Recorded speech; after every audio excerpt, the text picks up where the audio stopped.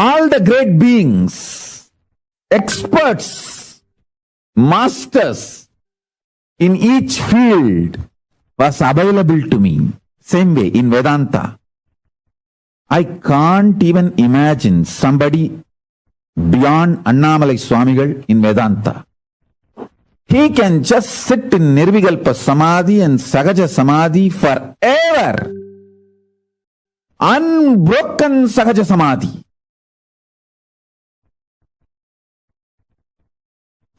The most powerful unclutching, most powerful unclutched being I've ever seen is Annamalai Swamigal.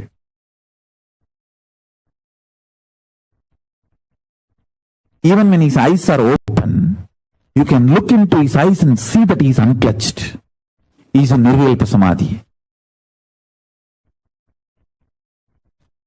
Only in his eyes I realized anybody can come in front of him, there will not be any expression in his eyes. He will be just seeing, but there's no reaction from inside. Such pure Nirvikalpa Samadhi. One side, the great Siddha, Isakki Swamigal. The other side, great Yogi, Yogananda Puri. The other side, great Shakta, Tantric, Acharya, who achieved Parashakti, Kuppammal, Vibhudananda Puri. The other side, Annamalai Swamigal.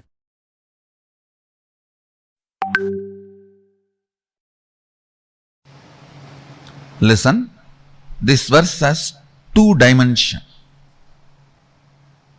For example, you are seeing the hill. Beautiful, large hill ranges covered in snow. The world, that hill, and when it is perceived, the perception and experience you go through in my world, means in your world, both are not ultimate. See who is perceiving inside my world and who is showing outside as the world.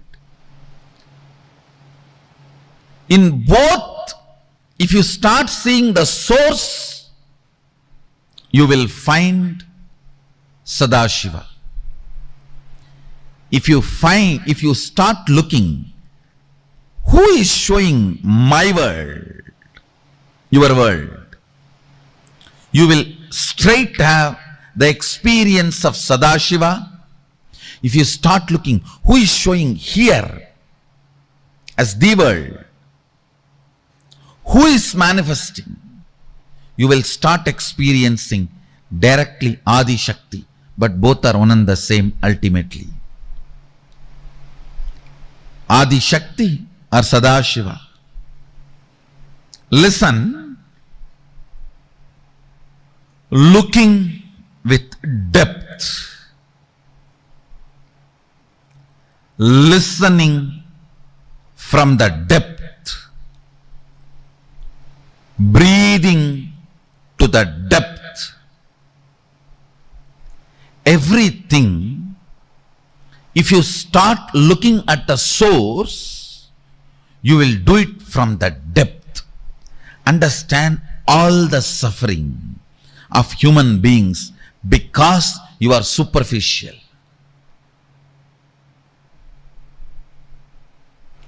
Depth brings powerfulness, joy. Anything, whether it is breathing, seeing, listening, cognizing, anything happens from the source, from the depth, is Paravidya. Anything happens superficially, Aparavidya. The science of enlightenment is Sri Vidya. The science of finding the source is Sri Vidya.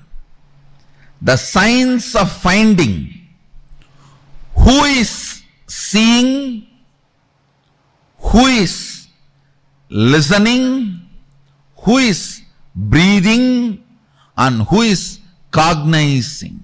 Listen. Repeat the verses once more and you will understand. The fifth verse, Yat vachanapyatitam yena vachapyudyate, which cannot be described by words, but which is the source of the vak. The speech does not illumine, reveal, but which makes the speech happen. First. Second, the sixth verse. Yan manasana manute yena hurmano matam, means cannot be cognized by the mana, but which makes mana cognize, which makes mana operate. Next. Yat chakshusha napashyati, not which can be seen, but through which the organ of seeing is lit, function.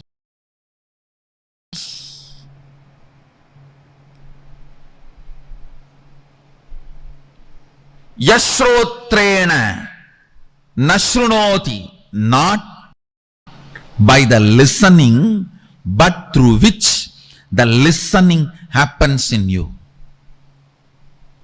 Yat pranena na praniti, ena prana praniyate, not which can be breathed, but by which the breathing happens.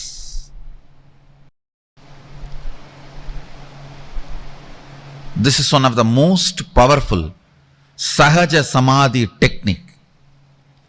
Constantly try, whole day whenever you can. Just try to remember, who is making me see? What is the energy in me which makes me listen? What is the source of me which makes me cognize and think? What is the source of me which makes me breathe in and breathe out? Suddenly you will see, your eyes will be open, but you will be sitting like a hatching mother bird whose eyes are open, but she is not looking outside. The mother bird which sits on the eggs for hatching, her eyes will be open, but she will not be seeing. Your eyes will be open, but you will not be seeing, because you are seeing the seer.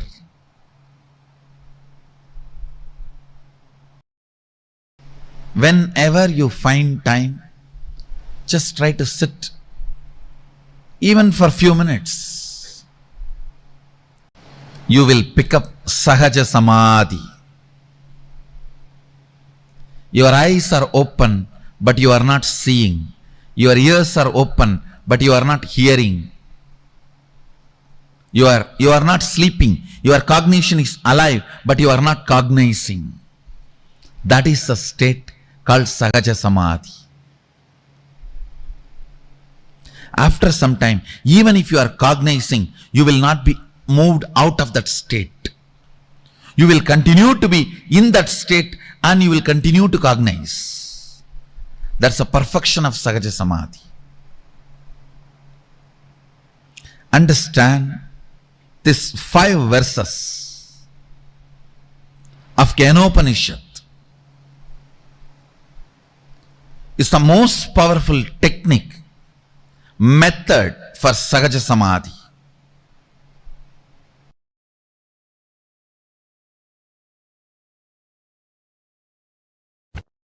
Your body, identity and being to Paramashiva in oneness. I tell you, Paramashiva is a pure being, pure identity and pure body.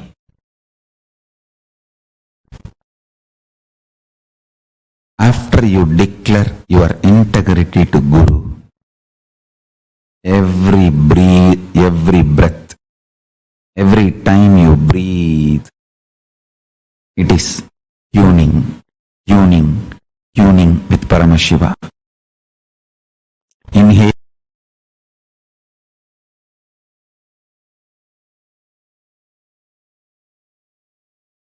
Paramashiva. Whether you do yoga, or waking up in the Brahma Muhurta, or attend satsang, do the oneness process, Paramashivoham process, or chant Mahavagya, do puja, anything. The tuning goes on and on and on. When I come and sit in the satsang, I am spending this moment with you all and celebrating your existence with my existence as Paramashiva. Listen to this truth. When I come and sit in the satsang, I open myself to your being and tune your body, identity, being to Paramashiva in oneness. And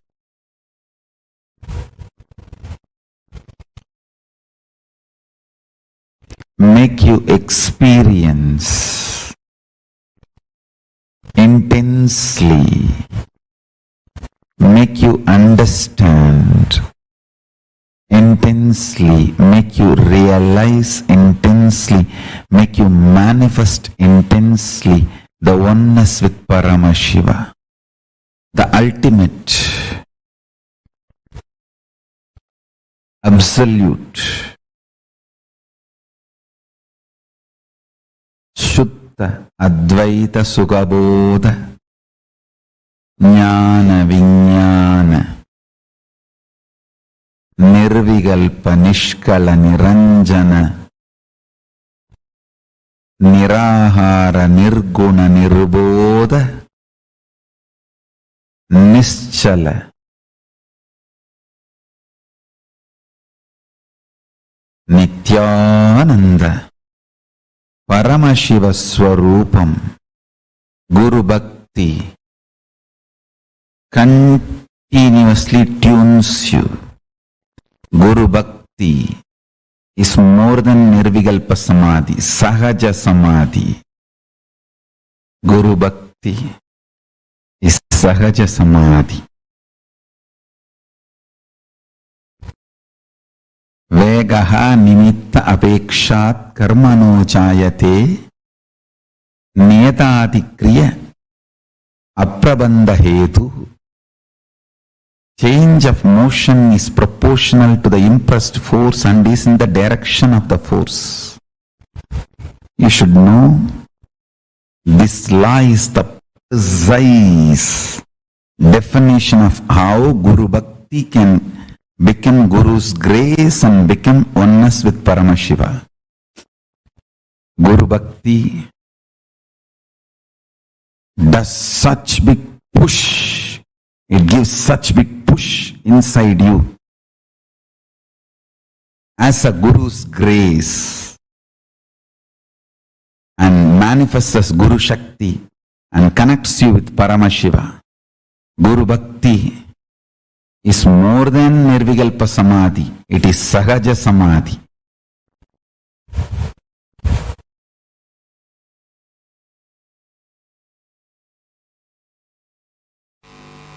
Let me explain that word, Guru Bhakti.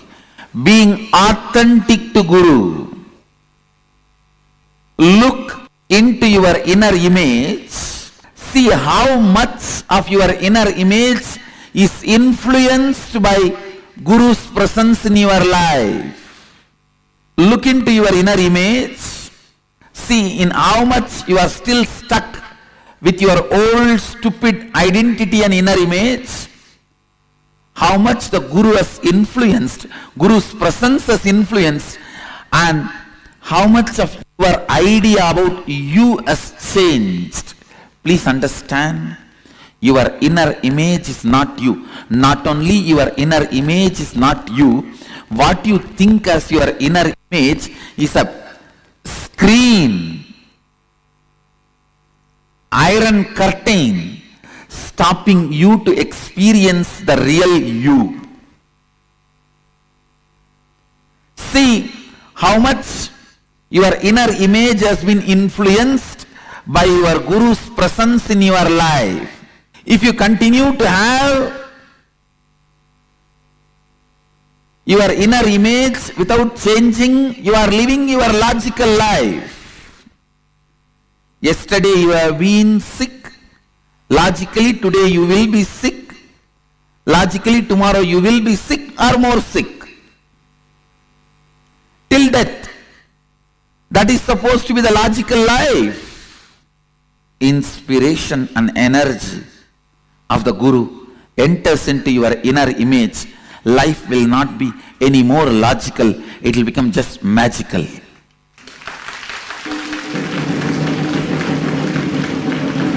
It is not any more logical. It will simply become magical.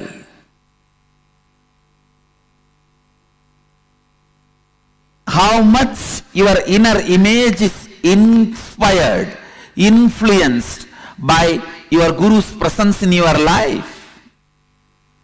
How much your outer image is inspired and influenced. What kind of outer image you show to your Guru. And how your Guru holds you. What is the anyakara he is having about you? Have you taken responsibility for it? What kind of an image you hold about Guru and the life around Guru, the Sangha. Understand, Guru Bhakti is bringing authenticity in your relationship with Guru.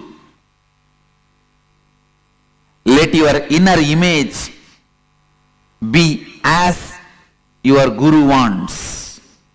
Whoever considers me as your Guru, understand, whoever considers me as your Guru, for all of you, I am making it very clear. The inner image I expect from you.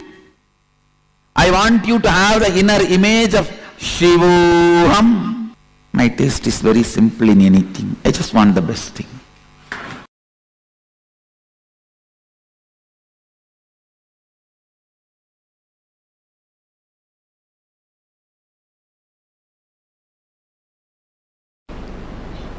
See, if your inner space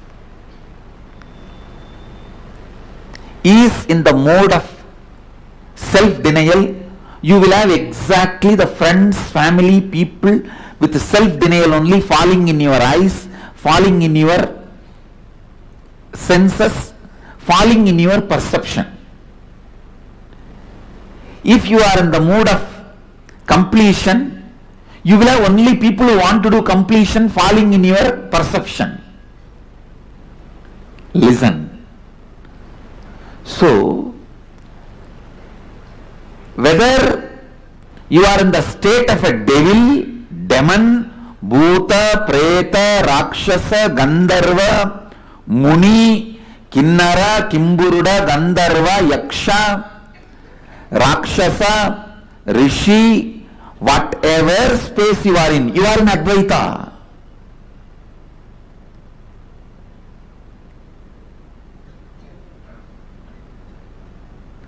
So that can never be lost. If if you are in the space of completely denying you, you will exactly perceive only those people who are also in self-denial and denying you. You will be denying them, they will be denying you, both of you will be having a great Indian mother-in-law, daughter-in-law relationship. Then, if you decide to complete, you will perceive it. Suddenly, everybody around you are struggling towards completion. Understand? When you allow the higher intelligence of you to pull you up, raise you constantly, suddenly you will perceive Guru happening in your life. Because your own part of you, which is constantly pulling you up, only allows the Guru to happen in your life and continue to exist in your life.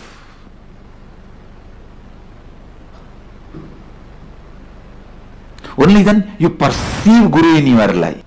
If you are in the level of, oh, he has stolen my 200 rupee, he may steal my 300 rupee, he may steal my plastic bucket, you will only have that kind of people around you. In your perception, in your lifestyle, you will have only the people who will steal your mug, jug, the cloth which you kept without using, or the shampoo packet cover you hid under your pillow. You will exactly have only this kind of people in your perception. And when you start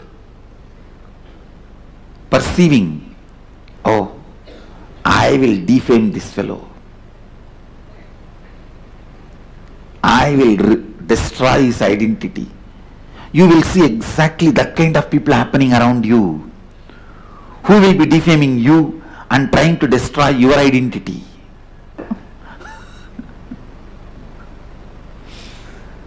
Anyhow, listen to this truth. Whatever is your mission, whatever is your life's goal, today's goal, this month's goal, this year's goal, whole life goal, pen down. You will see exactly only people who have the same kind of ideal will be in your perception.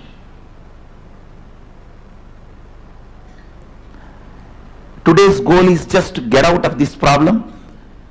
1 month's goal is how to get out of this reporting system. 1 year's goal is how I can cheat that method, this method, and become Mahant, whatever goal you have. Or your goal may be the other way.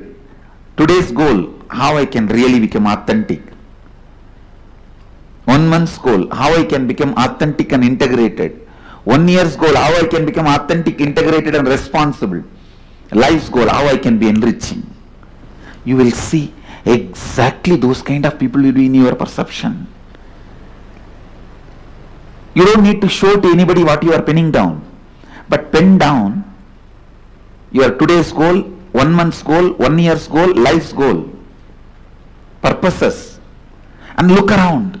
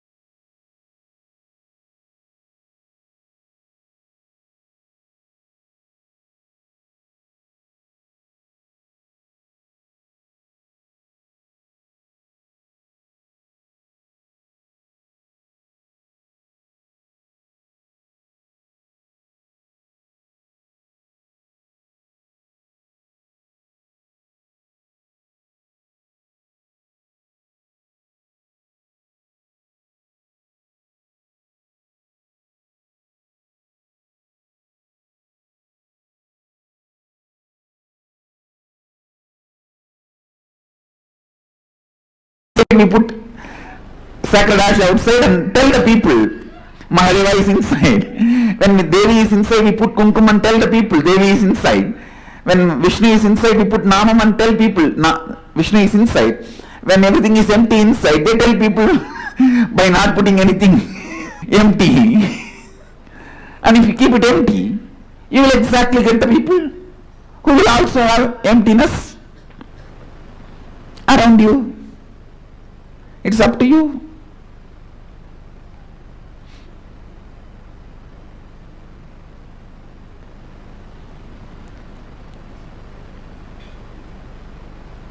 So listen.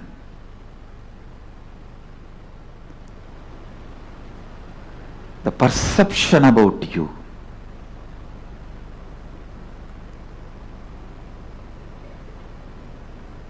should be built newly with that great truth of Shivoham. Decide. If you want to cook, you have to burn the firewood. If you want to create that Shivoham space for you, you have to burn all the incompletions. Decide. Good news is, it is possible. Best news is, it is very easy. Good news is, it is possible. Best news is, it is very easy.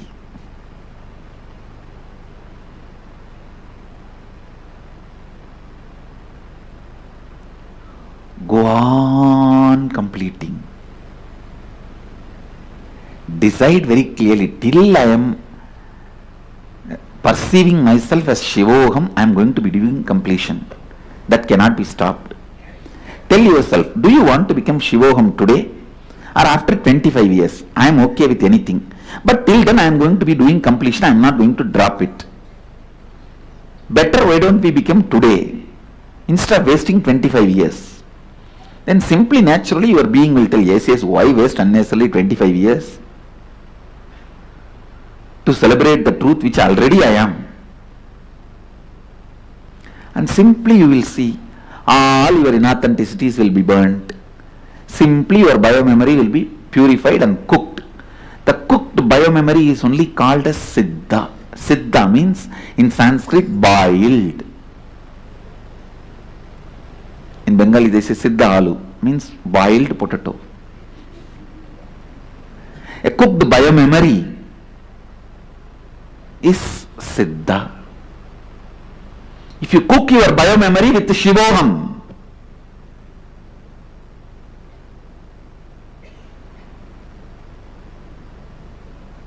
you are a Siddha. That's all.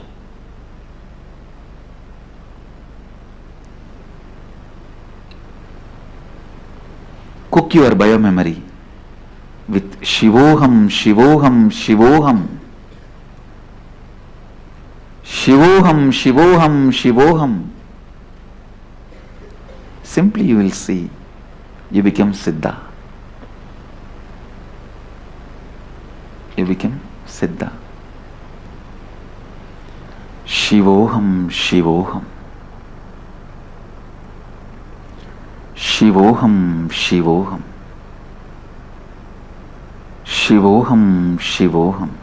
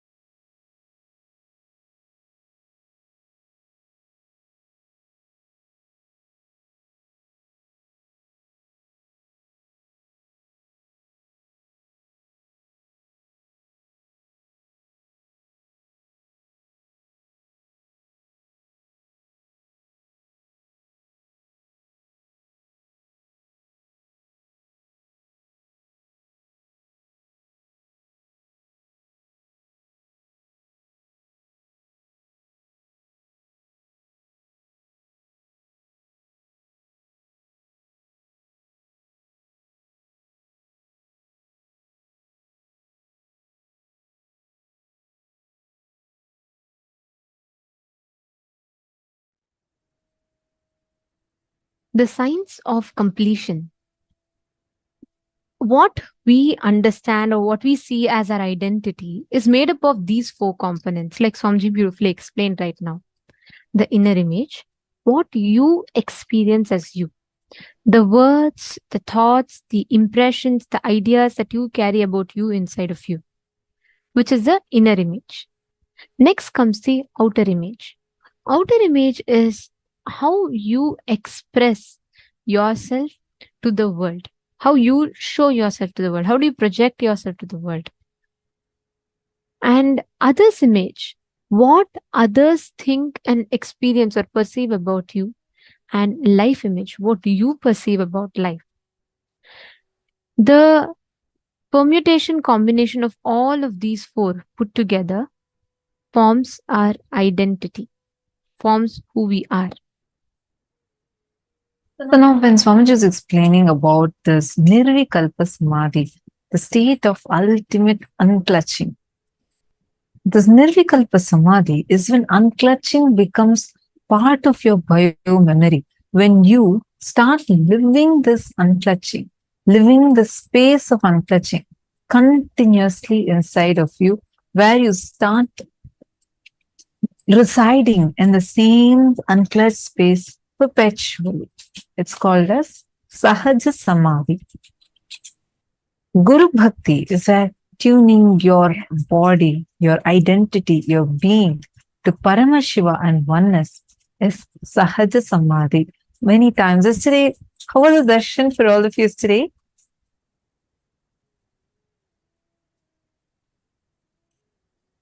I do see some of you posting about the video having a sound glitch. I do sincerely apologize for that. I think a small portion of it, the audio was not coming through. We were faced with the technical glitch. Come on, I request all of you to share. How was the darshan yesterday? How many of you felt like the moment you were sitting in the darshan and you were there in the darshan, receiving the blessings of Swamiji, immense bliss started oozing in your system, like even without your own control. It was just so beautifully, like your whole inner space is just filled with so much of bliss. How many of you felt that?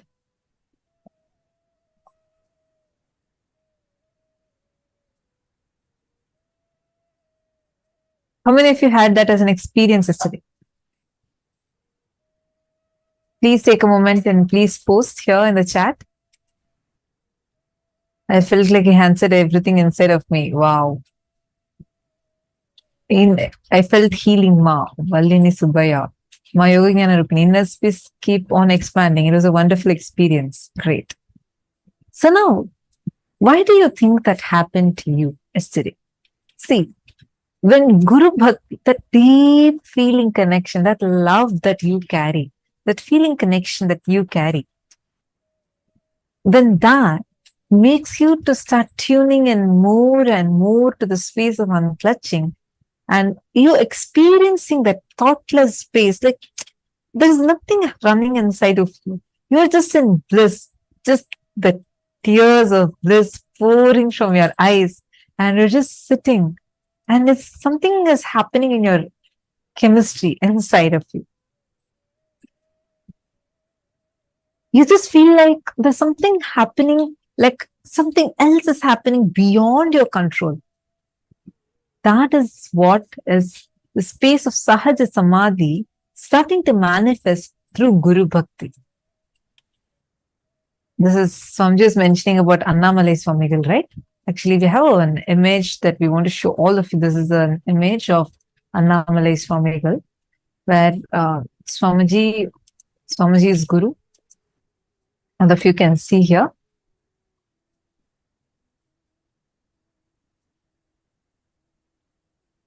And this is Swamiji at the age of 12, that is to the extreme left.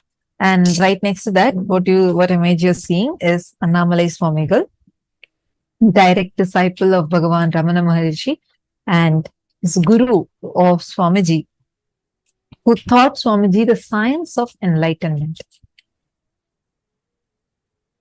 Swamiji says, right, I can't even imagine somebody beyond Annamalai Swamigal in Vedanta. He can just sit in Nirvikalpa Samadhi, Sahaja Samādhi forever. unbroken Sahaja Samādhi. The most powerful, unclutched being I have ever seen is Allamalai Swamigal. This was in the very first clipping that we just watched, right? Swamiji said how even when his eyes are open, you can just look into his eyes and see that he's unclutched. He is in Nirvikalpa Samadhi. He will just be seeing, but no reaction from inside. Such pure Nirvikalpa Samadhi. This is one of the most powerful Sahaja Samādhi techniques that you can practice the whole day whenever you remember it. Let us say that you're seeing a hill, a large hill range covered with snow. The world, like whatever is existing, it will be that hill, and when it is perceived, the perception. And the perception and the experience you go through in my world, means your world, both are not ultimate. Take a moment and see who is it who's perceiving inside my world? Who is it that is showing outside as the world?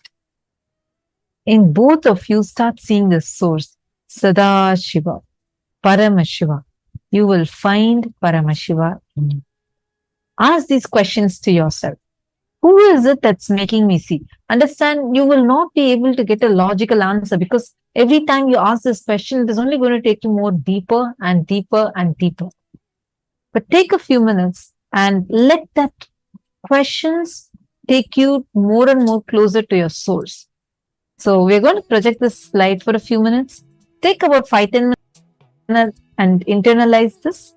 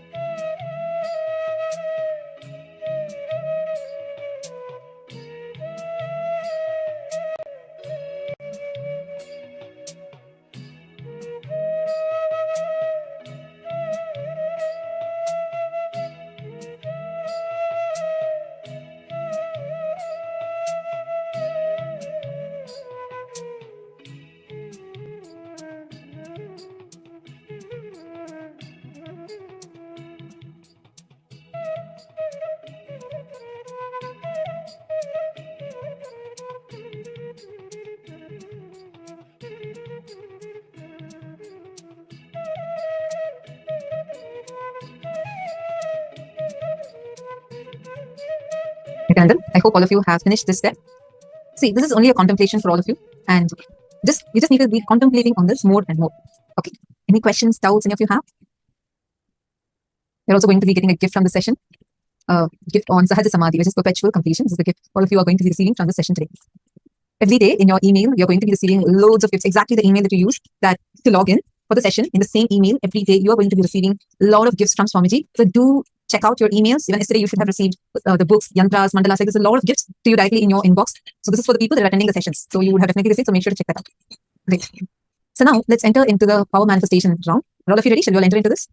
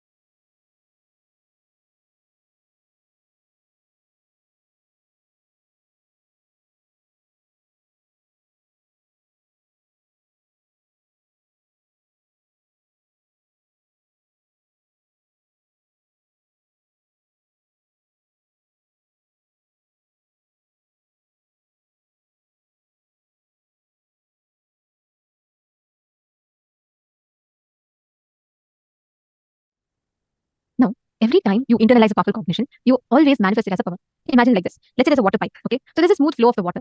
Now, if you put a block in the pipe, what happens? The flow is obstructed. So the water doesn't flow.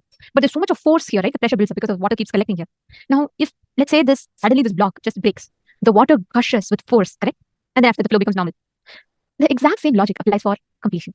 Every pattern is like that block that blocks the natural flow of consciousness. Now, as long as you keep holding on, you keep having that block, the consciousness keep on getting obstructed. The moment you complete, in completion, you're not removing the pattern, you're just breaking the pattern. So the life flows through you as power. It just gushes through you. Are you all getting it?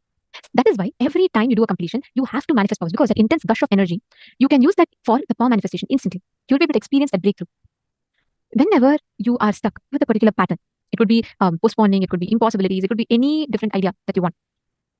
But remember this thing, constantly, as long as you keep manifesting the experience in you again and again about impossibility, you will never have a breakthrough. You'll never walk yourself to a breakthrough. Now, we all have understood this powerful cognition, right? Which Swamiji revealed just now. Please sit from that same space and start manifesting the power.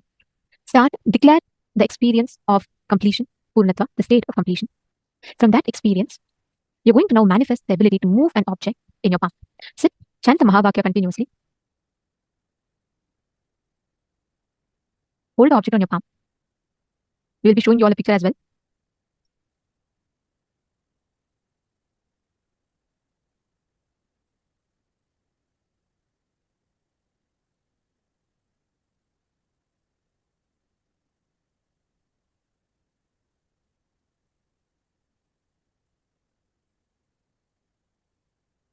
No, chant the Mahavakya. Keep any object you want. See, the cognition, the context of power manifestation is to internalize, absorb the powerful cognition in your inner space. So your agenda for power manifestation is the same. You're manifesting because you want to give yourself the experience of that consciousness that Swamiji just explained, that powerful cognitions that Swamiji just revealed to us. With that space, sit with the declaration to manifest.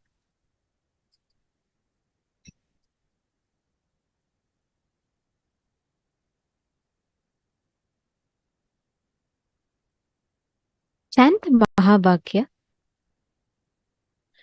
You only need to bring the awareness in your inner space. Constantly keep chanting the Mahavakya. You will see how slowly the object will start responding to your whatever request you make. The object will start responding to it. Paramashivoham. Om Nithyananda. Paramashivoham. Om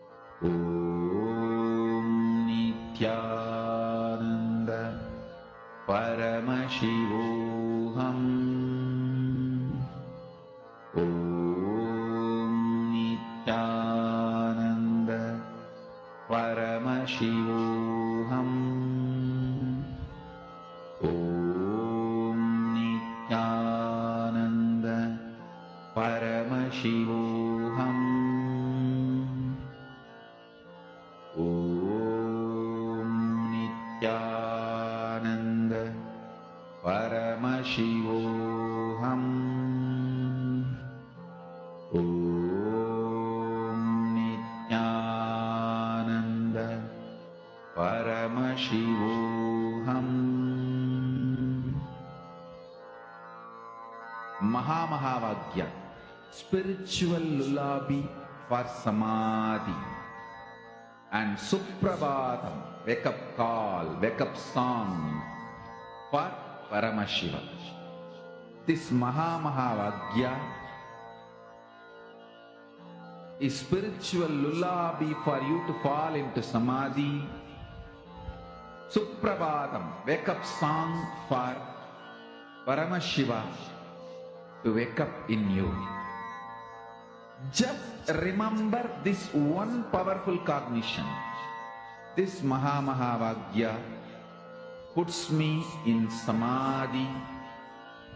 This is spiritual lullaby for Samadhi, and Suprabhatam, wake up song for Paramashiva in me. For Paramashiva to manifest.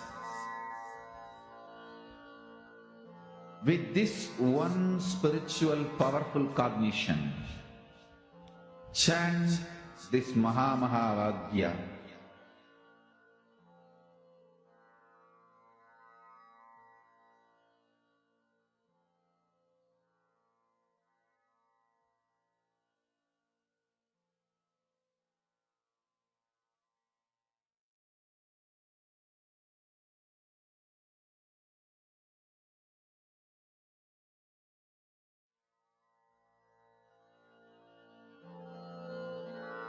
Mahamahavaagya, spiritual lullaby for Samadhi, and Suprabhatam, wake up call, wake up song for Paramashiva. For Paramashiva to manifest. With this one spiritual powerful cognition, chant this Mahamahavaagya. Om Nithyananda Paramashivoham. Om Nithyananda Paramashivoham. Om Nithyananda Paramashivoham. Om Nithyananda Paramashivoham. Om Nithyananda Paramashivoham. Om Nithyananda Paramashivoham. Om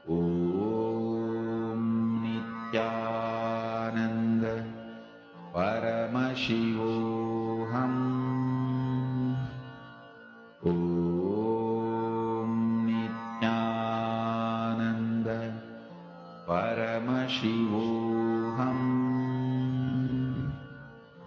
Om Nithyananda Paramashivoham. Om Nithyananda Paramashivoham. Om Nithyananda Paramashivoham. Om Nithyananda Paramashivoham. Om Nithyananda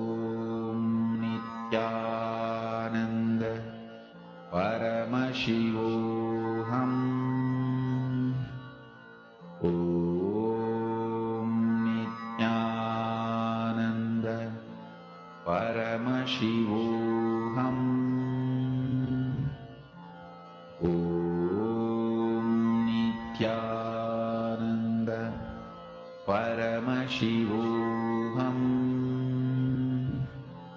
Om Nithyananda Paramashivoham. Om Nithyananda Paramashivoham. Om Nithyananda Paramashivoham. Om Nithyananda Paramashivoham. Om Nithyananda Paramashivoham. Om Nithyananda Paramashivoham. Om Nithyananda Paramashivoham. Om Nithyananda Paramashivoham. Om Nithyananda Paramashivoham. Om Nithyananda Paramashivoham. Om Nithyananda Paramashivoham. Om Nithyananda Paramashivoham. Om Nithyananda Paramashivoham. Om Nithyananda Paramashivoham. Om Nithyananda Paramashivoham. Om Nithyananda Relax. We request all of you to share how many of you have manifested. Even once, if the object has moved, that means the cognition has clicked in you. Understand, only if the cognition has clicked in you, you will be able to manifest it. So even if the object has moved a little bit, that means you've already started manifesting. So please share. Let us know in the chat.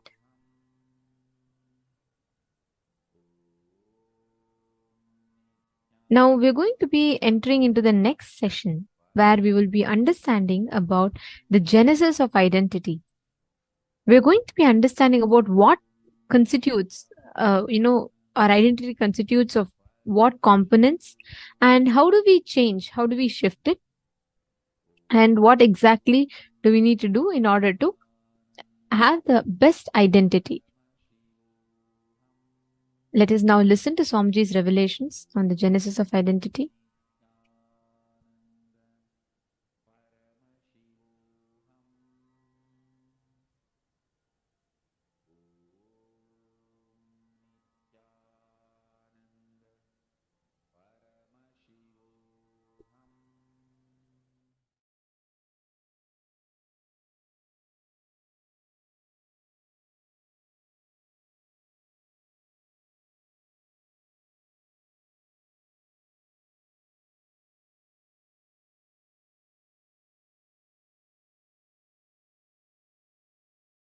The first session is Genesis of Identity, understanding what you perceive as your identity. What you feel as you is too important, because only from what you feel as you start developing second person and third person of your life. aligning,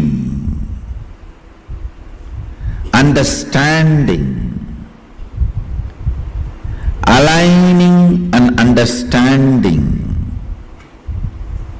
your first person, second person and third person, and experiencing completion. And experiencing completion. Understand, wherever you are not aligning, you are only maligning the reality.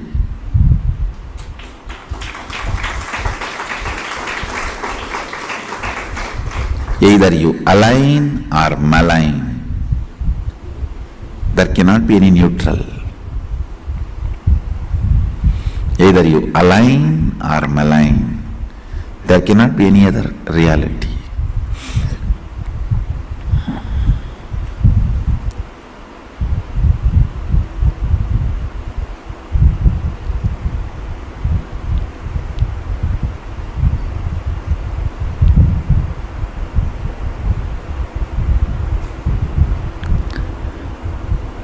Aligning. If you are not part of the solution, you are the problem. Understand? If you are not part of the solution, you are the problem. Aligning and understanding the first person, second person, third person of your life. Who is the first person of your life? What you perceive as you.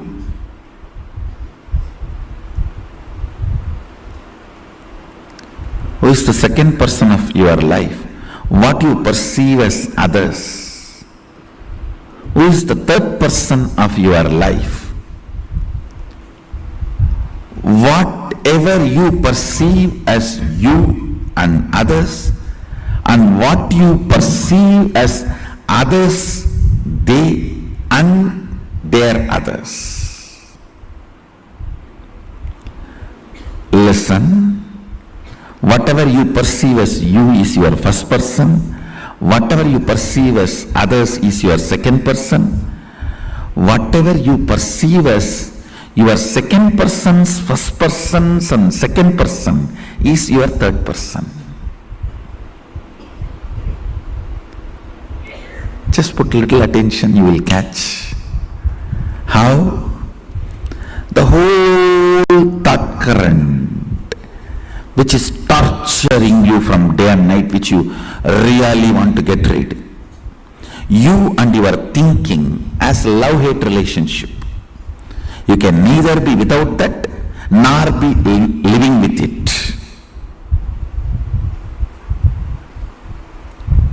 Almost like spouse. Neither be without it nor be with it.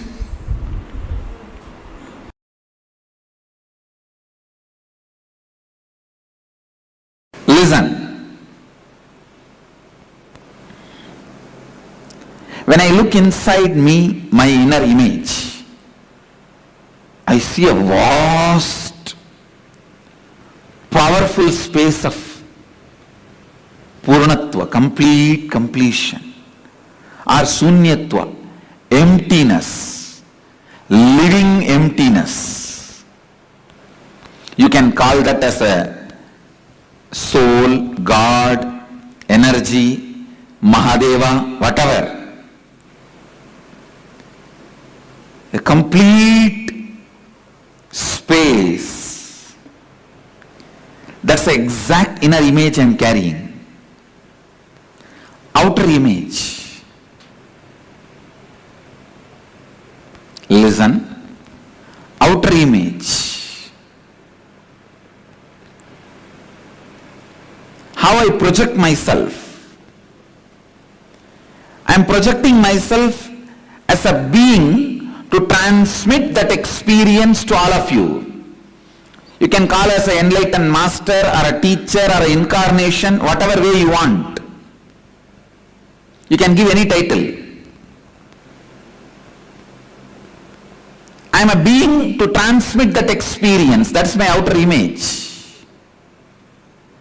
Declared outer image. Others' image. Listen, others' image.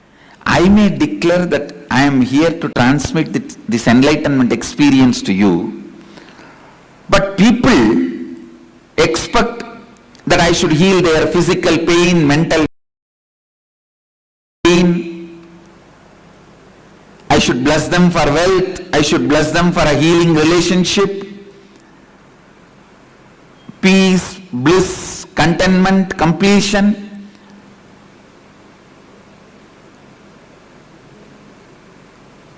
See, the other's image, what people perceive from me and expect from me, maybe it is different than what I declare, but even then I am responsible. Because whatever they expect is within the purview of my declaration. Please understand. When I say I am here to transmit that experience to you, to give that experience to you, I have to give you at least 1000 volt spiritual energy. But to clear your cancer or headache, I need to give only 0.5 volt energy. So if you expect me to heal your physical problems, I am responsible for it because that falls in the purview of my declaration. Anything which can be done by the transmission of energy and experience of enlightenment, the side effect, after effect, byproduct of transmission of energy, you have a right to expect from me because that comes within the purview of my declaration. It is my responsibility to fulfill it. Only if you expect that I should win the World Cup, playing the football match, I am not responsible for it because that doesn't come under my declaration, the purview of my declaration.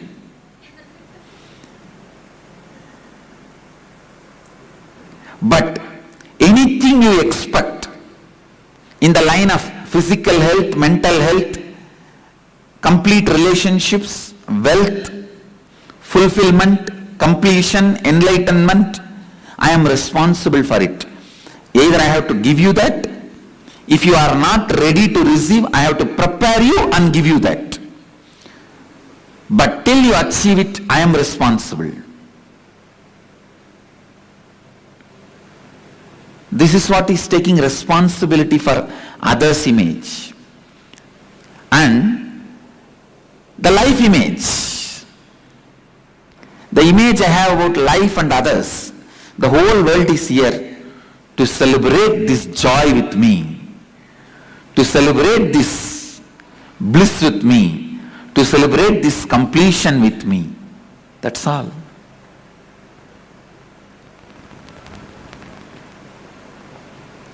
So understand,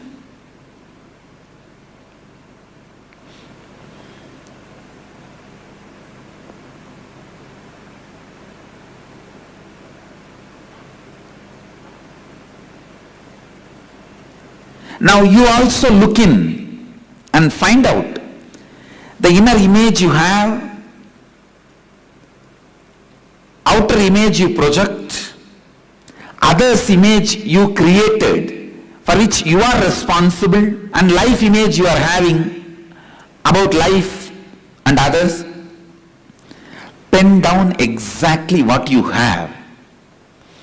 Then we will find out the root cause of all the problems you have in your life.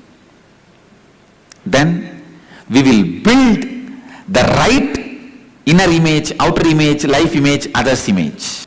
Come on. First, let's spend little time in finding the inner image you are having, outer image you are having, others' image you are having, life image you are having, without editing. Please start penning down.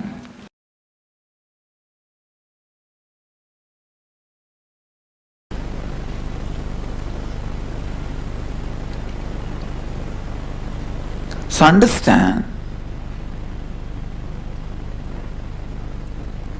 the exact inner identity, outer identity, and the gap between the inner identity and the outer identity.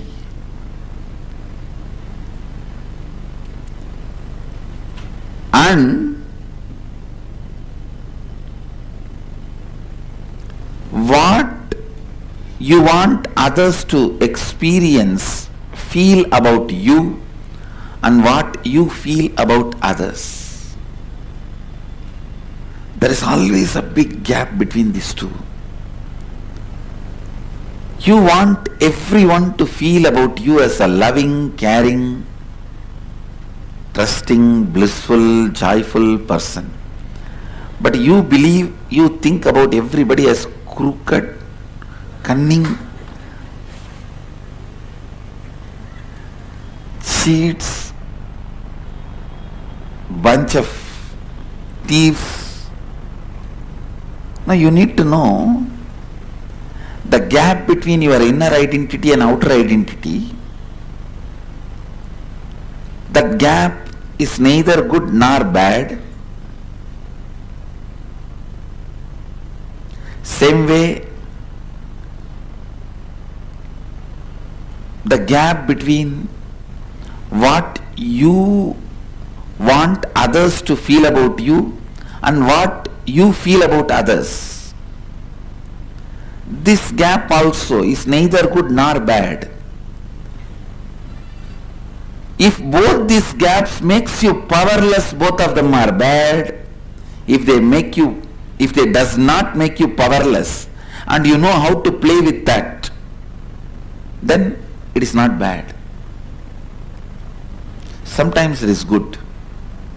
Some of the very powerful, the most powerful strategies which Krishna did to protect Dharma are done from that space where other person can't even understand with what kind of a logic you are functioning.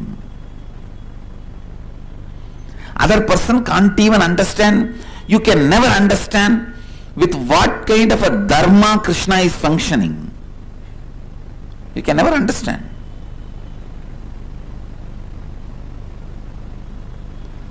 But he is the most dharmic being.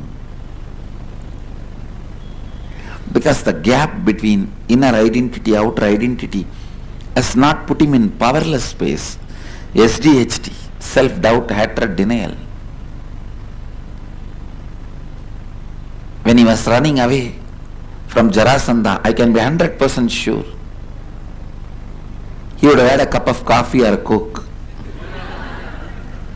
and chatting with his Sakhis, if not flirting, in his chariot. He would not have had a single moment of powerlessness.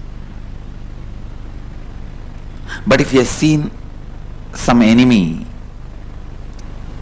spy, immediately would have shown the face as if he is afraid, frightened, running away.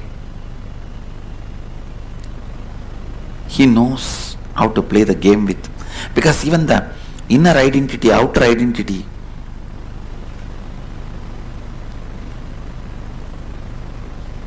the life image and others' image, even that has become like a nail and hair for him, with which he can do makeup, whatever he wants, and play with it.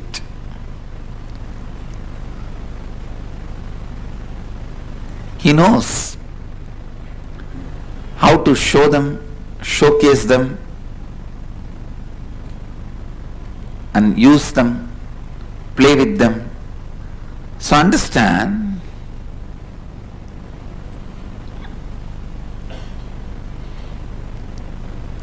not to fall into any powerlessness by these four identities and the gaps between them is completion.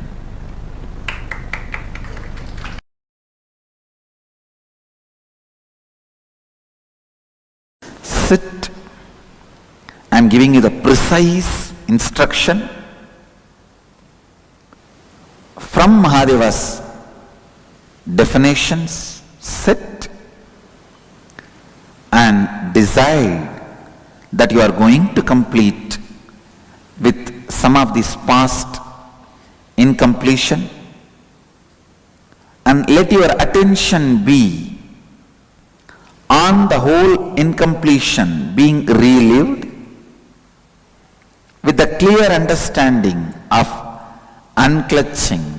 Disidentify why that happened, because it has happened. With that understanding, why that happened, because that happened. Why you reacted the way you reacted, because you reacted the way you reacted. Why the action, because the action. Why the reaction, because the reaction. Any past incident has no valid, adequate reason to the present conscious cognition. Any past reason cannot be adequate for the present cognition. Any past incident has no reason or cause for why it happened the way it happened. It just happened the way it happened, and it did not happen the way it did not happen. That's all. With this clarity, relive, you will see the form you are able to remember in which the incompletion happened will melt down, will lose its power over you. That is the definition that completion has happened. The incompletions have melted down. Go on, go on, go on. Other than the form you are having this moment, you should not be able to remember any form of the past. Then you become formless. People come and ask me, oh Swamiji, I have this big low self-esteem, low inner image. How can I drop this? I have so much of SDHD. All of them have power over you because still you believe your future is going to be with them. I'll show you your future is going to be with Sadashiva.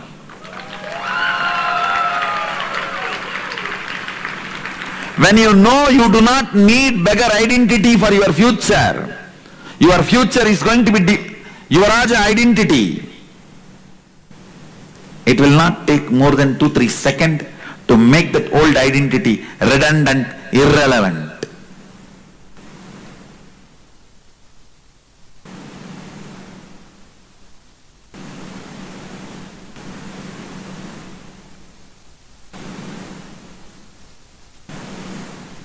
I'll show you. Your future is going to be with Sadashivatva, manifesting powers. Being the Yuvaraja of Nithyananda.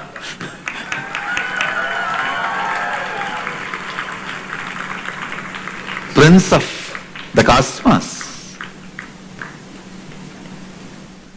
Yuvaraja of eternal bliss.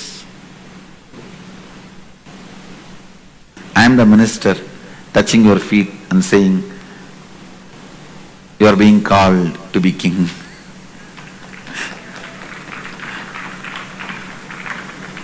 Understand. You need to understand only one thing. Your future is going to be with a higher identity. All this old identity, powerlessness, SDHD, GDHD, SSDHD means, SDHD means self-doubt, self-hatred, self-denial. GDHD means guru doubt, guru hatred, guru denial. Now when you have SDHD, you will have GDHD. When you can't trust you, you won't trust me. SDHD, self-doubt, self-hatred, self-denial. SDHD leads to GDHD. Means Guru doubt, Guru hatred, Guru denial, which naturally makes you do SSDHD, means Sadashiva doubt, Sadashiva hatred and Sadashiva denial. SDHD leads to GDHD, leads to SSDHD. Understand? The moment you understand your future is going to be with only powers as king, not asking, as king, not all the time asking. Now, the prince, it only took 2-3 seconds for him to shift from asking to asking. From asking to asking. It took only 2-3 seconds. If you know your future is going to be manifesting Sadashivatva, suddenly you will see all your old SDHD, GDHD, SSDHD, all of that will become redundant. All of that becomes redundant. All of that does not have any more power over you. Does not have any more say over you. Does not have any more hold over you.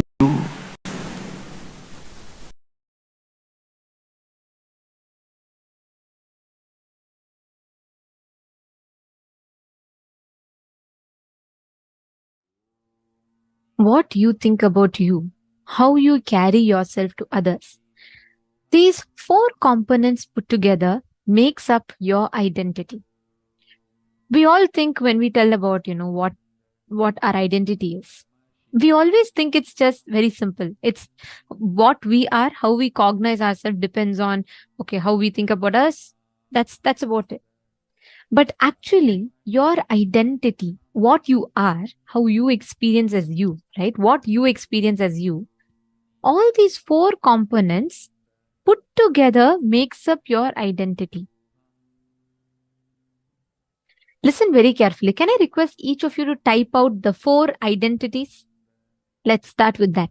Then I can explain. Can I request everyone? Come on. Ma pe hua wu. And Ma Xianxing, Ma Ananda Sarva Rupa, Ma Sarabhapriya. Such a nice name. Ma Sarabhapriya. Yes, can I request each of you to share? What are the 4 different things that makes up your image? Yes, thank you, Ankita. How about Anisha? Okay, Ma Jessica Martin, great. Come on, everyone, please share the 4 different components that makes up your image. What are the 4 different things that makes up your identity? Sorry. What are the 4 components that makes up your identity? Thank you, Ma Agama Priya. Yes. Okay, Ma Geetanjali.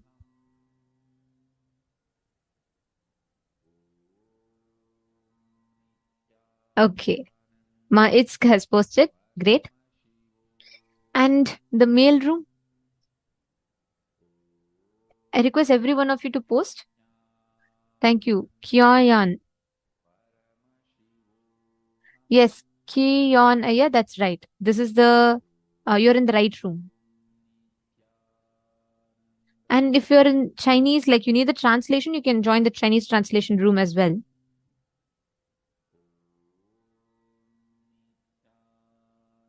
Samuel Rodriguez, yeah, beautiful.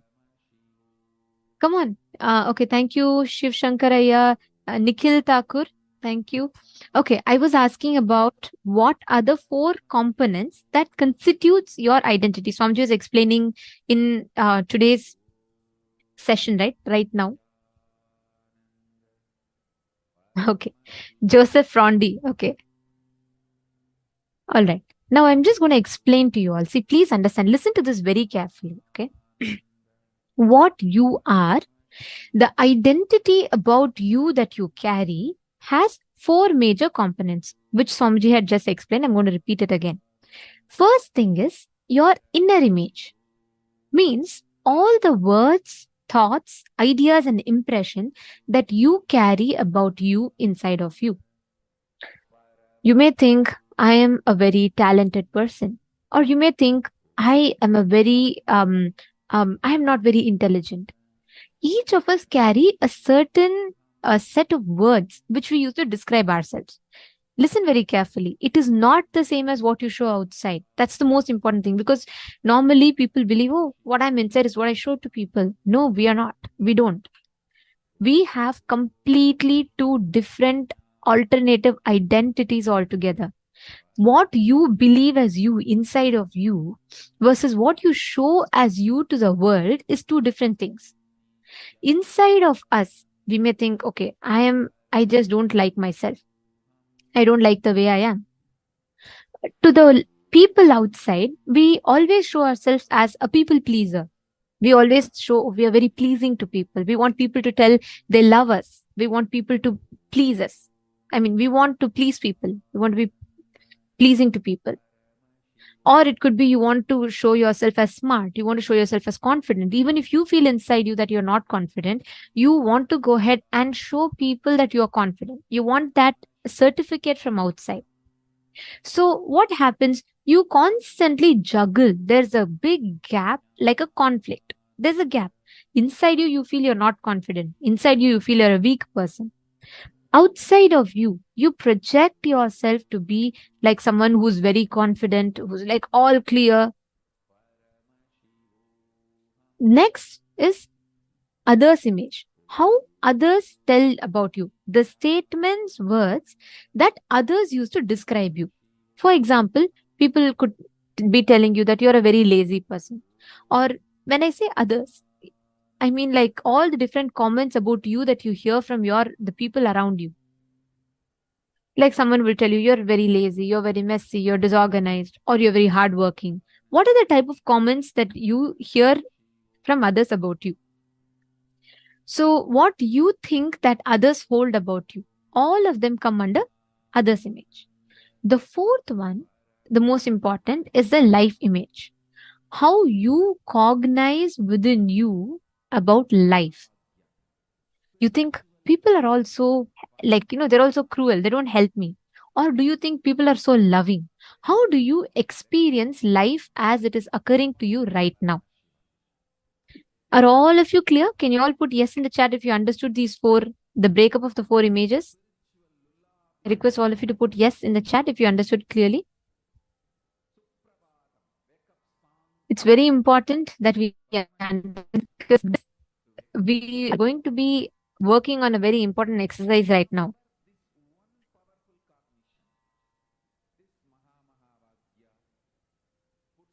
Okay.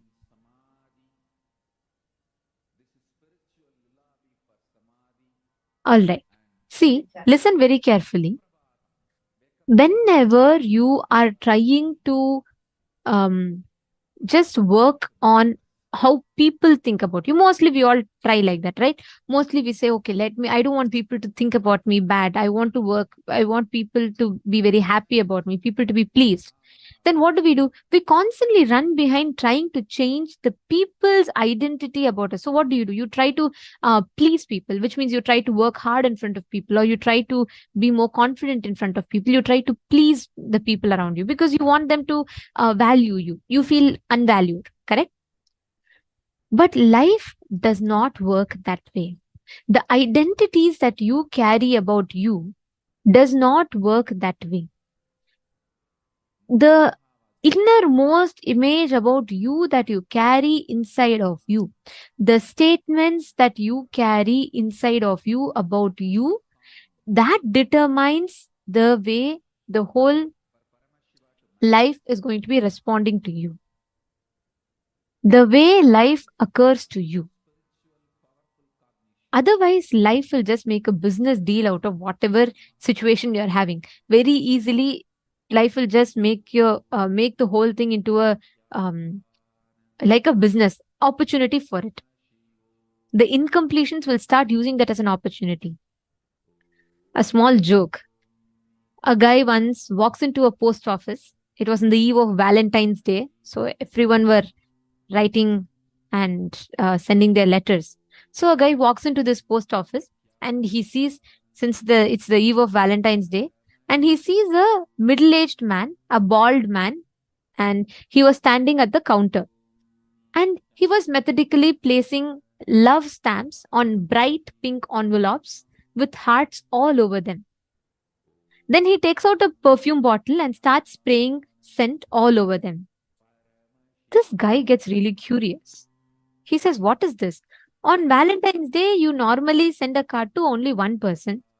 Some may send even to two people, rarely 3 or 4 people.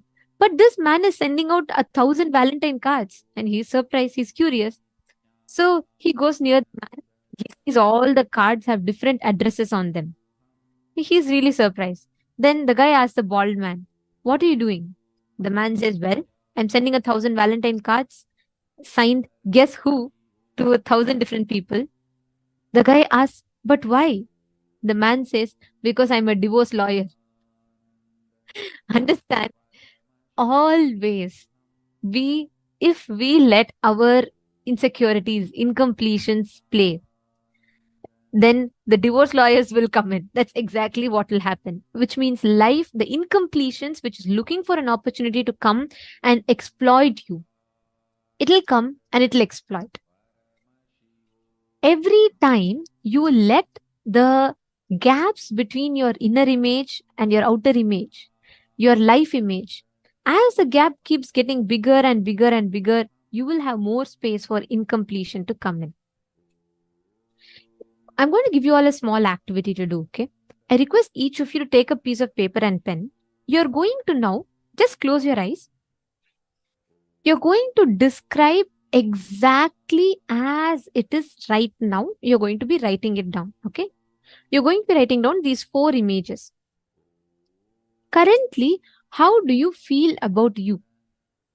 You feel I'm very lazy, I am weak, I'm foolish, I'm dirty, or I'm disorganized, or I'm clumsy, or I'm a failure. Whatever words you are carrying about you inside of you, write it down.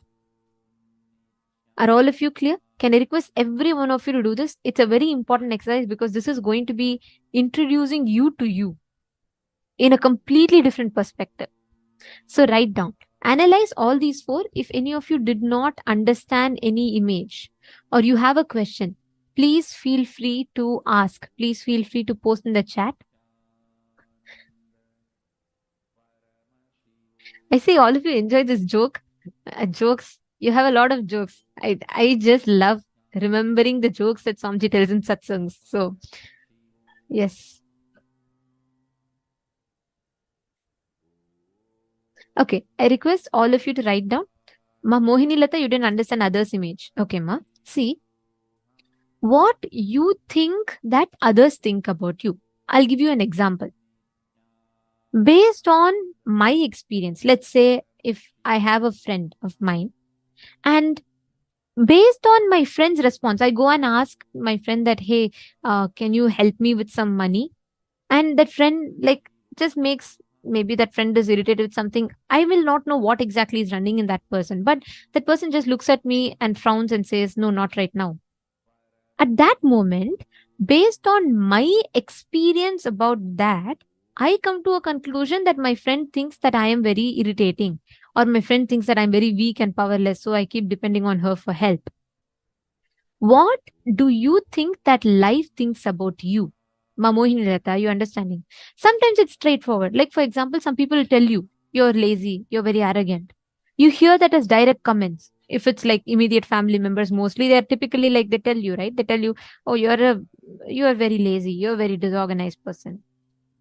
These words that you hear from people versus even what is unexpressed, unsaid, but you feel it. Like you feel your boss doesn't like you. You feel unloved. You feel that people around you hate you, right? Based on the behavior, you come to a certain conclusions. All of them constitute of others' image. What you think that others think about you. Clear? Understanding? Ma Vimala, life image is what you think that what you experience life. Like for example, you think that the whole life is you feel like, life is unfair to you. Life doesn't treat you with respect, or life is cruel to you. It keeps throwing problems at you. All that image that you carry about life is life image. Okay. Now I request every one of you to please write down mamakara, anyakara, and mamakara, ahankara, anyakara, and swa anyakara. Please write it down. Exactly as it is right now. Write it down. Just take 5 minutes. Visit what are all the current images you're carrying about you within you.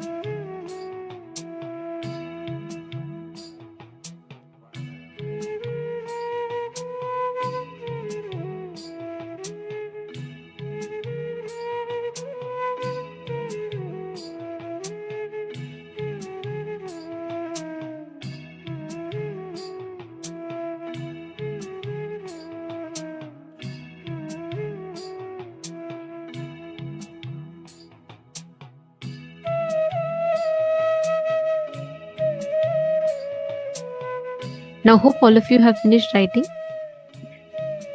This is just the current image. Now, listen very carefully. In the next step, we are going to be writing down the best inner image you want to have. Okay. Now, you have finished writing the current one. Whatever you have so far, what you have currently, you have written down. Inner image, outer image, others image, and life image. Now, you're going to be writing down the best inner image you want to have, the best outer image you want to have. Listen very carefully. You may have that, I'm very lazy. And to outside people, you may show as if you're a very active person. You're very passionate. And you think that others think about you that you're useless. You're not trustable. So now you may have different images in each of these, and you feel like that is your current image. Now, what you're going to be doing is you're going to be writing down what you want as the best inner image, what you want as the best outer image, what you want as the best others image and life image, which means how inside you want to cognize. Don't simply write, I want God, I want to be Paramashiva, I want to be Paramashiva. Yes. But even when you say you want to be Paramashiva, how do you cognize that? Do you want to be that friendliness aspect of Paramashiva, or what exactly do you mean by that? Write that down in elaborate detail. If you all have finished step 1, can I request all of you to put step 1 done?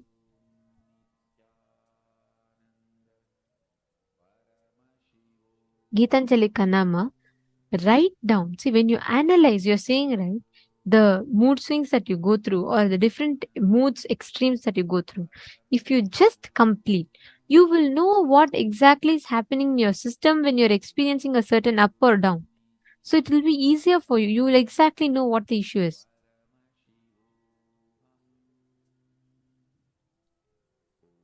Okay, step 1 is done. How about all the others? If step 1 done, please put yes, done in the chat. So we'll be aware. Okay, great. Now, step 2. You're going to be writing down the best of the 4 images that you want to have. It is not necessary that you will already be having. This is something that you want to have.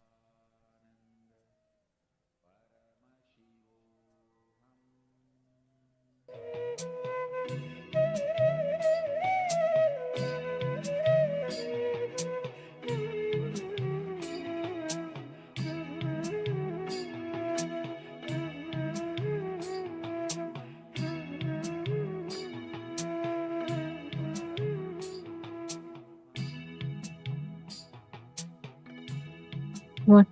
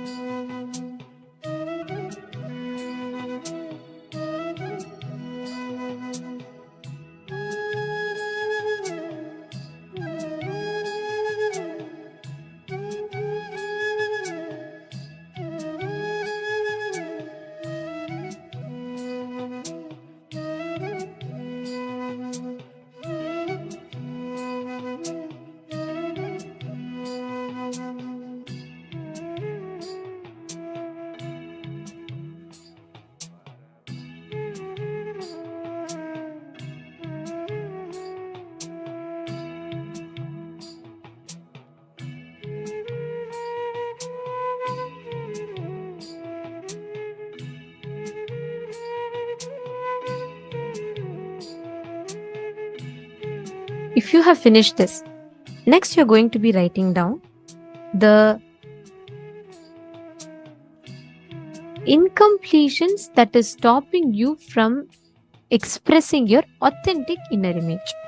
So now, that authentic inner image, the incompletion that stops you from expressing your authentic inner image, is what we call as self-doubt.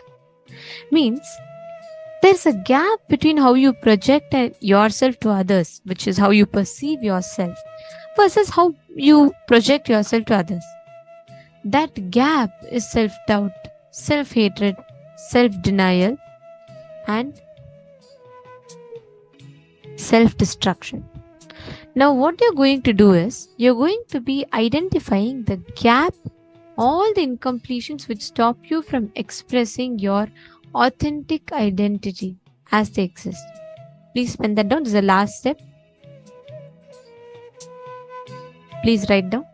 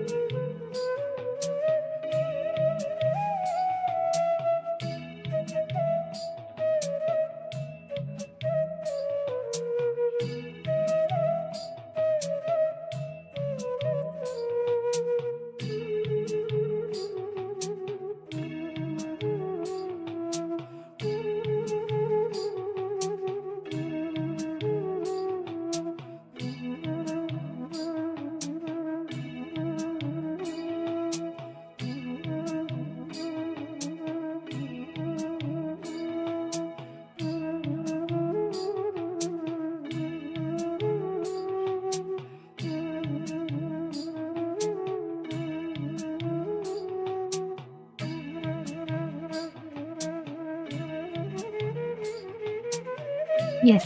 Hope all of you have finished writing.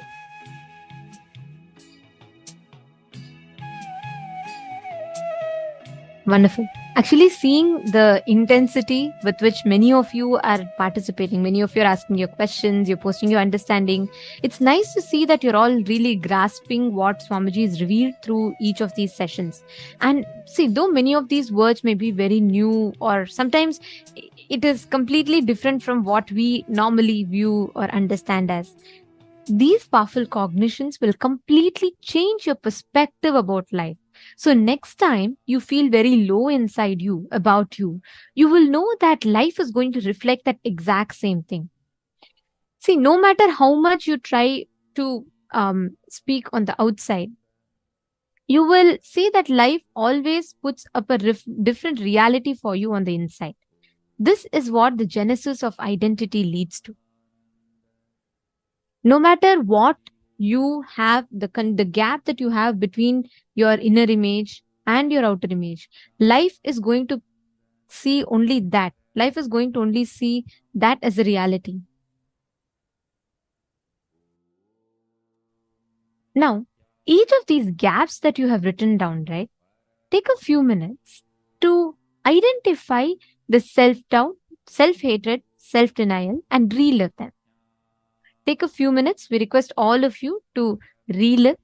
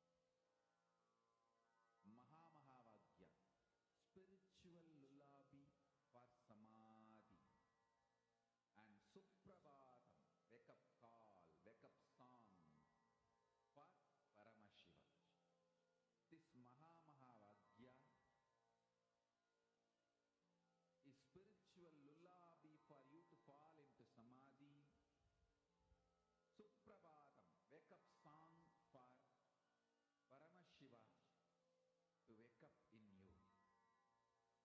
Just remember this one powerful cognition. This Mahavagya puts me in Samadhi.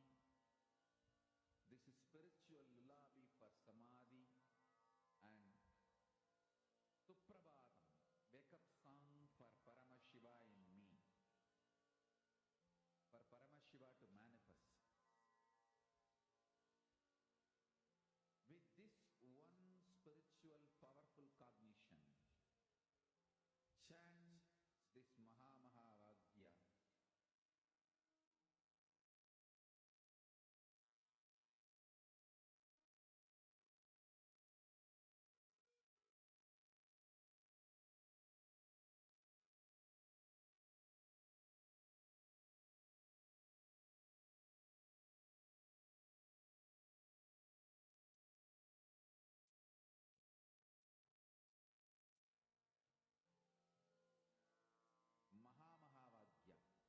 spiritual lullaby for Samadhi. Please relax. Hope all of you have finished.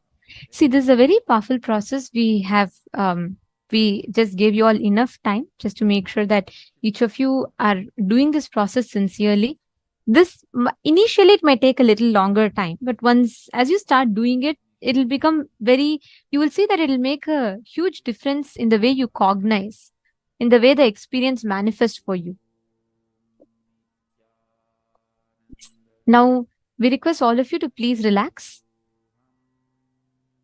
Okay, now Ma Nitya Rajeshwari is asking how do we find out when that incident, the root incident happened?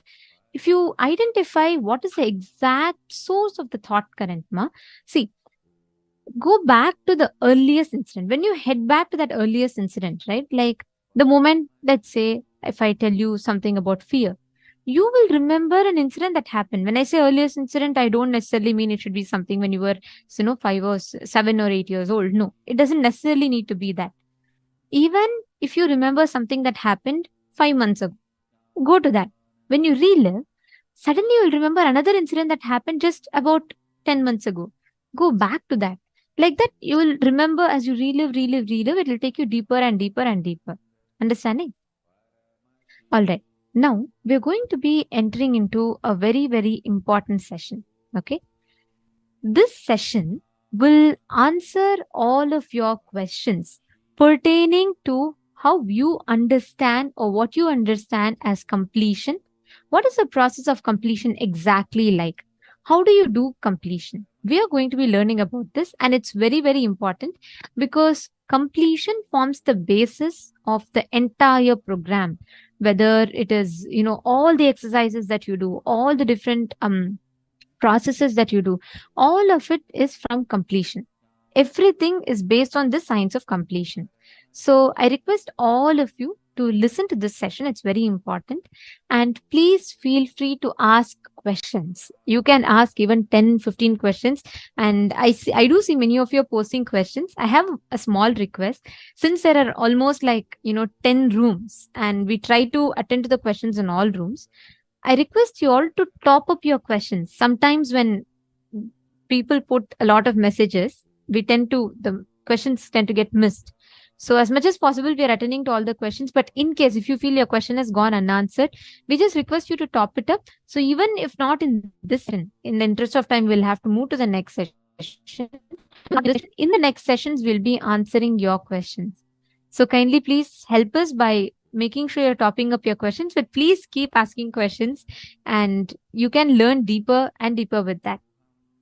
All the viewers that are watching us right now on YouTube, Nithyanandam, for all of you that are here watching us, all the participants watching us on YouTube, please feel free to post your questions on the YouTube chat as well. We will be attending to all the comments that comes in the YouTube chat. So, Ma Sangavasini, Shankaranaya, Ma Hema, Kathleen Kring, Wong Maisie, Debbie Schuler, Yashodan Kulkarniaya. I request all of you to post your questions on the comment section. Keep sharing your clicks, sharing your what you are understanding, whatever you're clicking with. So we'll be able to attend to more questions and we'll be able to go to the depth of what Swamiji is conveying even more. Ma Vinuta is asking, is it okay if the best inner image, outer image, and others image and life image is all the same? Yes. Actually, you know what, Ma Vinuta? When you are complete, all the four images has to align. You cannot have each one random here and there, here and there, here and there. No. It should be aligned. The moment if your inner image is different from outer image means there's an incompletion. So you have asked the right question. If your four images, the best images are all one and the same, that only is an authentic image. Because you cannot be something inside and you can't be something outside, right? It has to be the same. So all the four images being the same is what is aligned completion. That's what, if you're all the same, that means it's in completion. Ma Paramashiva, sorry. Yeah. I'm saying top up, meaning if you feel your question is missed, just top it up again. Like you can post it again once more when we are having the question and answer session next so that we answer it.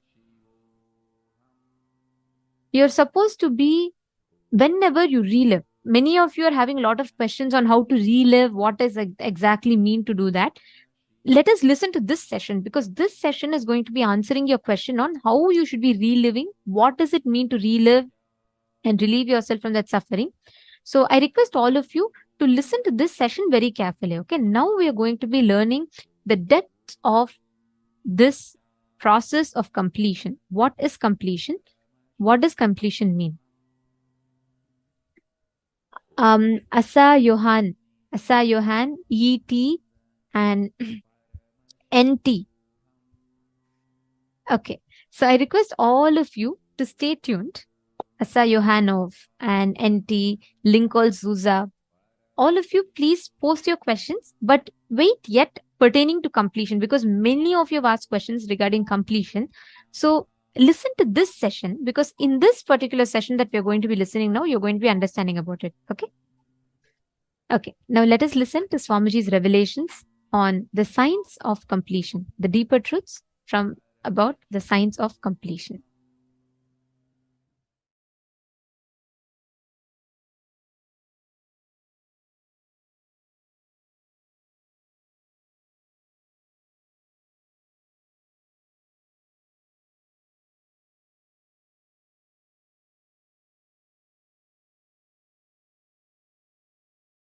One, try to remember the earliest, as far as your memory goes, the earliest first time you felt powerless, either by fear or guilt or weakness. First time when you felt powerless.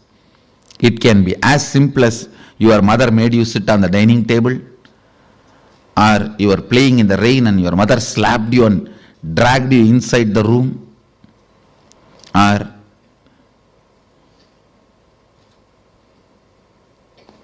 just a stone thrown by your friend or your brother has hit you. It can be as simple as this, or your sister snatching the ice cream. Now usually sisters don't snatch, only brothers snatch. No, I have seen. Sister is the best relationship. I grew up in large family. Sister is the best relationship. It can be as simple as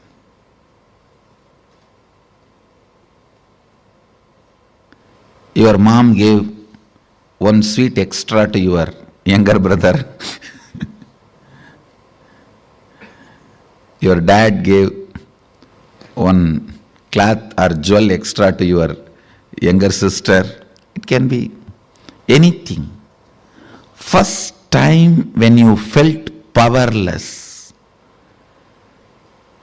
what was your inner image? Means, what did you tell about you to you? What was your outer image? How you showed you to others? How you reacted to that situation? And what was your life image? Means, How did you judge others or life at that moment? Listen, what was your inner image? What was your outer image? What was your life image at that moment? It is almost like a surgery. You have to now cut yourself and see. It's a surgery, literally, because now you will remember an incident which happened at the age of 8. When you try to find out, open that incident, suddenly you will remember something which happened at 6. When you cut and start remembering that incident, suddenly it will open up something which happened at the age of 3. Earliest memory, first time as far as you can remember, when you became powerless.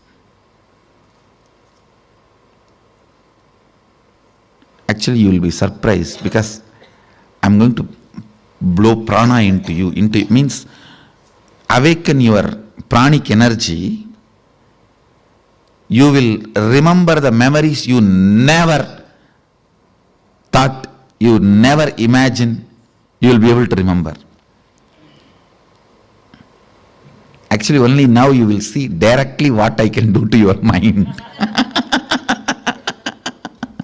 You will suddenly remember the deepest layers of your memory. You may even remember what happened during your birth, and even those scenes you may start seeing. Actually, I am going to blow prana into your navel center. You will be there only, I will be here only. I will be awakening you. See, that navel center, that means your umbilical cord connection with your mother. That is the zone stores earliest memories. And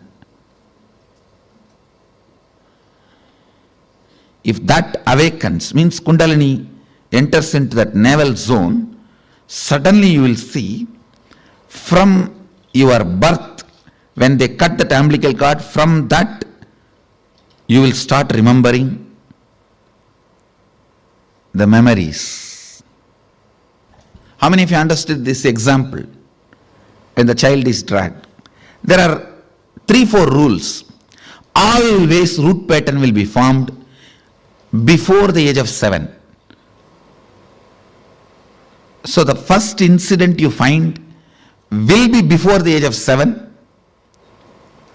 If it is after 7, you will have to dig out and you will find it. Always the incident will be before the age of 7. That's one. Second, all major sufferings, whether it is physical or mental, you go through in the life will be connected to that root pattern.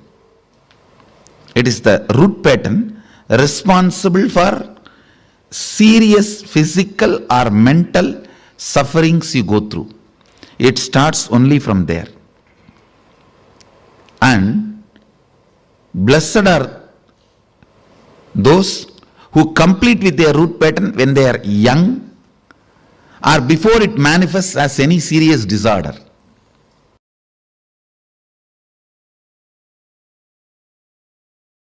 When you complete with your root pattern, the collective, your family's root pattern will stand in front of you. Complete that. Then collective, your society's root pattern will stand in front of you. Complete that. Then collective, your country's root pattern will stand in front of you. Complete that. Then collective, the global root pattern will stand in front of you. Complete that. Then collective, whole beings, not just human, all beings' root pattern will stand in front of you. Complete that. Then the whole universal, the cosmic root pattern will stand in front of you. Complete that. Then you are Sadashiva.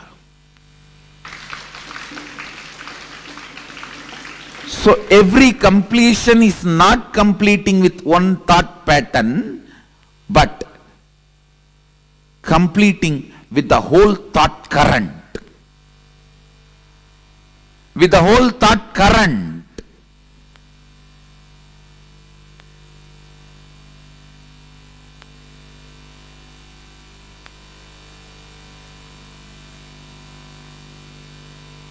If you have a slight tiredness, boredom, headache after you wake up, change everything.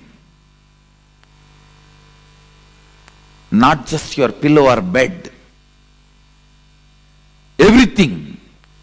I'm not talking only about the external, internal. Change everything. The way you think, the way you perceive about life, the way you perceive about death, the ideas you have about God, the ideas you have about the universe, the ideas you have about you. Say, na iti, not this, not this.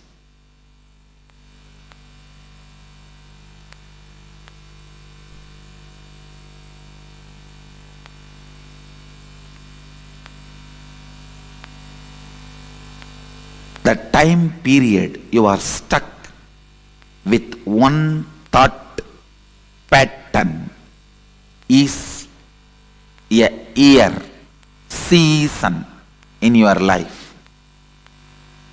The time you are stuck in what thought current is life in your life. A thought current, the time you spend with one thought current in your long life is one life. Means the time between one life and death. Understand? Your life or death, your lifespan is not defined based on the number of years you are in a body. It is based on the time you spend with one thought current. That is why whenever you complete certain thought current and enter into a new thought current, whenever you are initiated into a new thought current, Vedic tradition calls you newborn.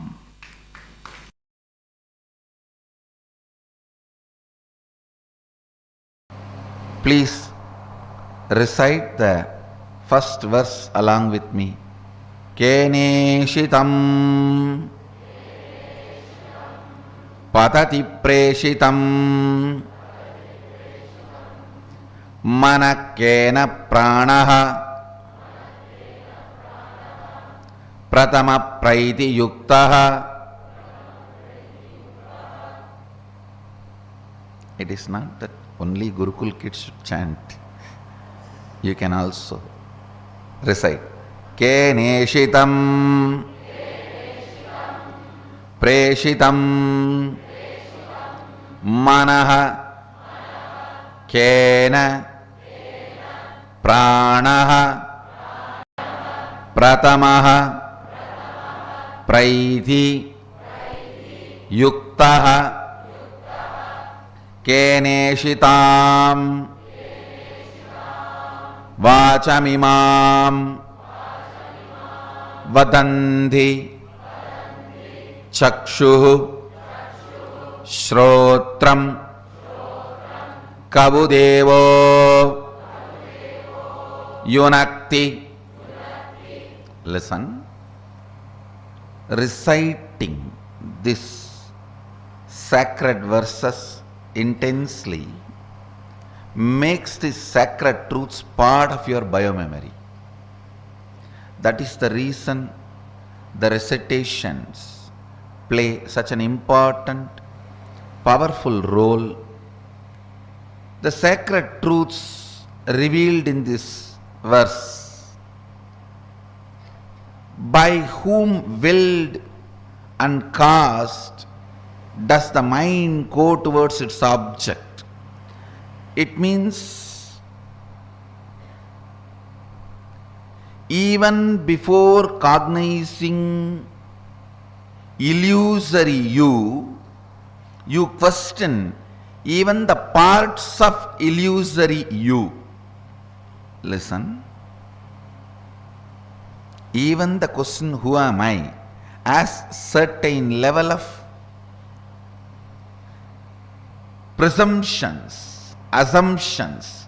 You assumed you are a whole and you need to find out who you are. Here, before even that assumption, Upanishad asks you to enter into pure questioning. Understand? First time when you start experiencing inner image, outer image, life image. First time when you start experiencing the root pattern, the root incident, root image. Listen carefully.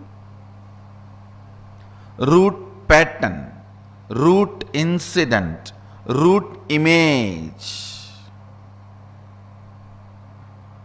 If you have false presumption, you are a whole entity, you will allow the root pattern to happen.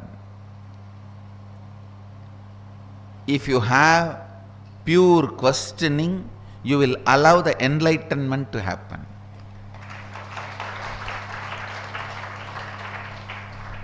I know this generation may feel pure questioning at the age of 4, 5, before 7 is not possible. How is it going to be useful for us? No, understand? Because for last few generations, pure questioning was not possible throughout the life. They lost pure questioning throughout the life. That is why now it feels pure questioning before 7 is very difficult. Now, this generation, when you guys start pure questioning, even during some time of your life, your next generation, your DNA, your extension will feel pure questioning before 7. Pure questioning is all about the level of Kundalini Shakti, the level of mitochondria, cell energy, which comes to baby from father and mother. If the father and mother are seekers, that DNA gets into the baby. Baby will never have, child will never have root pattern. Even the first time he is put into powerlessness, he will not assume he exists, he will not create the inner image, outer image, life image based on his illusory false I. He will only start looking into by whom willed and caused does the mind go towards its object. Means, who is creating inner image in me? By whom directed and united with which does the first vital life energy and chief cause comes forth towards its activities? Means, who is creating my outer image? Understand? Each line, the first line is the action of creating inner image. If you don't ask the first line, your inner image will be created. If you ask the first line, you know what is the action creating the inner image. Listen carefully. Inner image is willed and caused by something which empowers the mind to go towards its object. Listen carefully. First time in your body, when mind moves towards some object, that movement is called inner image. It will create an inner image in you. If you allow that movement without being awareness, without being aware of it, you will create inner image. In that very root, if you question, Kene shitam patati preshitam manakkena pranaha pratama praiti yuktaha.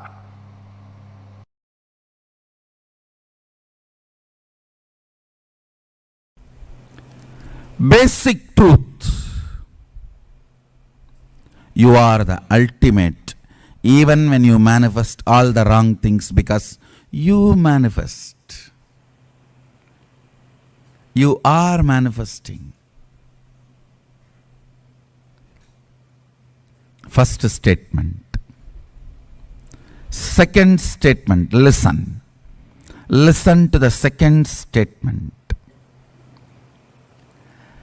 Decision, will, persistence.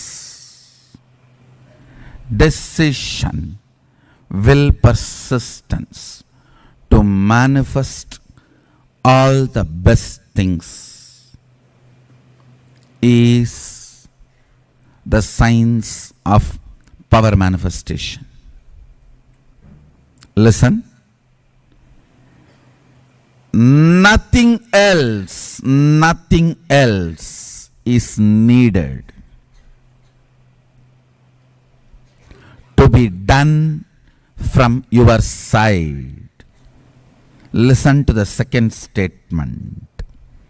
Nothing else need to be done from your side other than will, persistence. Statement I am repeating. Nothing else need to be done from your side other than will, persistence, decision to manifest powers. That is the second statement. Third statement, listen.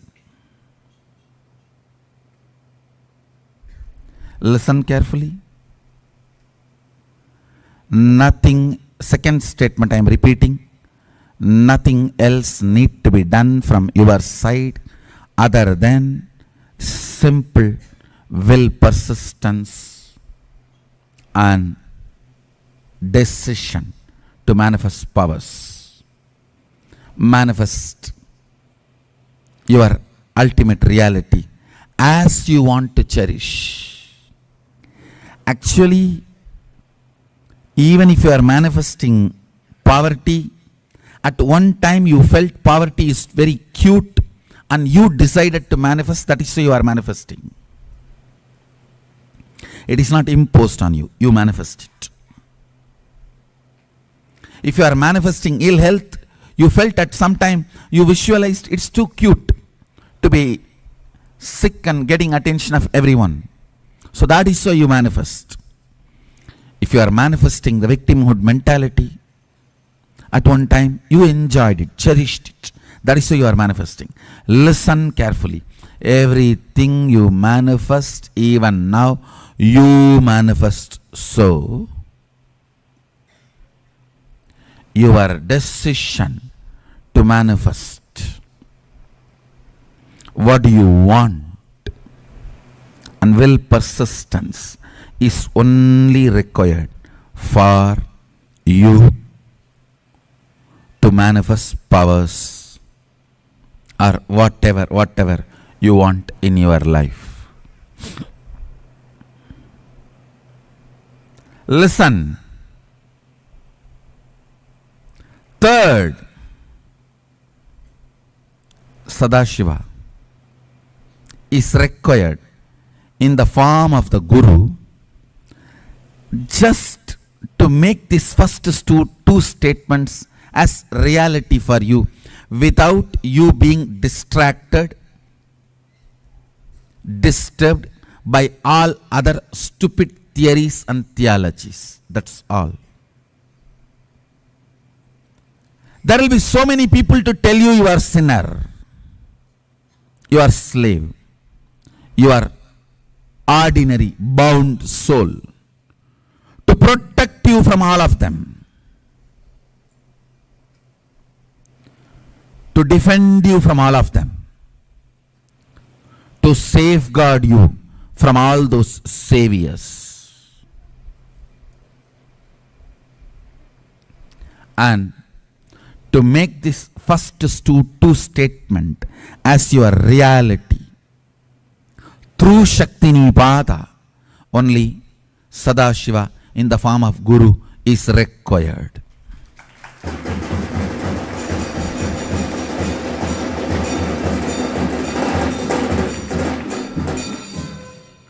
These three statements I am repeating. I wanted to repeat again and again. Maybe even if you guys repeat it 108 times, it will be good. First statement, you are the ultimate, even when you think you are manifesting wrong things in your life. Even if you think you are bound, you are suffering, you are being tortured, you are not in right way, even if you think you are suffering, even if you think you are bound,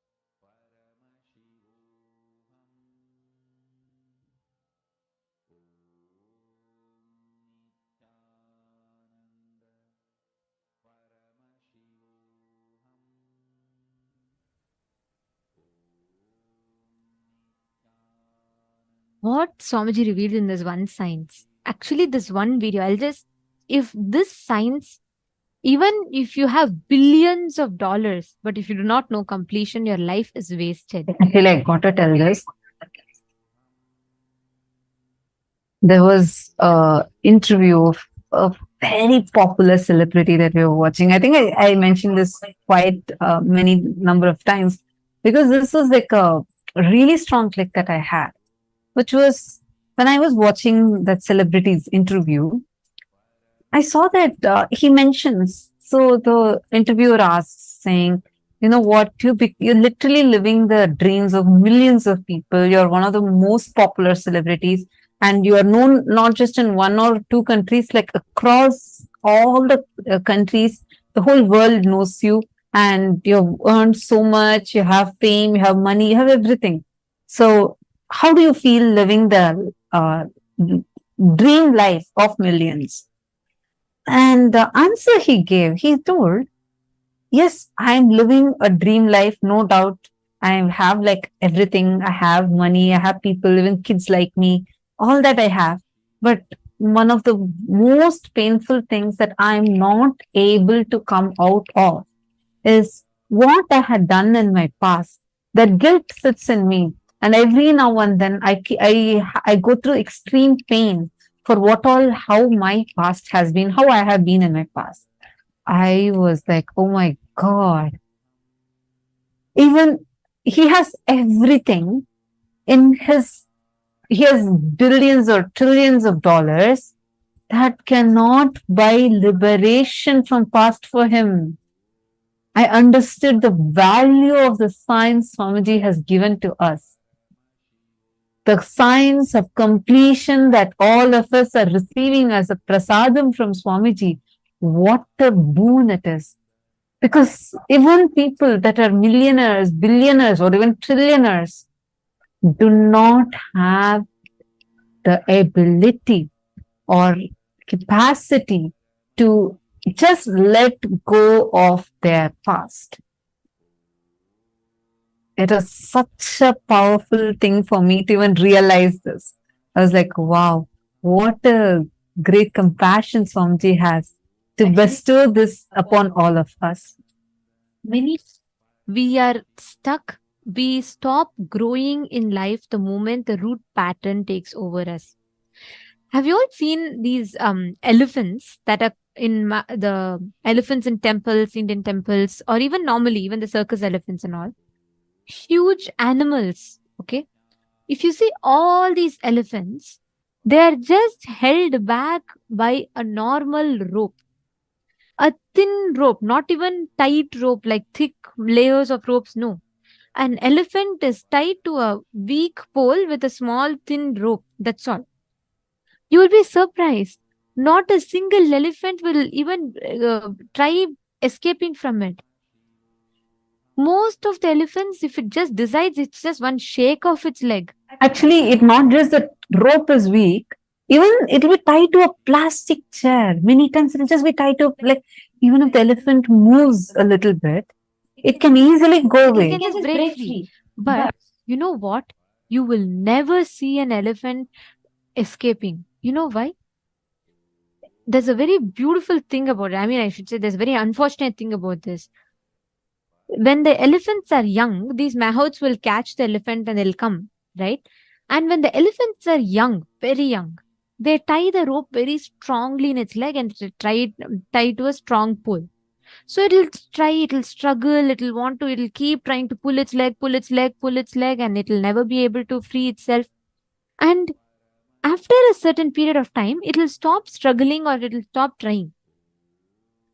The moment that decides it is not possible, it'll come to the conclusion that it is not possible for it to escape or break free, and it will never try to even break free from that. Once it grows big, now elephant will at least be 1.5 tons. Still, it will not even try once to break free from that rope, which just one shake of the leg, it can very easily break free, but it will not try. Because it has already decided, based on its young age experience, it has decided it can never break free from the rope. Understand, this elephant with the rope is exactly you, me, all of us with the patterns.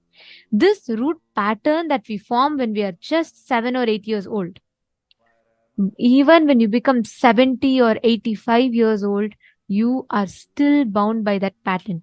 You don't even attempt to complete because we don't even know, right? When we are young, we come to a conclusion and we still believe, like you all can see in the picture here.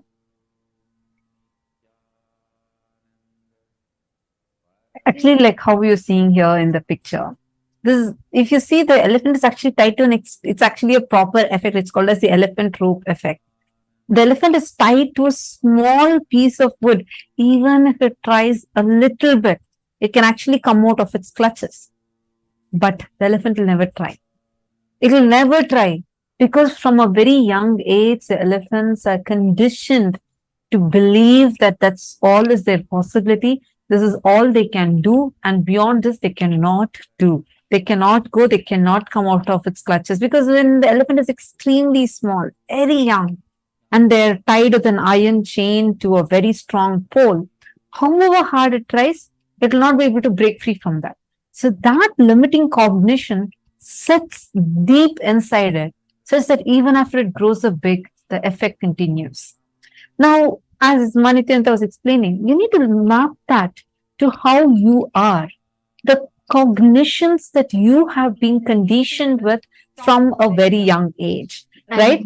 Rajkumar Nagarajanaya and Ma Kathleen Kring have commented that this session is very nice. If you are enjoying it, please understand you are really clicking with the science. This one science will liberate you from all the false delusions that you have put. Like if I get an opportunity, right? There are two things I have always on top of my bucket list to go and yell it the loudest mic on planet Earth. I'll just go and tell somehow just connect to Swamiji, learn the science of completion, and just get rid of all these patterns we form because this completion is such a powerful science. If the patterns that we form, see, we have so many memories of pain and suffering in us, correct? Some fight that we have had with our loved ones, someone commented something, someone cheated you, someone abused you, someone attacked you. We have all these different incidents that would have happened in our lives. It would have happened long time back, but the wound we carry that pain, we carry that suffering in our lives. Exactly like the elephant. This conditioning for the elephant was done when it was young, few months old. Now it's few years old and extremely strong. What? Just that breaking free from that. If it decides, just with its one trunk, it can even kill the person in front of it. But it is afraid. Deep inside, the limiting cognition has gone in and set it strongly. That's the same thing that we are being conditioned with. I have a question over here. I have a question from Ma Juan Hao is asking, to complete the root cause of the event that has happened before the age of 7, what about after this age of 7? Juan Hao, thank you for posting this question. Now listen carefully. First thing, there's actually a technique that is used by people who want to smuggle trees. What they do is, when the tree is big and fresh, the forest keepers, the forest rangers, they don't let the trespassers to cut down those trees. So what they do, they first take an acid, some of these smugglers, they take an acid and they go to the root of the tree and pour it fully such that it goes to the depth of the tree roots and they'll come off. In a week or so, the tree will completely dry out and completely die. And then they will come and say, look, the tree is dead. Then they'll cut the tree and take it out. Just understand the concept. For such a huge tree, even for cutting, it will take a long time. But the moment you completely destroy its roots, no more the tree will have its power over you. The patterns work in the exact same way. Once you identify the root incident, complete with it, no more this pattern will have power over you. And after you identify the root incident, you have to still continue to complete with all the other branch patterns that we will be doing as samskara dahana kriya, which we will be learning in the further days. But for today, understand this one thing. Completion, complete with that root cognition, root pattern of yours.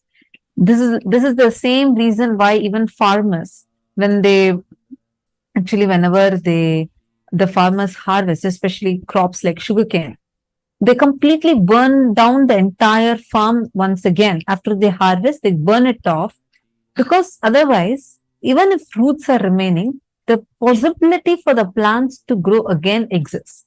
So even if you complete with the incidents and you have not yet completed with the root pattern, you may fall back into the same incompletion again, which is why completing with the root pattern is important. And also Nikhil Thakuraya and Asa Yohanov. Okay. Asa Yohanov, that's right. The experience that you're having when you complete, you will suddenly feel like a burst of energy.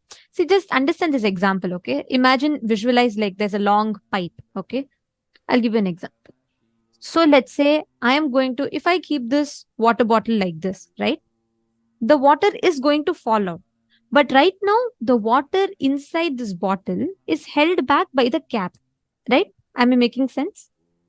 Now, the moment if I remove this cap, what is going to happen? All the water in this bottle will start coming out, correct? Now, imagine this to be you, and the water inside this bottle is the consciousness. That's like all the powers, all your capabilities, everything. Now, this cap is like a pattern. When you are 7, the first time the cap is put. So what happens? You are tightening it. Over the period of time, this cap just becomes tight like a part of you, and it does not let your water to flow. This water is like the powers, all the possibilities that you have. The moment you decide, completion is like you are just unscrewing the cap and the whole water in it will flow. That's why you suddenly feel like a gush of energy when you complete. Understanding? So the energy that you feel after you complete means you are really doing the right completion. So you're in the right track. Okay. And it's very nice. Nikhil Takutri and Asa, it's very nice to see both of you participating. And Nikhil, yeah, which place are you from? Please, could you post it in the chat? Nice to see both of you enjoying. Actually, one important thing for all of us to understand here is every time you break a pattern, you will manifest the power. It can be in any level, small power or big power. You will manifest the power. It's exactly like, how in chemistry you learn saying that in any reaction, the energy is always conserved. So even if some chains break, that energy gets converted into something else. But the energy always is conserved. Right now, so much of your energy is just locked, kept inside the pattern. The moment you break it, you are going to experience tremendous energy and bliss oozing out. So, Asa, you are in the right track.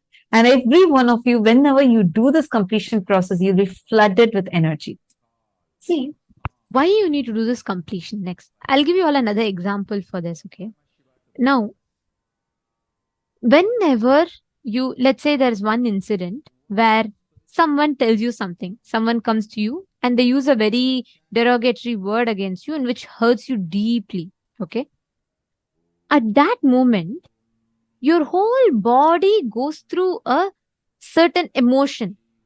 Have you all experienced this? Put yes in the chat if you have. I'm going to ask you the question now.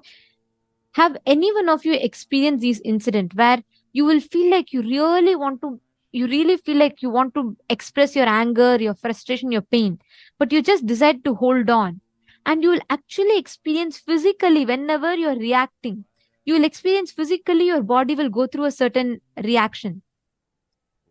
Yes, so many of you putting yes. Okay, listen very carefully.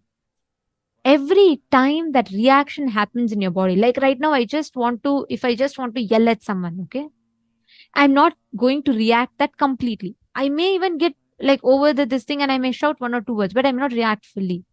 What happens is my muscles in my body will hold on to that stress. That is why doctors tell don't get stressed. Why? Because when you get stressed, not just a hormonal damage, physically your muscles become weak. People who get angry become weak. Why? Because their energy of the body, the moment you get angry, that frustration is an energy. Anger is an energy. So you keep releasing that energy, your body tries to hold on to it. So that stress builds up in your system, which makes you weak. That is why during the completion process, Swamiji has told this reliving to relieve.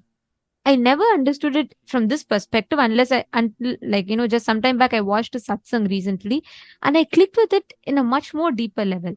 When you relive, it is not just that the emotions of that incident leaves you. Understand, Swamiji tells, when you relive by the fifth time, you will see your muscles will suddenly relax. When you relive completely, what happens is first, when you're not expressing the energy fully, your muscles are holding on to the tension. So it is like even let's say almost 10 years, or you're holding to your pattern very strongly. That anger builds up, builds up, builds up, and your muscles become very constricted. When you relive, your muscle starts relaxing, your muscle starts opening up, and you get completely free and relaxed. That moment, that completion happens in you. You will see physically your whole body will experience that change. Actually, I used to think that this impact of your anger, frustration, I know it like your BP increases. These are all the scientific studies. Recently, I was listening to a very old satsang, I think from 2009 satsang. Swamiji was mentioning how it is not just that your blood pressure increases, only that level.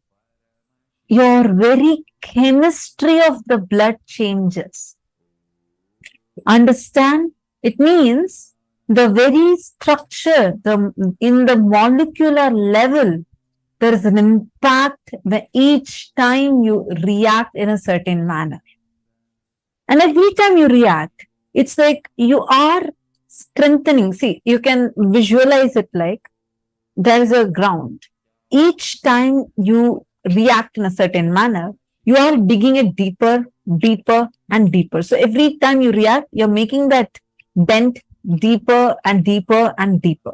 So automatically, it will become as such a strong core part of you. Right now, we are in such a delusion. We even think and believe that this pattern is so much us and not something other than something apart from us. But this process of completion is going to thoroughly cleanse that from you. It's like a conscious detox, not just in the physical, mental level, but even in the conscious level. And it can heal you tremendously. So, shall we all do this process of completion now? Are you all ready?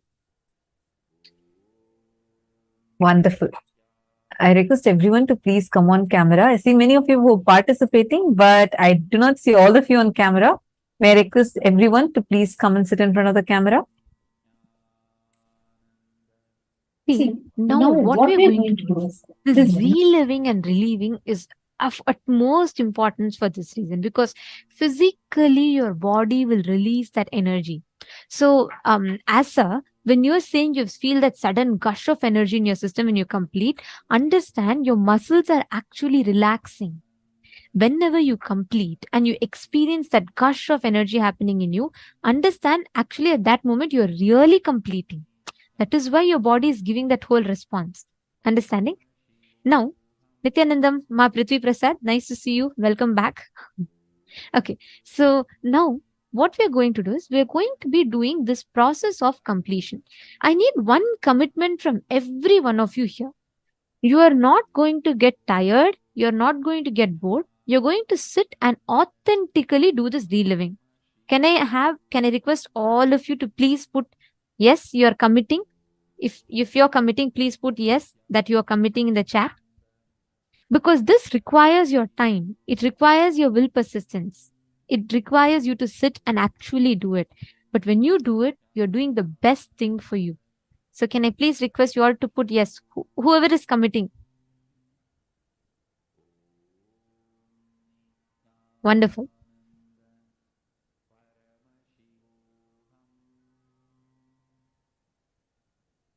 Okay, thank you. Thank you all. Okay, see in the male side also, Brazil. Okay, welcome, Luan and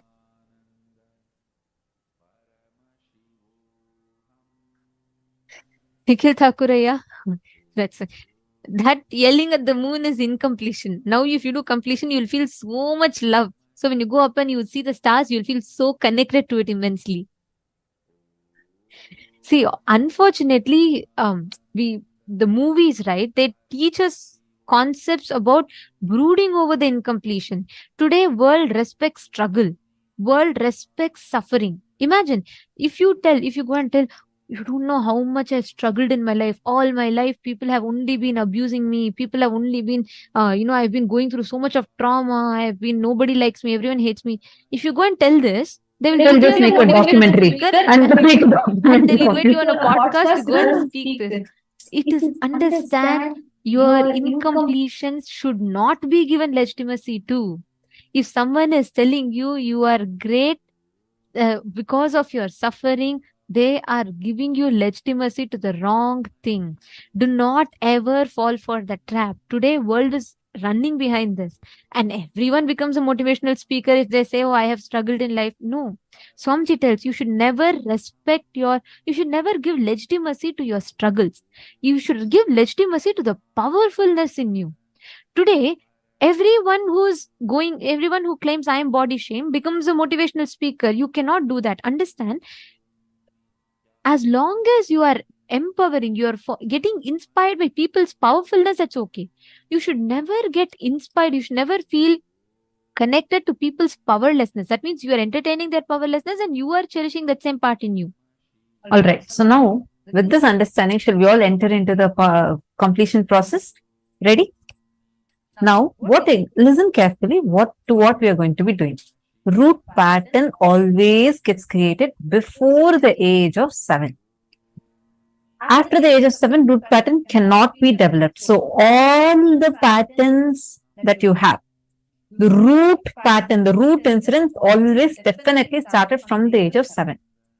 Only from root pattern, all incompletions start happening. Now, what is an incompletion? Listen. Past thoughts, emotional patterns, hangovers, residues, sitting in the present, suffocating you, not letting you live the future is incompletion. All the patterns boil down to one root pattern. How are we going to now identify this root pattern? Take any pattern and any incompletion that you have. Go to the core of it. What is the thought current that you are feeling? And identify the earliest incident which made you powerless. Go back, trace back in your memory lane. There will be some incident, the earliest one that made you feel extremely powerless. It could even be like your brother grabbed away a chocolate from you, or you were playing out in the rain and suddenly your mom comes and she just slaps you and brings you in. Something like that. See, sometimes you may not remember. Then what you should do is go back to the one of the most painful incident of your life and write that down. See, because many times we may not remember. We tend to forget the incidents that happened earlier, before the age of 7. So what you can do is you will have some incident which caused deep wound in you, right? Like which you are never able to get over. All of us will have some moments in incidents in life like that. Go back to that and write that incident. So what happens is when you are writing that down, when you're writing that incident down, you will suddenly remember an earlier incident that triggers that pattern in you. Let's say you went through a very bad marriage and you had a divorce and you had a very, very, very bad phase at that time. And there was a very painful incident from you from that. So you have a feeling that, nobody's going to be with you, people leave you. And let's say it just happened 5 years back. Now, go back to that incident and write that down. When you're writing that down, you will suddenly remember an earlier incident also where you again felt people were not there for you. That same pattern. So do that. So that will help you actually trace back to the earliest root pattern. So now, when you go back to that root pattern, actually, for me, when I was looking in for my root pattern, I had identified one incident which had happened in my age of 3.5, 4, where it was a very simple incident. When I was thinking of it, it looked very simple. It was just my cousin leaving me alone and going. That's all was the incident. But it had created such a deep impact. It was literally giving a feeling that, oh, I have no one understands me, or something. A very related powerless cognition was there inside. You need to go back to that incident. Listen, reliving is different, remembering is different. Remembering means you're now 35 years old, 40 years old. You remember what happened to you when you were 7 years old, 6 years old. From this intelligence, you're reviewing, you're seeing how it was. Yeah, it was painful at that time. Should have not done like this. And I also should have not reacted so much. That is called as remembering, where this upgraded intelligence that you have, you are going back to, from this, you're reviewing the past incident. You're understanding? That is called as remembering. You're remembering it, like you're again making it as a part of you. Reliving is you go back to that 7-year-old kid, you become that 7-year-old kid inside you.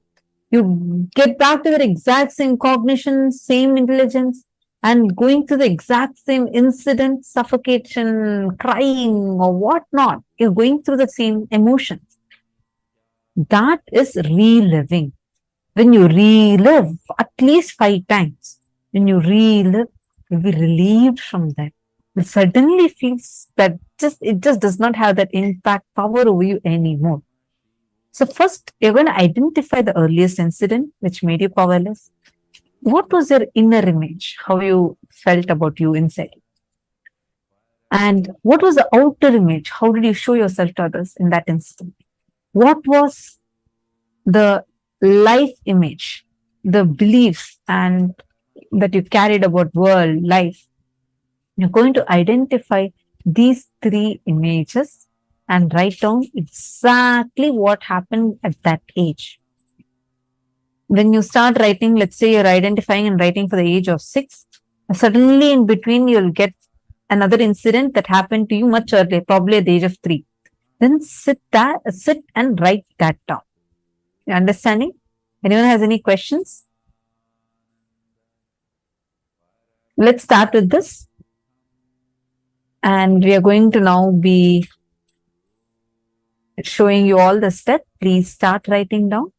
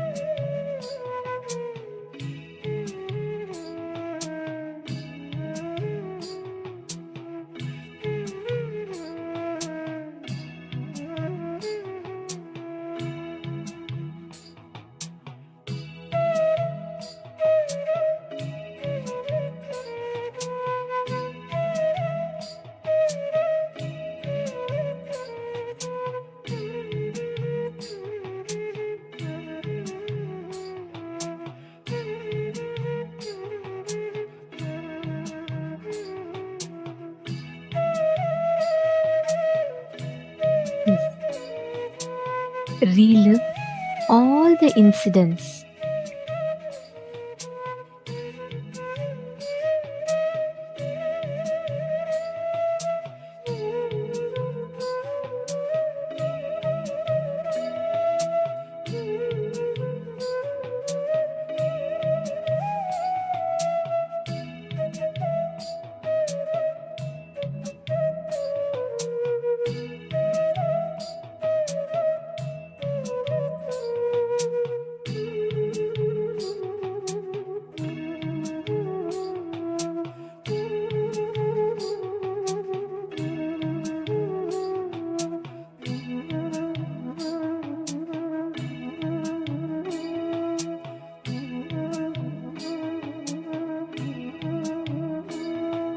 Relive and relive all the incidents and see the impact of that pain completely leaving your system.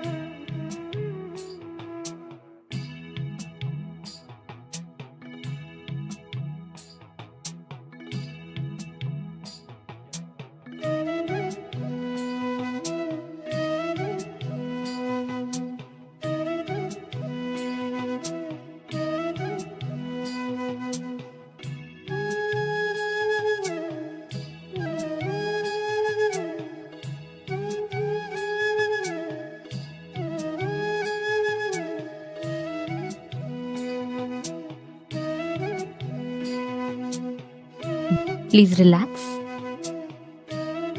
Hope all of you have finished. Have you all relived at least one incident once? See, understand, even it may take little time, but make this a point to do completion every single day, because that will give you amazing healing in your inner space. How many of you at least did completion to one level?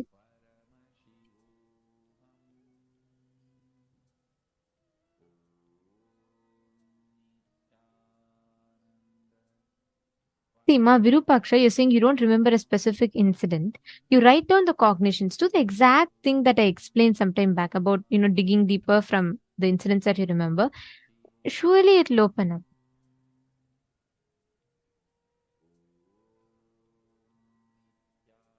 Ma Vinuta, you're asking if it can be more than one incident. It can be more than incident, but root incident is only one always. Always root is only one. That that is, see, you know why it's only one? Because that is the starting point. From there, another different aspects may build up, but the root is only one. Always it's only one. So if you hit that incident, suddenly you'll feel like a whole load has been just removed from you. And you will feel like so liberated in your inner space.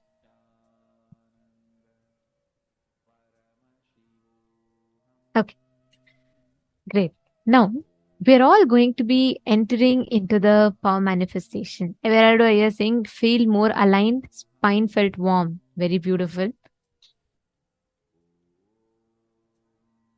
Luan Pashiko. We will arrange. I've read your request. We will ensure that it is arranged. I request 48 hours time, and we will arrange it for you.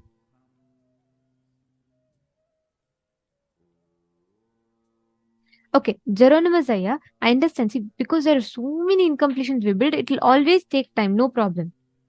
You're saying too many things came up even before you could complete. That's good. That means you're recognizing the incompletions. Just wait some time, and through the program, you will be completing. So it's not just like one-time thing. Definitely it's not one-time. Swamiji, till still you get enlightened, you have to keep completing. So you will complete. Throughout the program, you'll have enough time, you'll be able to break one pattern by pattern by pattern.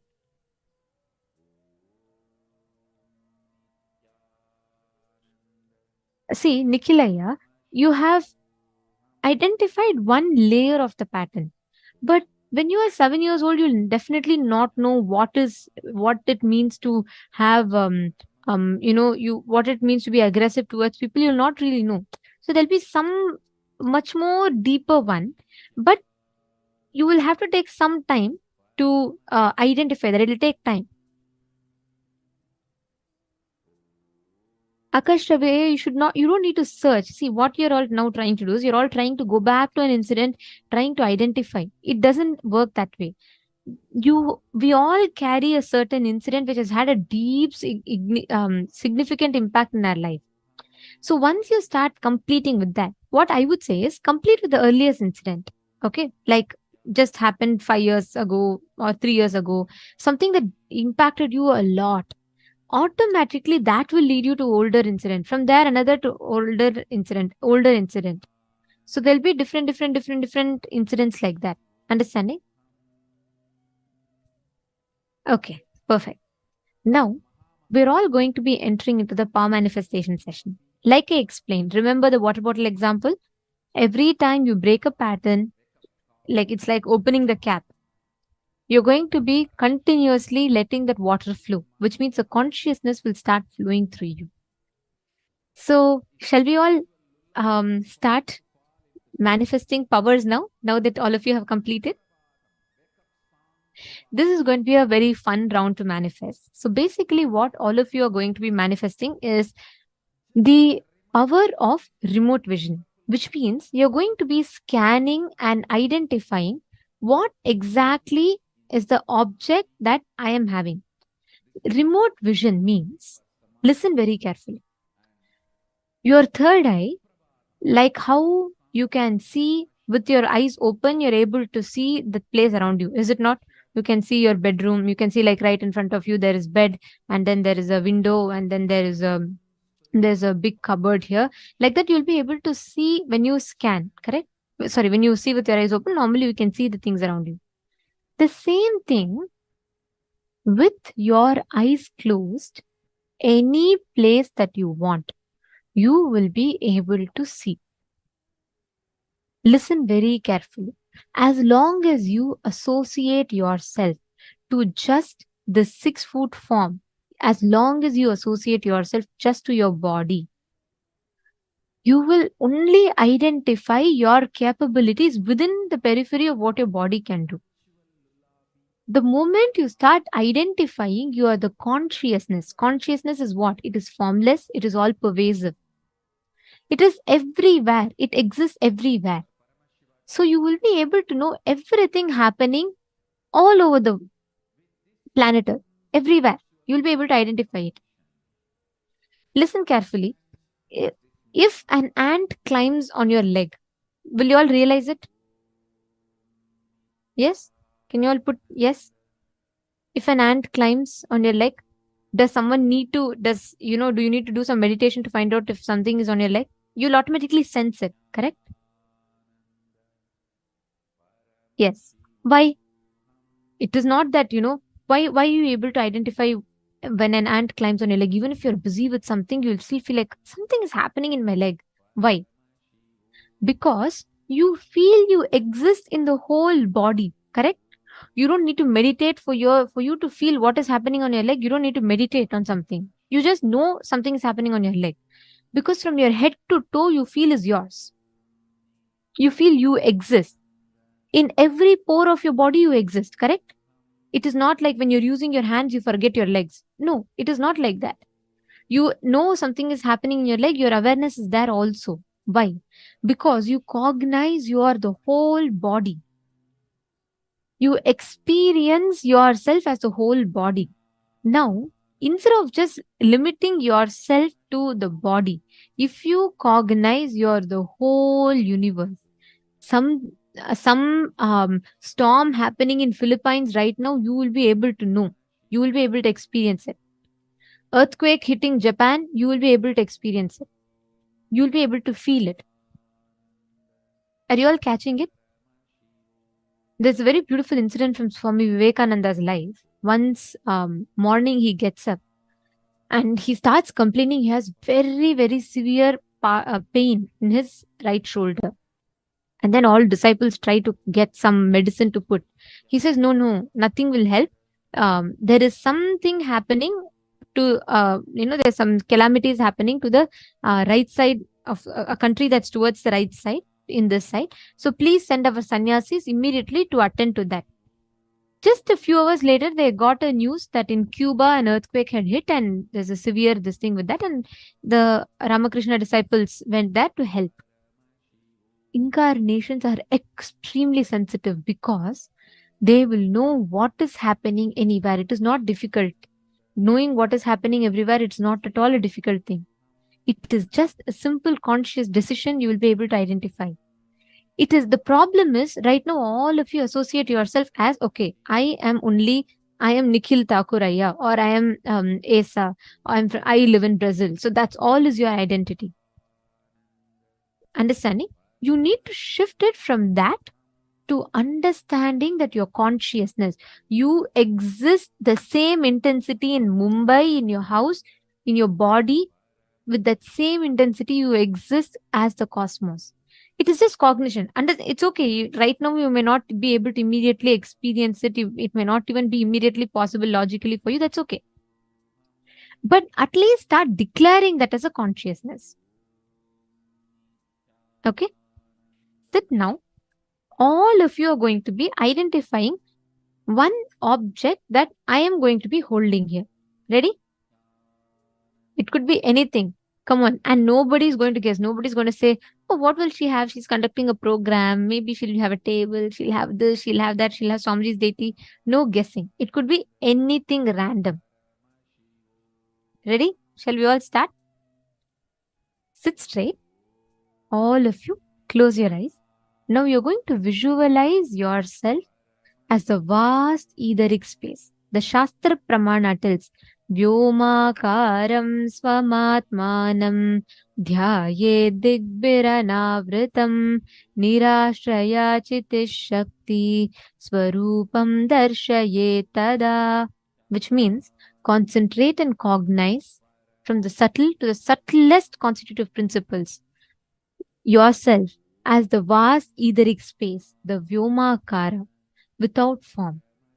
Just meditate on that. Cognize that you are not having any form. Connect to Swamiji.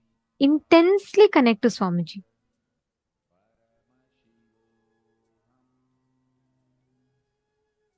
And you're going to be asking Swamiji to reveal to you what exactly you see that I am holding in my hand. I have an object in my hand and you're going to scan what exactly it is.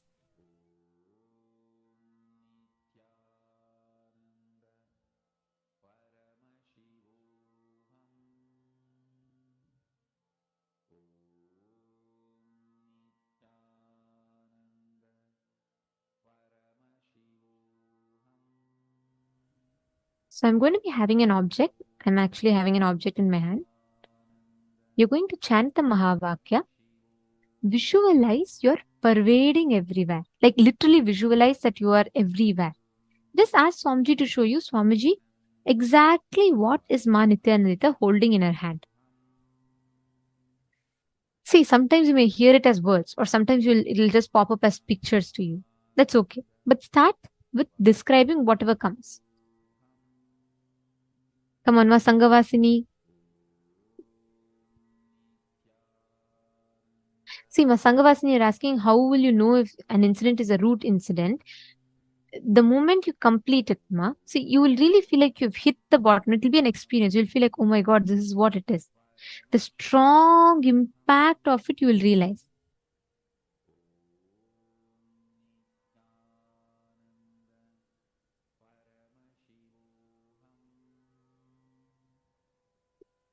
Chant the Mahavakya, identify.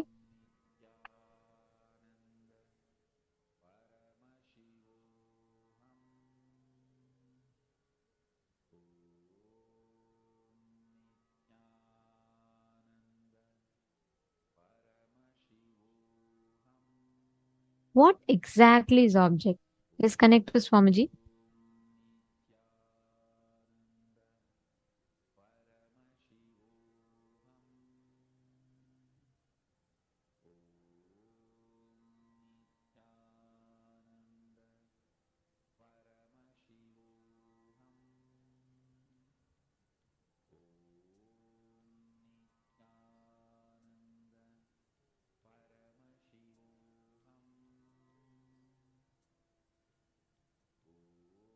You may see it will be different things. At times you will see it as shapes, colors, sizes, but don't let your logic come into the play. That's the key.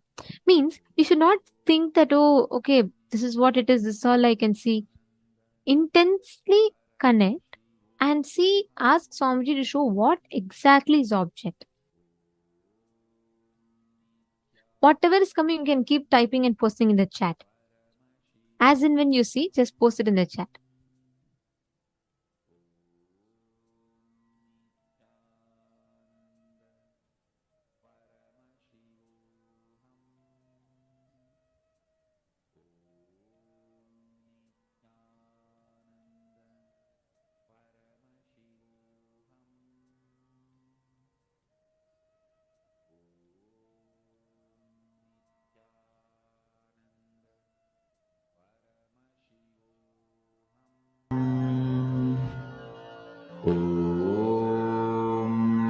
Okay, no guessing.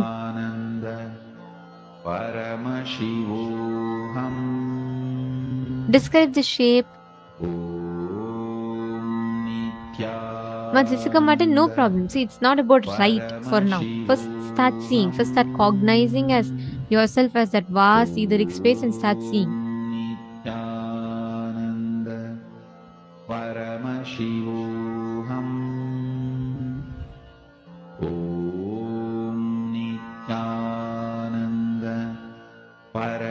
Describe the color, describe the shape.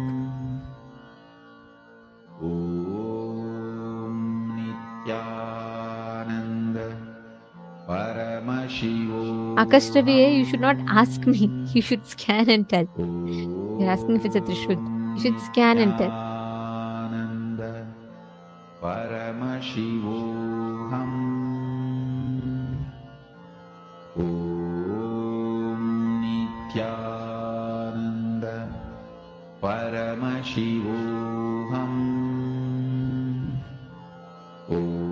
Yes, Nikhil Thakure, you should close your eyes and I'll answer your question a little later.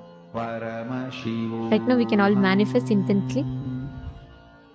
Just close your eyes. Let that shapes come. Let different things come in your third eye. Let objects keep appearing. Scan and keep identifying them. And whatever shapes comes, post it in the chat.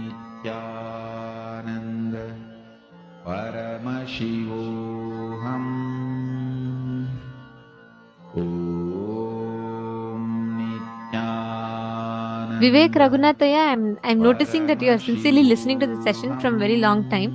You can also post your clicks, whatever you're understanding. You can post your questions if you have any. I'm seeing you're sincerely participating. You're sitting. You can also participate. Means you can also post questions, your understandings, etc. Good. Joseph Rondi, that's wonderful. Okay, go ahead. Describe more. What color do you see the triangle, or what what more details do you see? The material.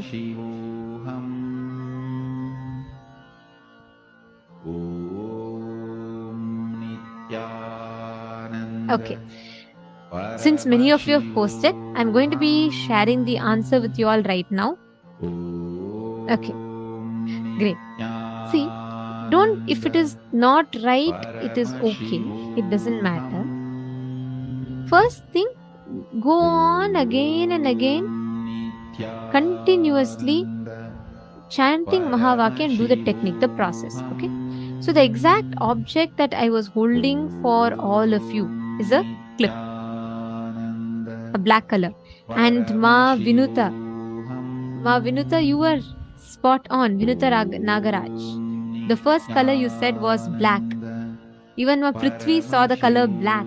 See, it doesn't matter if you didn't get the other things correct, but the first thing you guys saw was black. Excellent.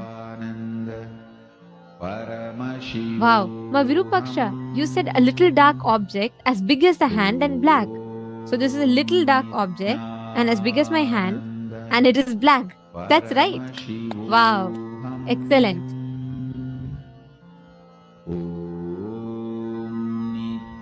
Ma Yogamal, you saw a black rat. Interesting. Okay. See, that's what so many of you have seen. Ma one of you had put, you heard some clicky sounds. So this just makes something similar, a click sound.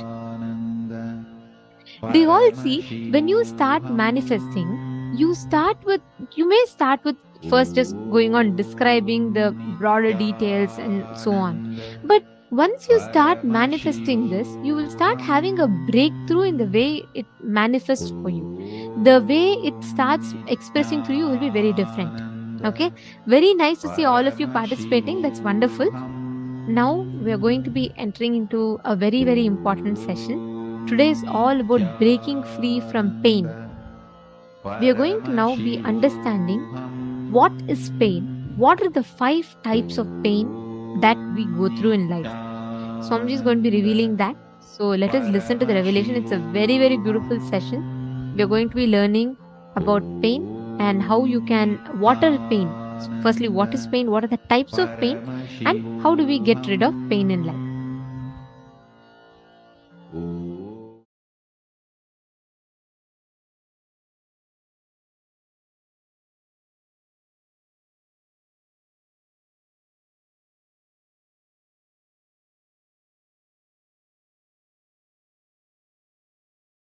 Reason for patterns that are passed through generations.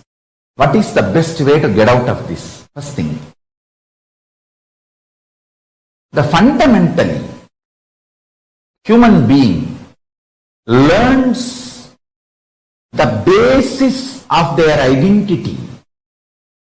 What is right, what is wrong, what is good, what is bad, what is pleasure, what is pain.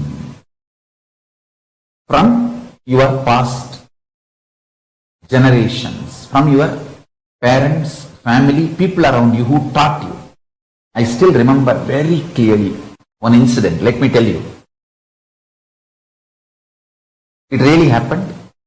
I was helping the Shivacharyas in the temple, in Arunachaleshwara temple, to light the lamp for the arti.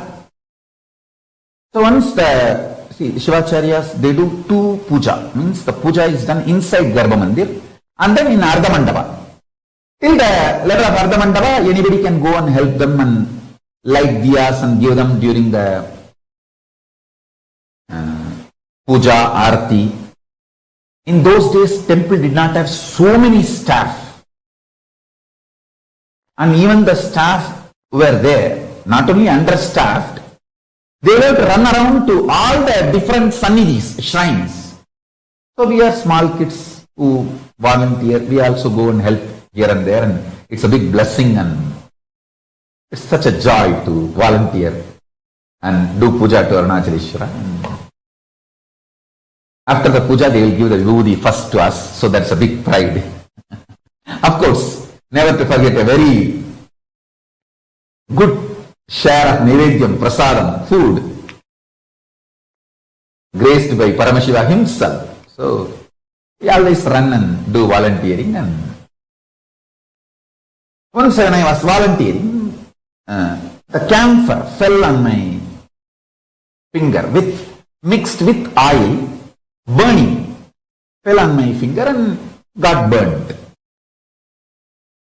And anyhow, immediately the other people who were there, they helped me and they put my hand in the water and the burning sensation started settling.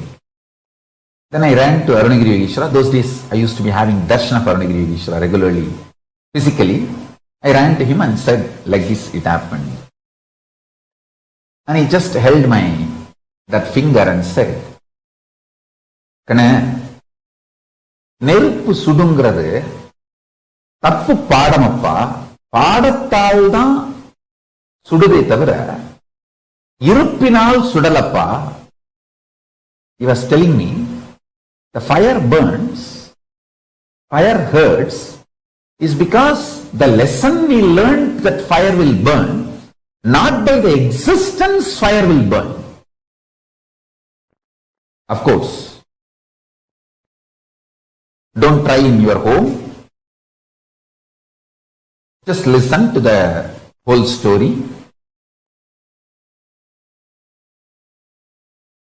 Then he got little camphor And he held that finger which got burnt with his hand and asked me to touch the camphor with other hand. And he held my hand continuously. Slowly I could see from my stomach the fire spreading all over my body. The heat was increasing.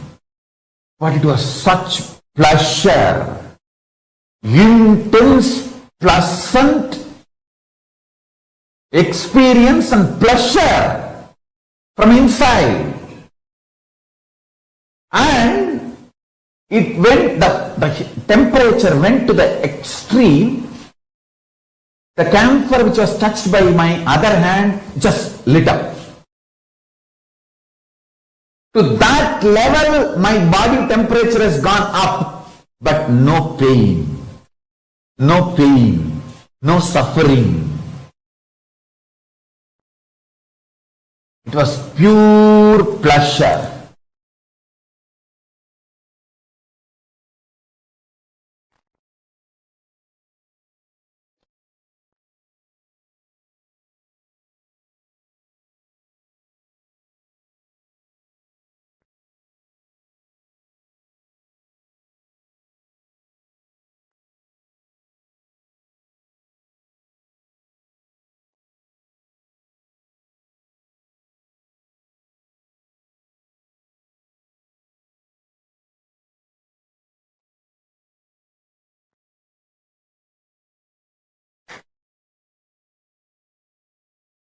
I still remember how he raised the whole, not just temperature, my cognition about fire. That's it. I realized even the so-called fundamental experience, like fire burns, is because you learned that way. You are delusory learning, not because of its existence. He said, hey, Agni, தத்துவமப்பா, அது வயத்துக்குள்ளே தான் இருக்கு. நம்ம வயத்துக்குள்ளே இருக்கிறது எப்படி துக்கம் கொடுக்கும்? He was trying to teach me in Tamil. I am trying to repeat the words as it is. Fire is a principle, fundamental principle of existence, and it is there inside our stomach. Anything which is inside our stomach, how can that destroy us or burn us or disturb us? Skin is the Prithvi, the earth component of you. Fire is one more component of you. How can one component of you destroy another component of you when you are still alive as the master of you? He said, நீ உடம்புல இல்லாம போயிட்டா அப்போ ஒன்னோட ஒன்னு அடிச்சுட்டு ஒன்னு கொடுத்திருச்சுன்னு சொன்னா சரி புரிஞ்சுக்கலாம். ஆனா நீ உடம்புல இருக்கும்போது உன்னுடைய பாகங்கள் எப்படி ஒன்னு அழிக்க முடியும்? He was giving me the multi-dimensional logic, not binary logic. He says, when you are not inside the body, your own fire component has burnt your own earth component. At least that can be tolerated because you are not there. The head is not there. When the head is not there, the students can, it's like if the teacher is not there, the students can fight amongst each other and burn the classroom. But when the teacher is there, head is there, how can they fight with each other? He said, you are the head. When you are in the body, how can your fire element burn your earth element? I said, right.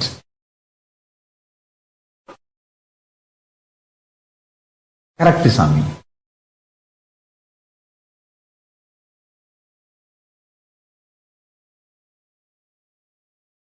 That one lesson he taught me, I realized multiple things. First thing, Even the so-called worst sufferings are because you are taught it is a suffering, not because it is a reality. That's first lesson. Second,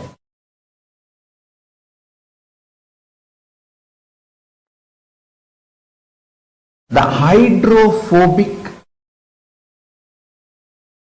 material which keeps your DNA together,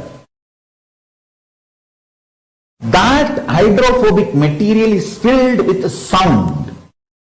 See, being becomes identity through sound. Identity becomes physical expression of a person through fire. The person manifests is good, bad, right, wrong, everything through earth, the Prithvi element. See this satsang again to understand what I am saying. The sound component, nada tattva, sound principle,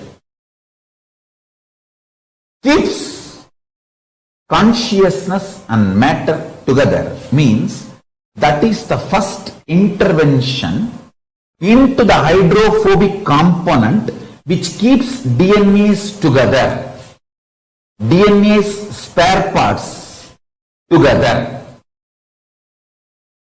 Guru, by giving the right sound, vibrations, cosmic principles in the form of Anagata Dvani, he gives new birth and breaks all the patterns passed through the generations inside you.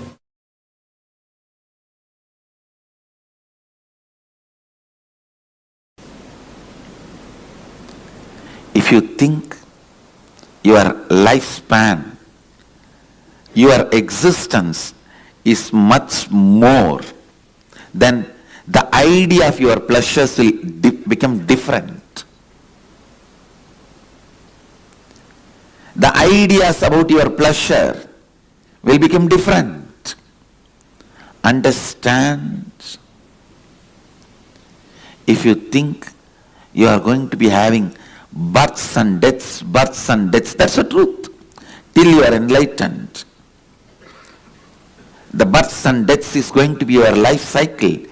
Then simply you know what is going to be your pleasure, what is going to be your pain, what should be your pleasure, what should be your pain. Having a larger vision, more clear vision about you. Actually, when you have more clear vision about you, all your actions will be aligned to that. Your pleasure, what do you consider as pain, what do you consider as pleasure, what do you consider as good, what do you consider as bad, everything will become different if what you consider as you changes. What do you consider as you, if that changes,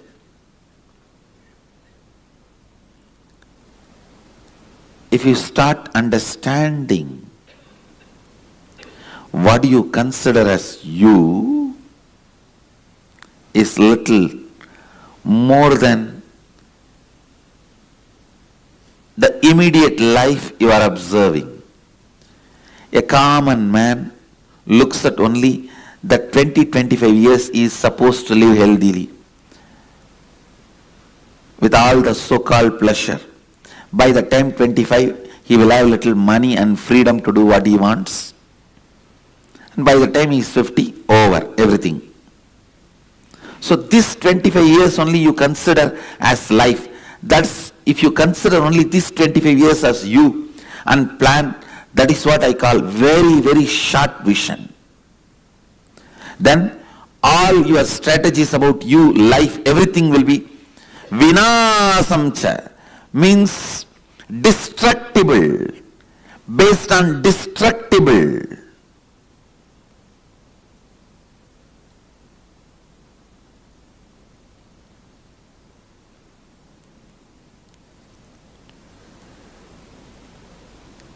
if your strategies are based on something destructible, do not enjoy, do not expect long-term peace or bliss, because your strategy itself is not for that. When you are building your house itself, you are building with bamboo concrete, which lifespan is only 20 years. And then you expect your fourth generation to live in that house. You make a wall. This is for the photograph of all my first generation. Then this is my sons and daughters. That is for my grandsons and granddaughters. That is for my great-grandsons and great-granddaughters. The house itself is going to live only 20 years.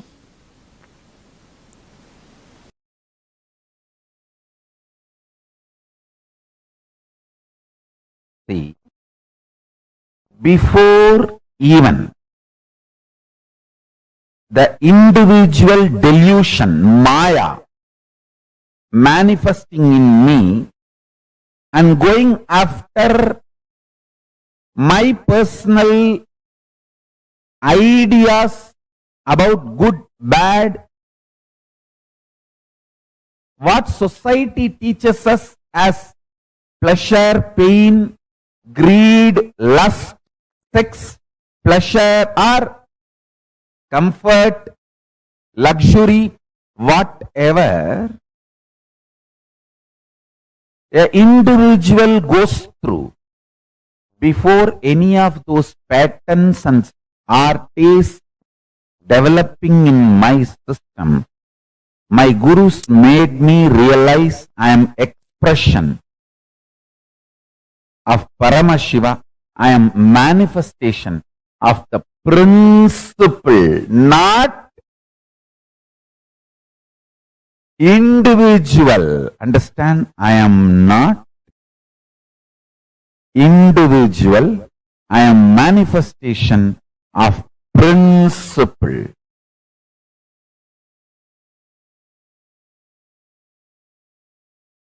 You need to understand.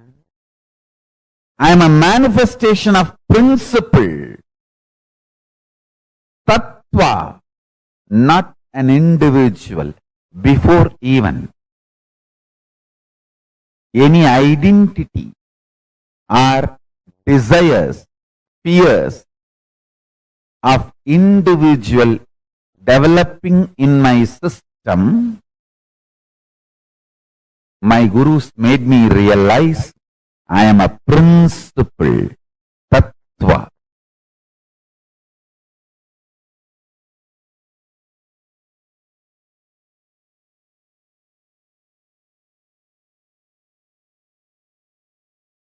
Now I want to tell you, for living enlightenment, you need vision, not sacrifice. As long as you don't get the right vision, you need to have sacrifice. Till the vision is not clicked, you need sacrifice. Once the vision clicks, you don't need sacrifice. When I cut my thigh and went back to Annamalai Swamigal, he said, what you did is neither wrong nor right. I couldn't understand. What do you mean? He said, because of this cutting yourself, you got the click. Ultimately, that you are not the body. Actually, after that only he gave me the initiation into that Aham Spurana. The methodology of the Aham Spurana by great incarnation, Ramana Maharshi. It was transmitted to me by Annamalai Swamigal. So Ramana Maharshi is my Paramaguru. And Annamalai Swamigal transmitted that Aham Spurana Anubhava into me, and which became reality when I was 12 in the Pavadakundru. After that, once Annamalai Swamigal was telling me, now understand the thing you did, cutting your thighs, neither right nor wrong. Because you got the vision, you don't need sacrifice. You don't need to cut yourself again. If Annamalai Swamigal said cutting yourself is right, I would have been continuously doing that everywhere. and all of you will be sitting and cutting yourself.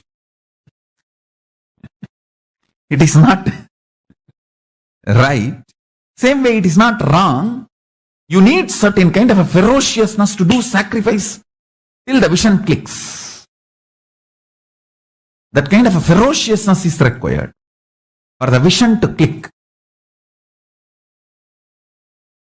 So because the ferociousness is required for the vision to click, the experimenting on yourself, cutting yourself, your thigh was not wrong. Because it is not required regularly, once the vision clicks, it is not right.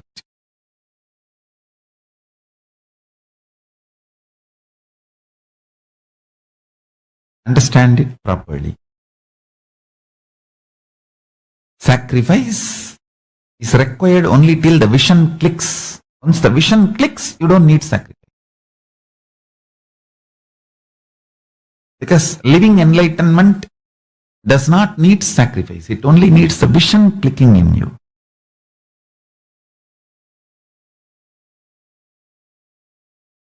But till the vision clicks, you need to have the patience and perseverance, will, persistence. For that you need sacrifice.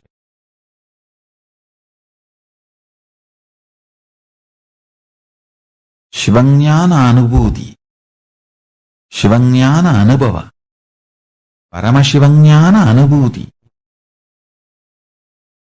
is a vision manifest, not torture or suffering.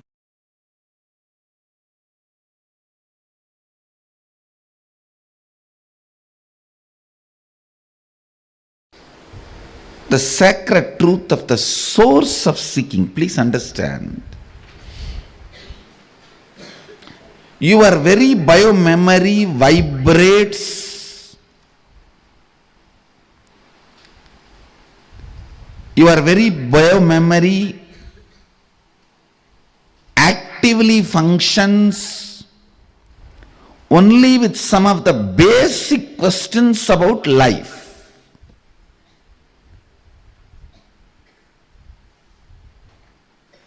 What is pleasure? How can I have more? What is pain? How can I avoid that? What is life? Is this understandings help me? Is this understandings going to help me? What is joy?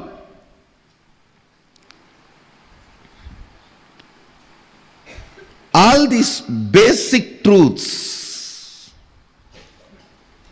basic understandings,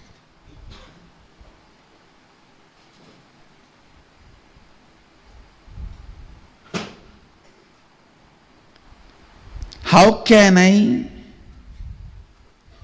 experience them? These basic questions about life only continues to make you function, act. Entertaining these basic questions. What is pain? How can I avoid it? What is joy? How can I have more? What is life? Please understand, how many times you may hear answer for these questions from your father, mother, uncle, society, teacher, finally from Guru. How many ever times you may listen answer for these questions?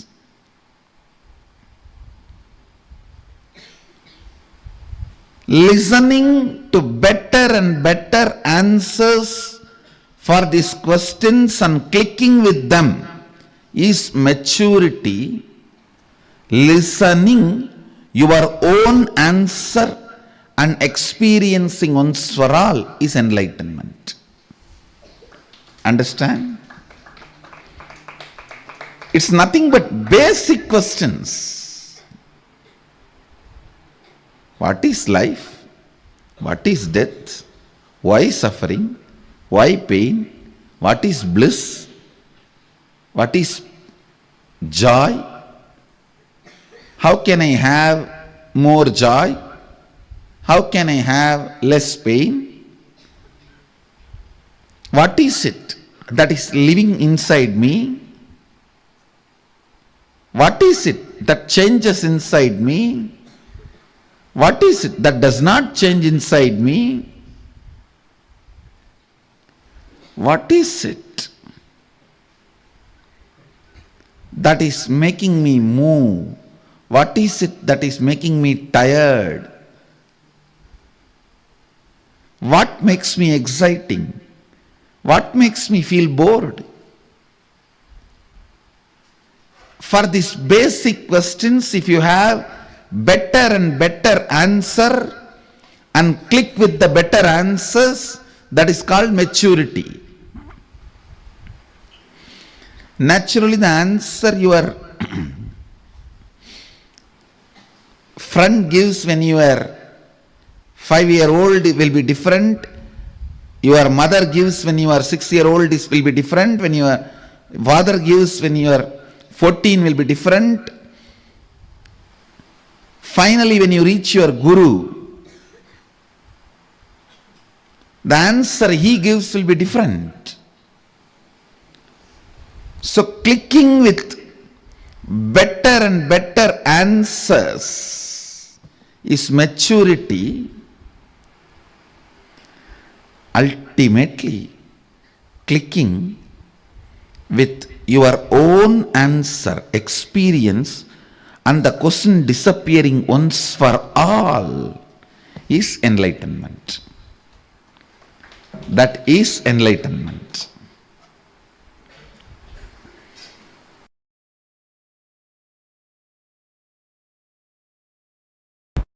Understand the principle, cosmic truth, listen carefully. Swadhisthana, fear-centric chakra. If you decide to get involved consciously in your fears, there will be one point you will reach God. Nothing more worse can happen to my existence externally or internally. There can't be any more pain. Possible collapse for my external existence or internal existence, you will reach that and drop. That is the moment the beautiful, powerful cognition will rise in you. From now, every second I am alive internally and I feel I am alive externally. Itself is a blessing. Nothing more is needed. I neither need bliss, joy inside me to be blissful, to feel fulfilled, nor I need something externally to feel fulfilled and complete. That experience will happen in you if you consciously involve with all your fears, fear fantasies, the patterns, the way the fear manifests in you.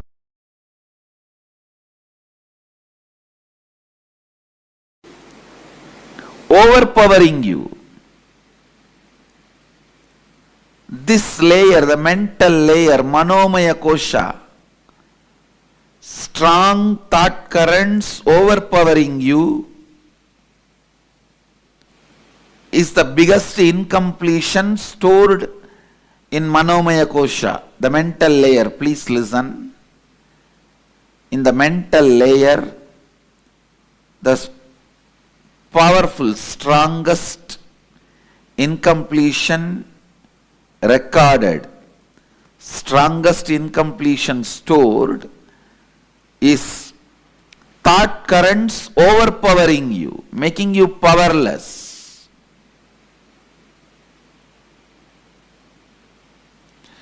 in this layer, we store all the pain patterns.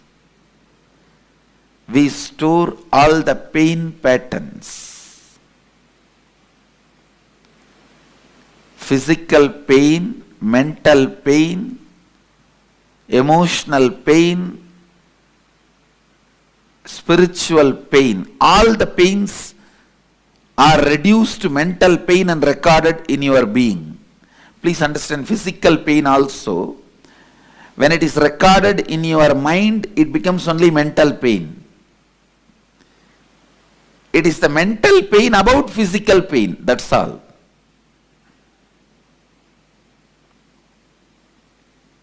Physical pain, all of you know. If somebody hits you, what happens? It's the physical pain.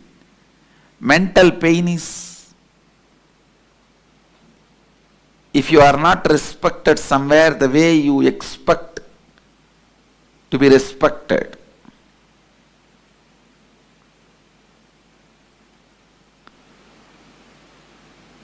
Emotional pain is somebody whom you really love or trust cheats you. And spiritual pain, conscious pain is pain of not achieving what you want to achieve in your life.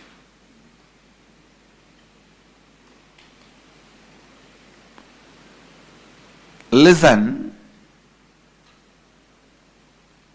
these four major pains get stored in your pain body, in your mental layer. Mental layer is pain body. That is where all the pains are stored.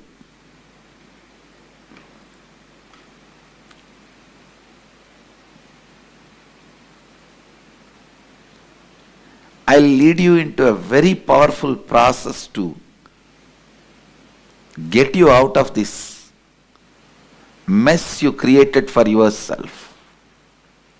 Each thought current overpowering you and torturing you, even though you don't want them. Now I tell you, sit, recall each and every incident, relive them in your inner space. Write them down. I commit with you, today with this Samskara Dahana Kriya, I'll complete all your pain patterns because they are not worthy of carrying. You have a stupid U-Haul service. Constantly your pain being transferred wherever you go.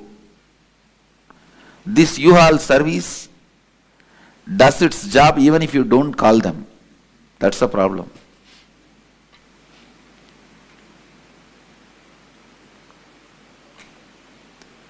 The unique process we will do now, you are literally going to write your autobiography. Understand? This process is called Samskara Dahana Kriya. Start with the earliest memories of your life. Recall all the unpleasant incidents of your life. The ones that brought you mental, physical, emotional, conscious pains. Recall each incident. Relive it in your inner space intensely. Go back to the same situation, same emotion, same thinking pattern, same understanding, same experience. Go back to that age. Bring that same emotion, bring that same experience. After reliving, write down each incident clearly as if you are writing a story. Do not censor anything. Do not avoid any incidents. Write each and every incident. Don't censor. Do it really, really sincerely. Go ahead. Let's gather for next session. Thank you. Be blissful.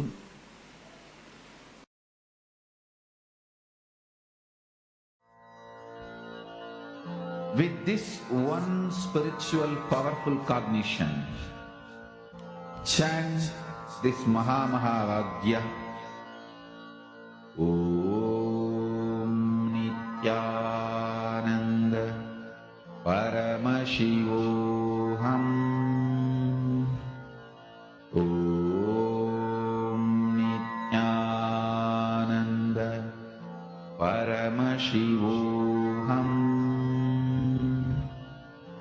Om Nithyananda Paramashivoham. Om Nithyananda Paramashivoham. Om Nithyananda Paramashivoham. Om Nithyananda Paramashivoham. Om Nithyananda Paramashivoham. Om Nithyananda Paramashivoham. Om Nithyananda Paramashivoham. Om Nithyananda Paramashivoham. Om Nithyananda Paramashivoham. Om Nithyananda Paramashivoham. Om Nithyananda Paramashivoham. Om Nithyananda Paramashivoham. Om Nithyananda Paramashivoham. All the pains happen inside of us. Any pain that we create, it is our conscious cherishing of certain patterns, certain incompletions, which builds up as pain in our system. Swamiji revealed a very, very powerful truth, a very important truth. Every one of you that are here, please understand, pain is inevitable. It's all part of our life. But the suffering that we go through is our conscious choice.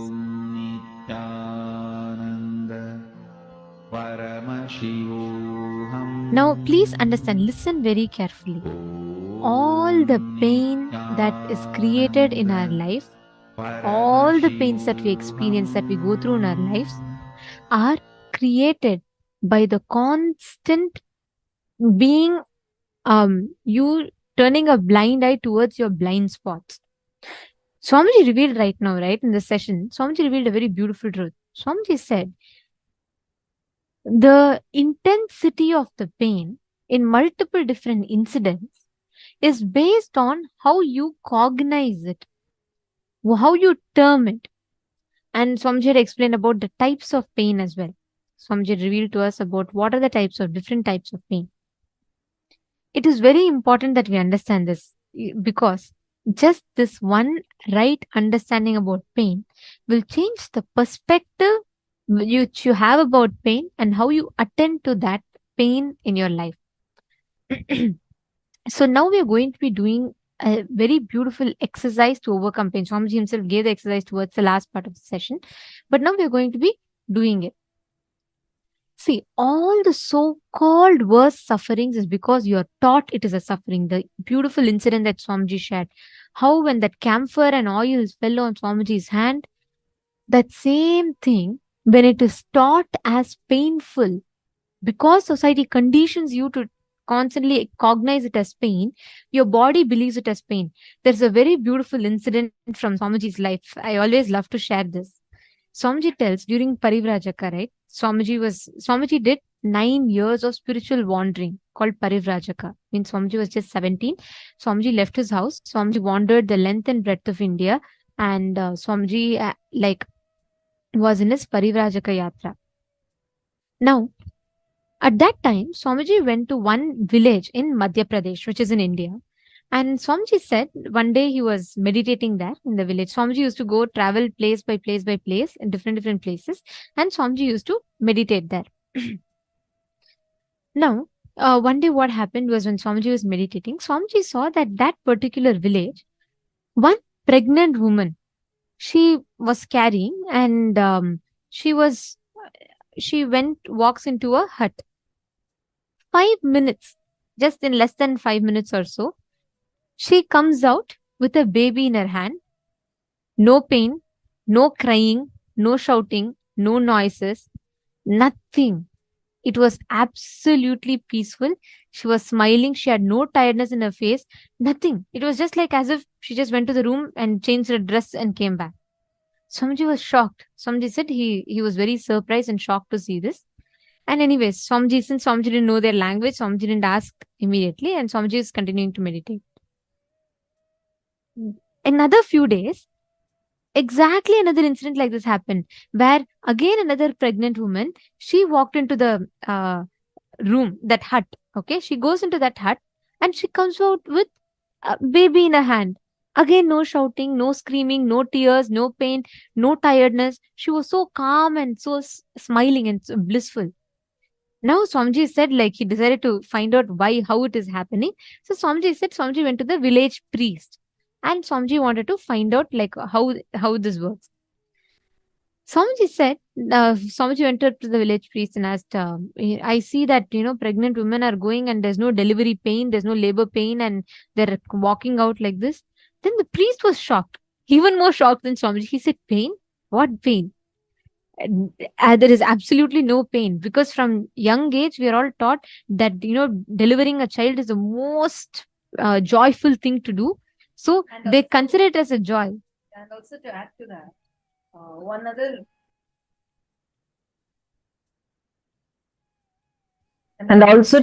that, one other important thing that Swamiji mentions is how when a woman, hits puberty, when she gets physically mature, the women in that particular indigenous group are worshipped and are thought that they become divine. So when the fundamental cognition itself is thought like that, the way they cognize about themselves, and there was no concept of pain. Exactly. There was no concept of whether it is something impure happening to them, some kind of a suffering happening to them. Instead, it was blossoming of the divine, which is what made them even relate to their own self in that manner. Actually, this is so in tune with what Swamiji was just sharing, right? I love listening to this experience, as Swamiji says, about how Swamiji lit that camphor in that Arunagiri Yogeshwara experience. This is so beautiful. The conditionings that we carry are that powerful. Actually, these conditionings you carry, when it goes a little deeper into your biomemory, it even gets transferred from one birth to another. And these conditionings is what is actually dictating the way we respond, react to things, experience things. Otherwise, the same cold that we experience, even let's say it just goes up to 18 degrees Celsius, you start feeling if it's 18 degrees, you start freezing. You're like, oh my God, it's so cold. But there are people that live in Himalayas in freezing temperatures. Sometimes it's -3, -4 degrees Celsius, wearing just a loincloth on their hips.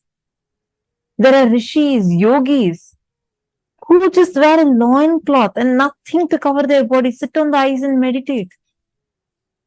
There are Tibetan monks that are walking there. barefoot on the ice. How come? How is it their body is different?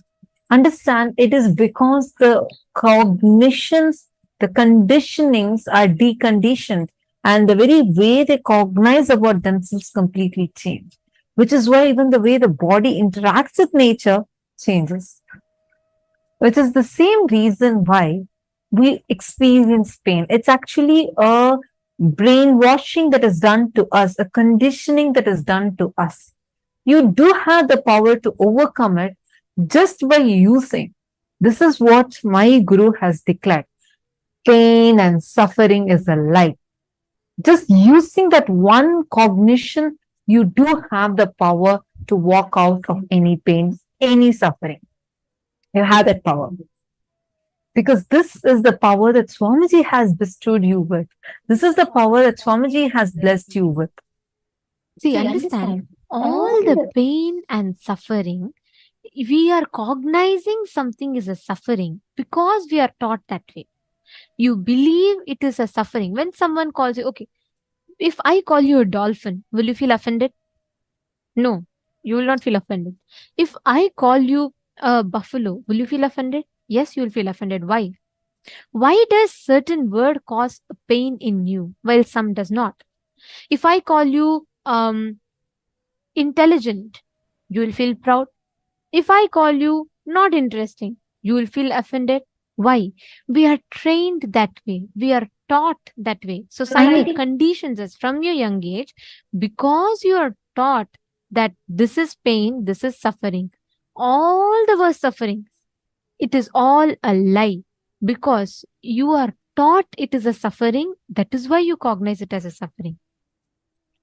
What you consider as your pain, what you consider as your pleasure, what you consider as good, what you consider as bad, everything is your conditioning. You trained your brain to believe that it is pleasure or it is pain, therefore it is pain or pleasure. You trained your brain to believe that something is good, it is good. Based on what you have conditioned yourself to be, that's what you cognize, that's what it becomes like. Getting it? Understanding? Now, what you all can do is start with the earliest memories of your life. Recall unpleasant incident of your life where you had mental, physical, emotional, conscious pain. Now, Swamiji himself gave the process, right? Some incidents you'll feel like the worst injustice has been done to you. Listen very carefully. Sometimes you will feel the worst injustice has been done to you. That suffering you are carrying, you may not be responsible for the incident that happened to you, but the suffering that you are carrying inside, you are responsible for that. This is a universal law. This is the truth. Please listen carefully. You may think, no, how can pain and suffering be a lie? Then all the suffering I've had in my life, is it a lie? Listen very carefully. Incidents might have happened that would have caused you, that would have been very wrong. Someone would have cheated you. We're not going to analyze whether it is right or wrong. But the suffering that you are carrying, yes, you are responsible for it. You are responsible for the suffering that you create inside of you. Now, please sit, identify, analyze, understand what are these sufferings that you've created inside yourself. Pen down. Pen down all the most painful incidents that you have had. Please pen them down.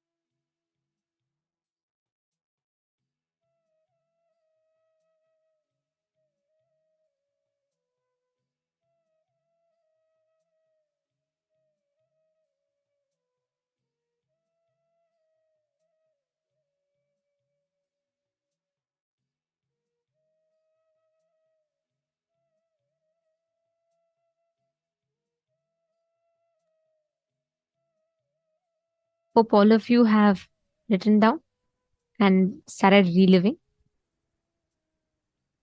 As you identify, as you keep completing, what starts happening is the cognition that you carry starts maturing. How you start manifesting, how you manifest the experience starts maturing. So it'll no more be in the same usual way that you see it, that you experience it. It'll have a completely different shift altogether. Now, all the participants, every one of you that are here, understand whenever you liberate yourself from certain pain pattern that you're stuck with, you start experiencing a profound breakthrough in the way you see, the way you experience reality.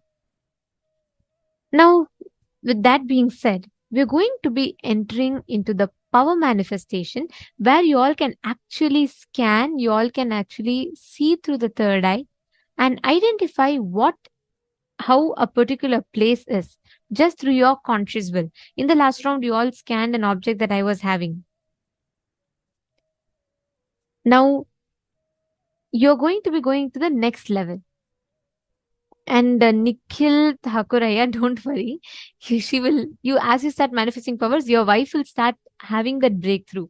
Many spouses who get connected to Swamiji, the first thing they say is, when they see the transformation happening in their spouse, they start feeling like, oh my God, it is possible, it is real. And they start feeling enriched.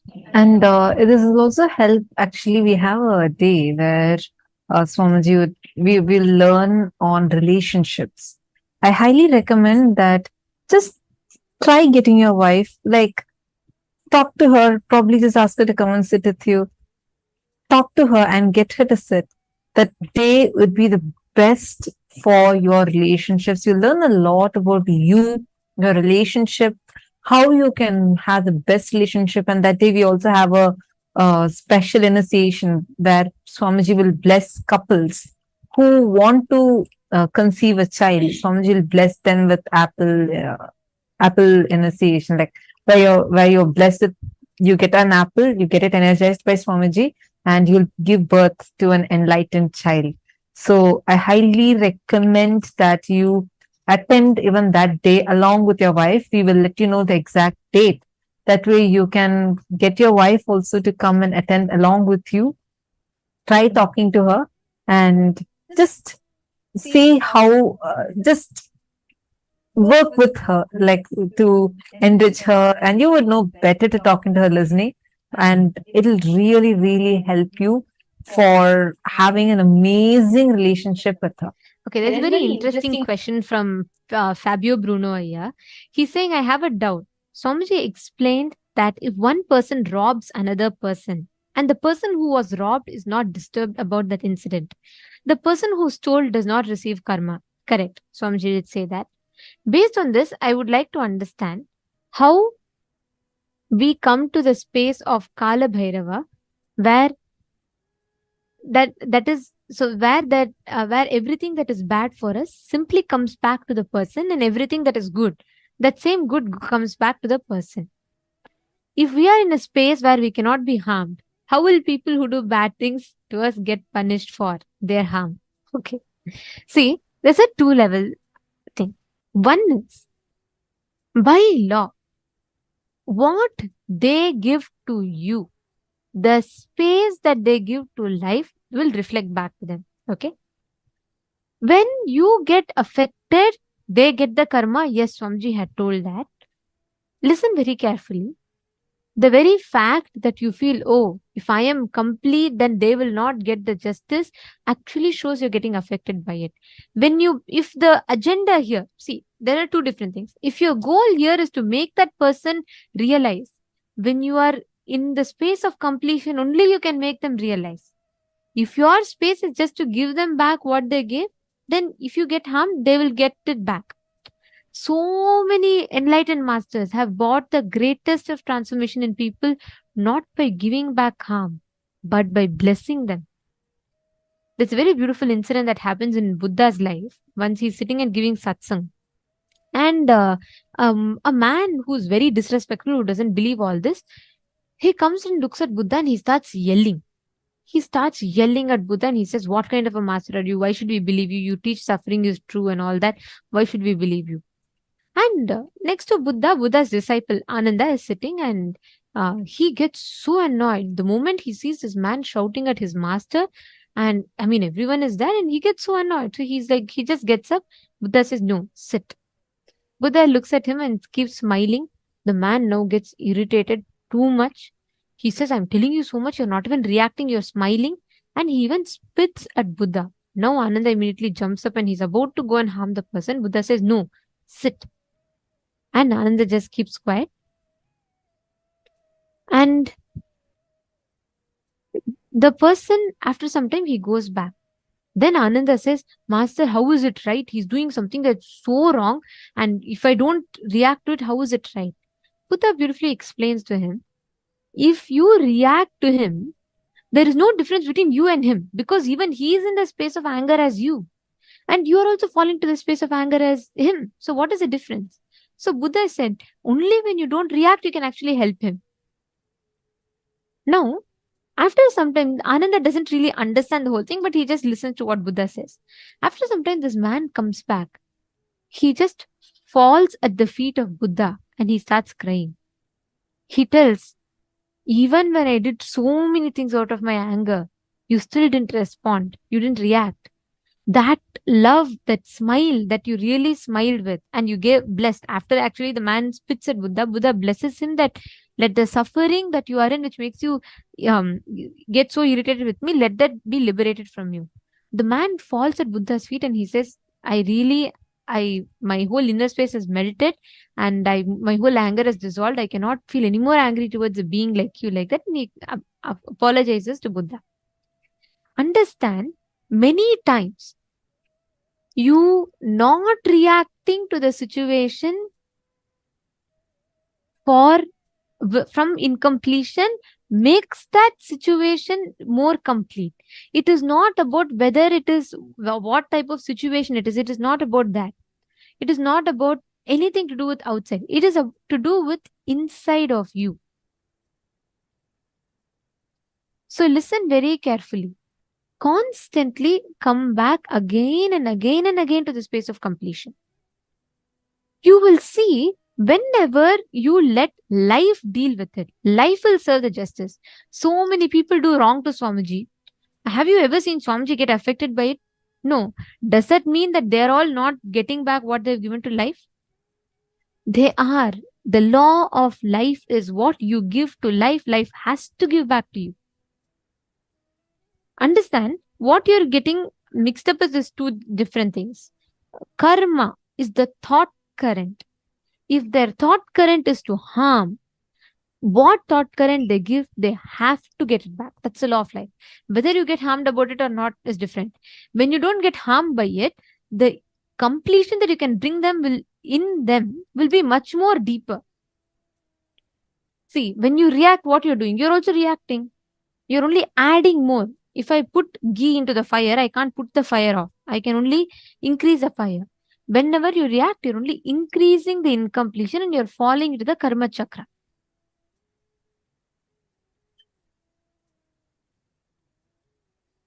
Ma Rajeshri is asking the difference between mental and emotional pain. Conscious pain is physical and emotional pain.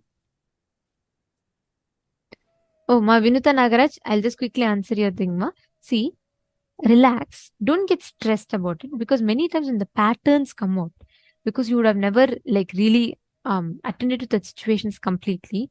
So sometimes your body will react like that. It's okay. Take a break, relax, and then you can do it when you're able to. Okay, so the question of the different pains, right? See, whenever you feel like disrespected, where you are emotionally hurt, it is one type of pain. There are other pains where you almost feel like giving up. Understanding? Like there are totally 5 types of pain. The first type is physical pain.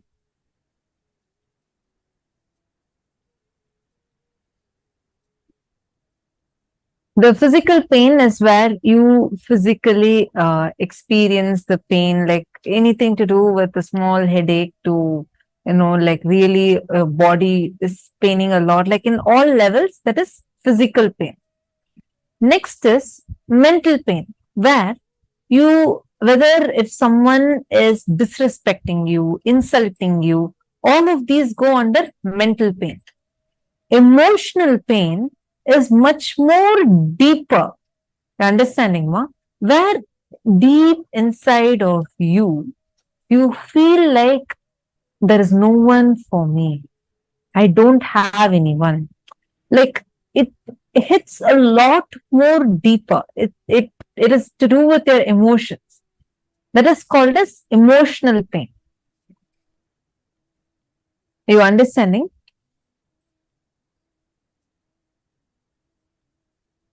So now, whenever To you complete, right?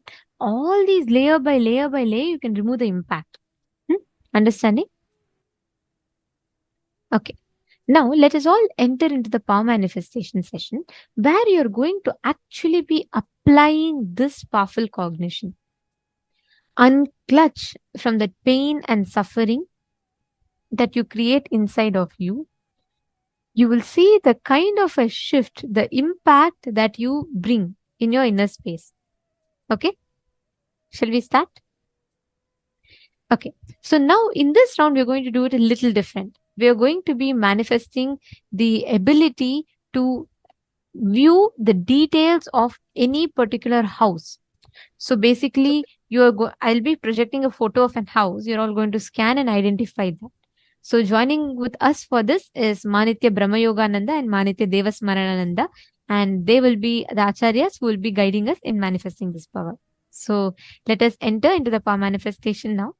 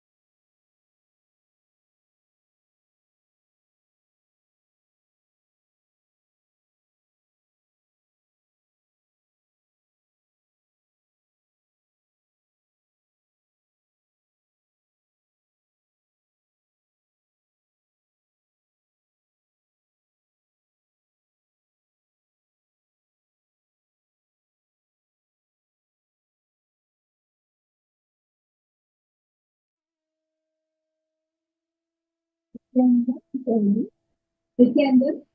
it is a pleasure to be here again today with each and every single one of you for this power manifestation session.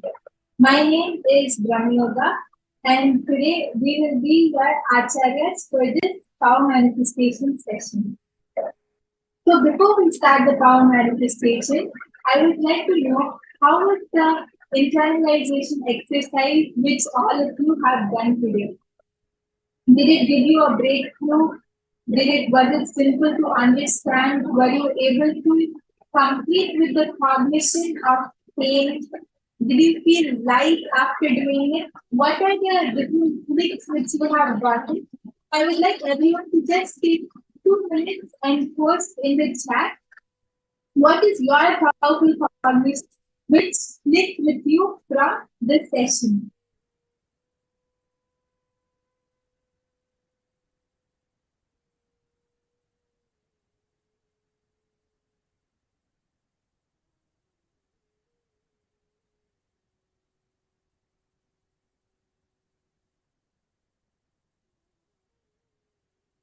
Yes, so Ma Priyatma Swarupini has posted there is no suffering. That is great, Ma. That is actually the main cognition, the main click of this internalization exercise. Because suffering is just societal, yes.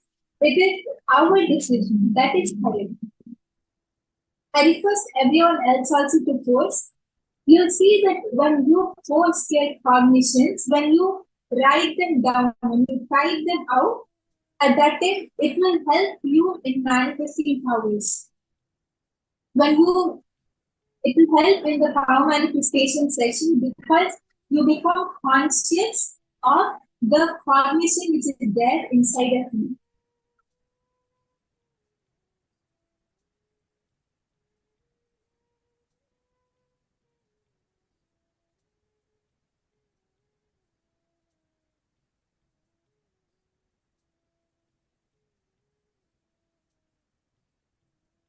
I encourage and invite each one of you, please take a minute and quickly share your powerful cognition, your click with us. Please understand, when you share, you become conscious of it, and this powerful cognition is going to help you in the power manifestation. Yes, Soma, is this you got a huge click about your root pattern that it is more present in your life than what you thought. Yes. So now that you have gotten the click, now that you are aware of it, when you manifest the power, you will see how it helps you in completing with this very cognition.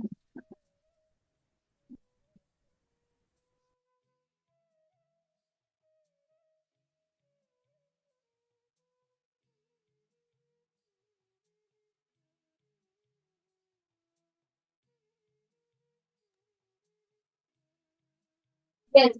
So now we are all going to enter into the power manifestation session. So it was so nice to read out your experiences of how you understood what Swamiji revealed to all of us and what you were able to speak with in the internalization exercise. So now, with the same powerful cognition that suffering is a societal conditioning, it is our choice.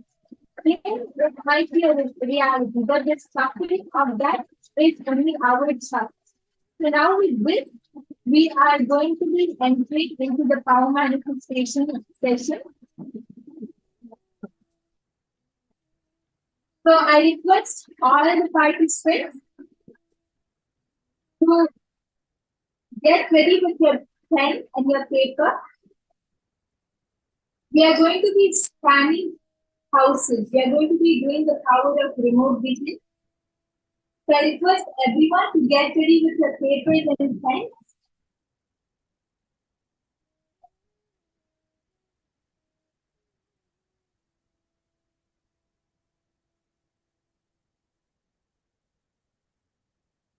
Yes. So now, as all of you can see, the house is projected. The slide of the house is projected. So I request all the participants, sit with your head, neck and spine in a straight line. Remember Swamiji in your third eye. And you can close your eyes or open them, whatever is comfortable for you. And take a deep breath. Inhale and exhale. And start chanting the Mahavakya. Om Nithyananda Paramashivoham. Om Nithyananda Paramashivoham. Om Nithyananda Paramashivoham. Just connect to Swamiji and let the Mahavakya vibrate in your inner space. Just sit and intensely connect with Swamiji.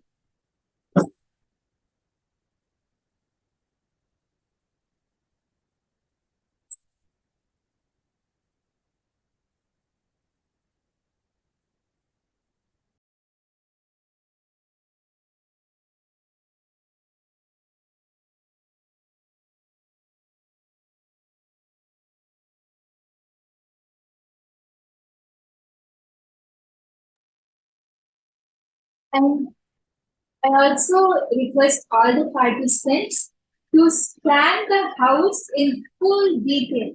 Whatever Swamiji shows you, the number of cups, it could be the number of spoons, it could be the minutest object or color in the house. Whatever Swamiji shows, you can even draw a full map of the house. You can write the material the walls are made of, the type of designs, the type of colors, the number of bedrooms, the number of bathrooms, what type of kitchen it is, the flooring, what is the type of flooring, the color of the flooring, what type of bathroom is it, what is the model of the house, everything, whatever Swamiji showed you can write it down in full detail.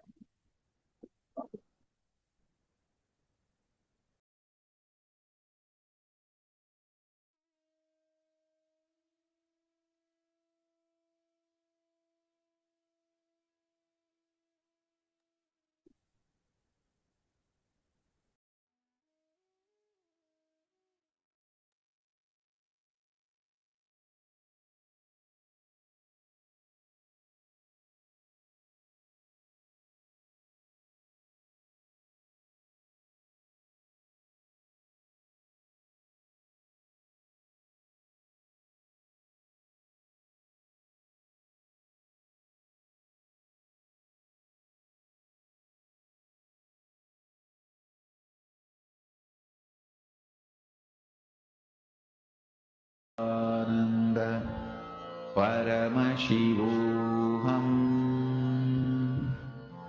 Om Nithyananda Paramashivoham. Om Nithyananda Paramashivoham. Om Nithyananda Paramashivoham. Om Nithyananda Paramashivoham. Om Nithyananda. Yes, Maham group, you have asked if we have to scan only the living room. So we actually have to scan the whole house, and not only the house, you can even scan the history of the house, what type of space the house holds, everything which is related to the house. It can be the vastu, it can be the history, whatever Swami shows you can scan everything. And yes, now you also have to scan the whole house, not only the living room. Paramashivoham. Om Nithyananda. Paramashivoham. Om Nithyananda. Paramashivoham. Om Nithyananda. Paramashivoham. Om Nithyananda. Paramashivoham. Om Nithyananda. Paramashivoham. Om Nithyananda. Paramashivoham. Om Nithyananda. Paramashivoham. Om Nithyananda. Paramashivoham. Om Nithyananda. Paramashivoham. As Swamiji is showing the answer to you, you can even start writing it down on a piece of paper. And see, actually, the power of remote vision is where you would get answers in a lot of detail. You get precise answers. Like right now, if I was going in that house, or if you were going in that house, how you would walk through the main door, then you would first see how the entrance is, then you would go inside, see the room, see the living room. How you would walk through the house. That is literally what you're going to do now. You're going to walk through this house with your third eye. So you would get a lot of details. So I request everyone to write down whatever Swamiji is showing you, and you can post it once you're done manifesting, because you can keep writing it down. So my Mohini Rata has started posting. That's great. Just connect to Swamiji and declare that yes, I am one with Swamiji. Swamiji is there in the house, Swamiji is there in me, Swamiji is there in everything. So you have to just connect to that space, that consciousness inside you, which is Swamiji. And you'll see that when you do that, you'll be able to see the house like you are physically present over there. Paramashivoham. Om Nithyananda. Paramashivoham. Om Nithyananda. Paramashivoham. Om Nithyananda. Paramashivoham. Om Nithyananda. Paramashivoham. Om Nithyananda. Paramashivoham. Om Nithyananda. Paramashivoham. Om Nithyananda. Paramashivoham. Om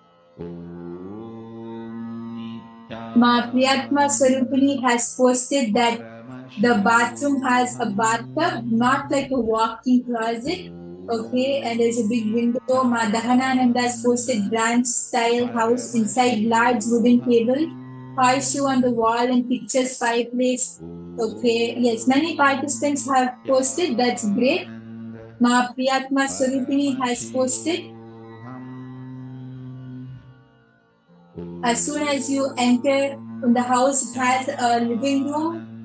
And okay, yes, so many people have posted. That's great. So now we are going to be moving on to the answer. If anyone else has to post, you can quickly post because whatever is posted before the answer is projected will only be counted. Yes, Mayogamalal has posted. Dahanananda has posted. Ma Priyatma Surupini has posted. Okay, that's great. Yes, Ma Heidi, did Swamiji show you anything? I could see many other participants were also manifesting. Ma Agama Priya, Ma is big. All of you can also post what Swamiji showed. I could see that many of you were intensely participating.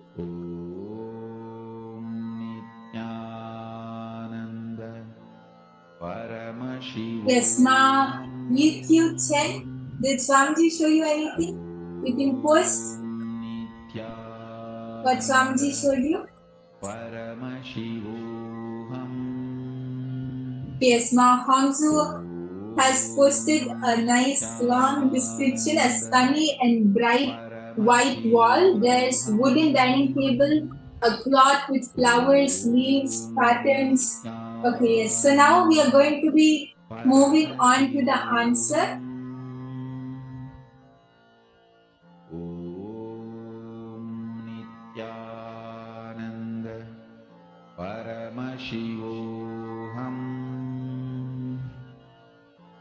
Yes, so the parameters of this house is there are 3 bedrooms, 3 bathrooms, and it is a fully furnished house.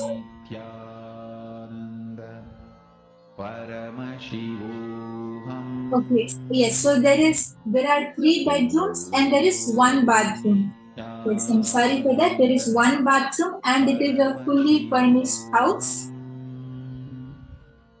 Yes, so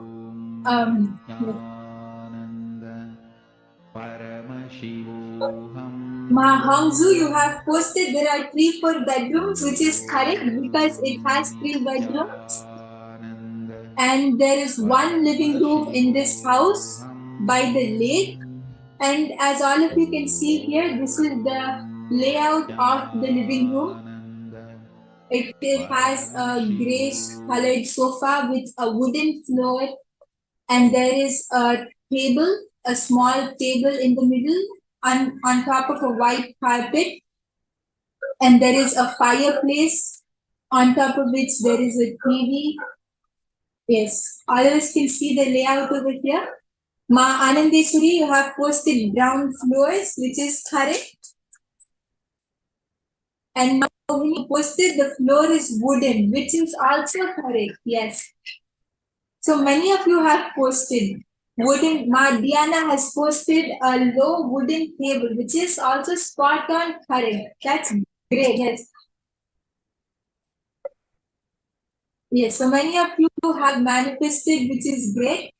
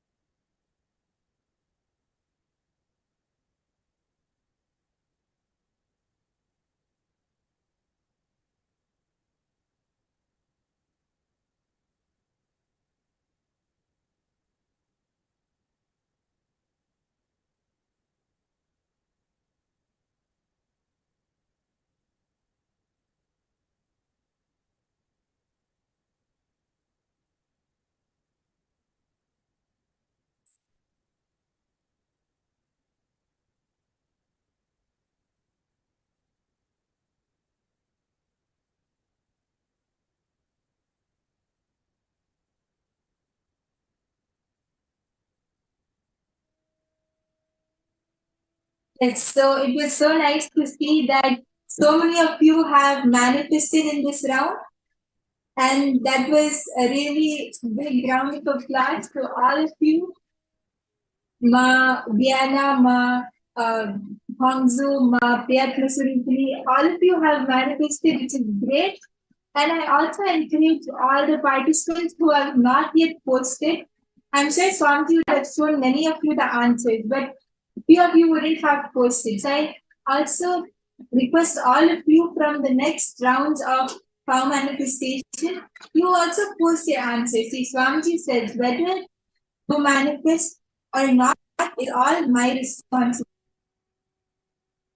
Surrender at Swamiji's feet and just whatever Swamiji shows, just write that down, just type that out, and you'll see that because as all of you can see, whoever has posted has actually gotten it correct. Because as all of us know, Swamiji can never be wrong. So I request all the participants, the more you involve, the better experience you'll get from the power manifestation. And the more and more practice all of us do, the more we'll be able to manifest powers. And it is so nice to see so many of you manifesting. Yes. So I'm sure all of you would have very beautiful experience from this session. And please do not miss these power manifestation sessions. Do it intensely. Do every single session.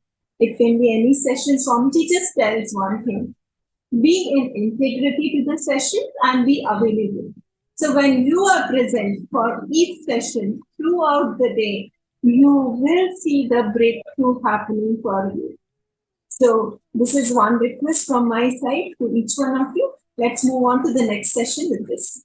So now we are going to be learning from Swamiji about how soft suffering is a boon.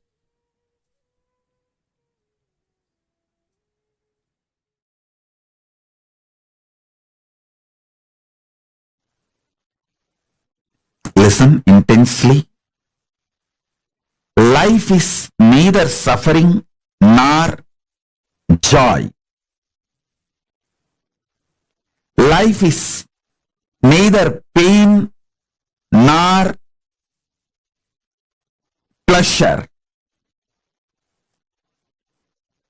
Life has to be triggered inside you from the great cosmic truths of the parallel universe. That's all.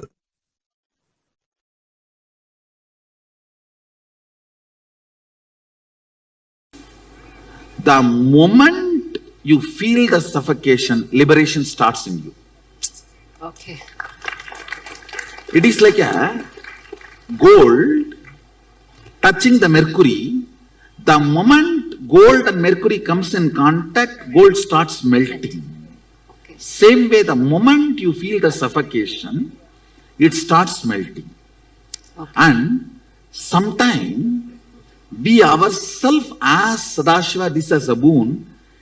I may not be able to handle myself pushing me towards liberation. You better appear in the form of suffocation to me and go on pushing me towards liberation.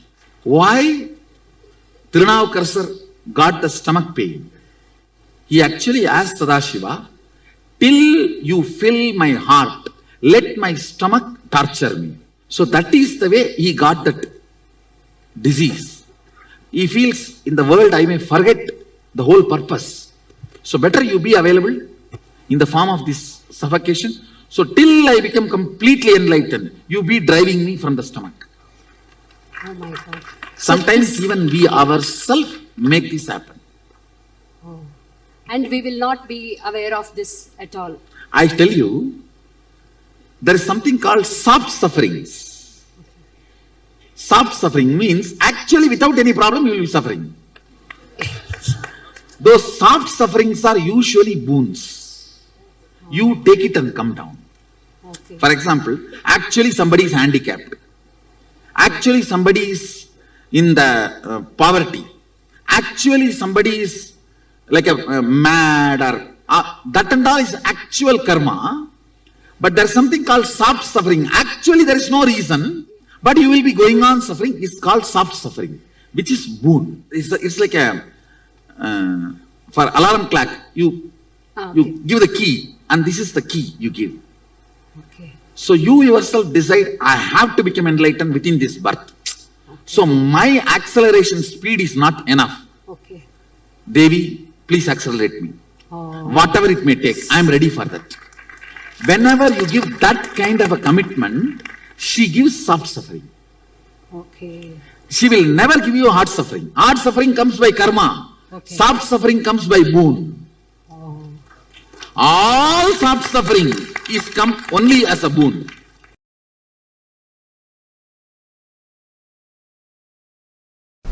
If I have the body which gets tired, then I know the signs to get out of tiredness. Understand? What do you mean by saying your body gets tired? Then you know there is a space where you are not tired. When you know there is a space where you are not tired, you know now there is a space where you are not tired and where you are tired.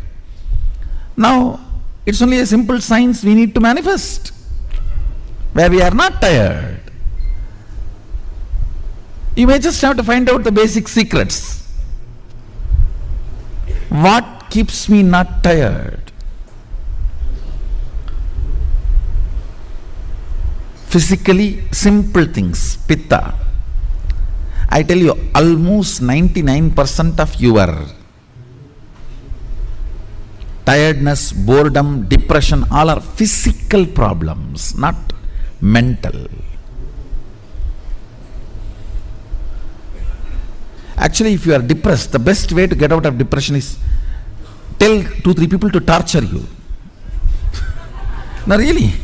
When you have a real problem, you will not create this soft suffering. You just need a strong 2-3 people to torture you. Then the whole problem is solved. Because there is no suffering from outside, you just go on torture yourself.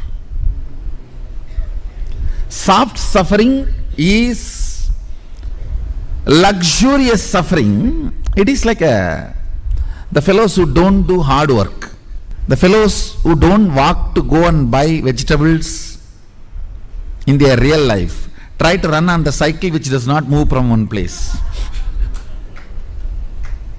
Soft suffering is the luxurious replacement of the real suffering.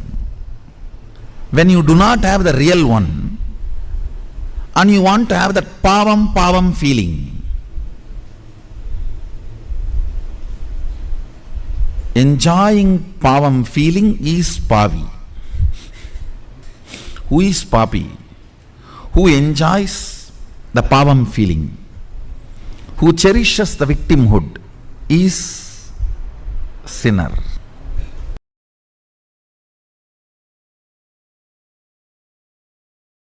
I'll tell you one small incident. One guy came to my guru, Isaki Swamigal, who talks very less usually. I still remember this incident. He came to Isaki Swamigal for stomach pain, some constipation or some stomach pain. And he was complaining because of that stomach pain. All his joy is lost. He used to be all the time joyful, smiling. Because of the stomach pain, everything is lost. Isaki Swami just gave a little vibhuti and asked him, apply it on your stomach and sleep. Come back after 24 hours. That guy was filled with doubt and frustration, saying, oh, I am suffering with this stomach pain for last 8 years and you are giving me little vibhuti and asking me to apply it on the stomach, not even giving something for me to take inside as the medicine. In Indian villages I have seen, only if you do big treatment, you are a big doctor. You have to make that fellow lie down, put many injection. and if possible even IV. If you do big, then you become a big doctor. Iseki Swamigal is a Hindu doctor, Hindu Vaidya. He knows all the methodology, even modern medicine. He used to even give injections if needed. He has made himself as a self-taught. Even modern medicine, of course, the traditional Vaidya Shastra he learnt from his Guru Parampara, very traditional way. Anyhow, he gave this vibhuti. That guy was ranting, but his Swami did not answer, he just kept quiet.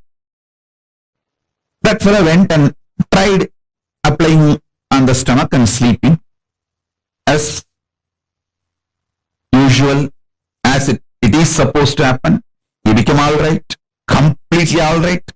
Not only the stomach pain disappeared, the bleeding he used to have stopped.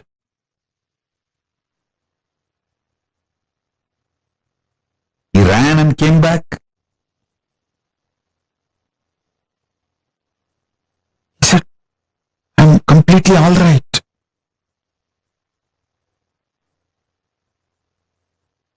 But still there is no joy in his face. Bhagavan asked, Iseki Swami asked, Ippa sandosham dana? Now you are happy, na? He said, no, happiness has to come from inside, na? Only if it comes from inside, I can be happy. He smiled and said, being sad, you built it. With a lot of effort, convincing you with false ideas, logic. But to be happy, you expect it should come from automatically within. It's like you dump 1 ton shit on a diamond and you expect the diamond should shine beyond the shit you dumped. You consciously dumped sadness on you, multiple times convincing you. See, as a baby, we are all bubbly, excited, joyful, natural existence. The existential reality was joy and excitement, jumping, dancing.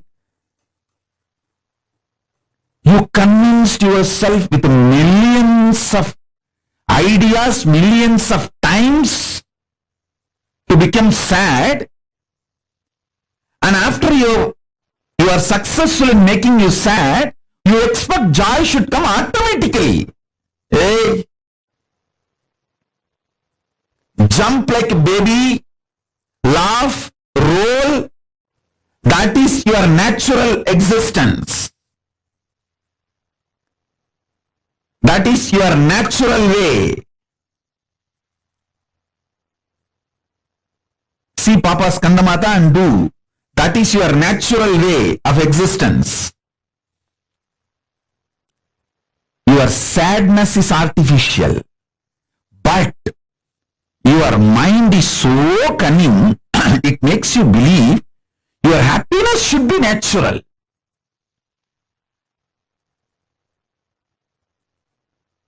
Your happiness is natural, but you dumped so much sadness on you, you made your sadness like natural. Then natural, you have to break it and reclaim your joy as natural.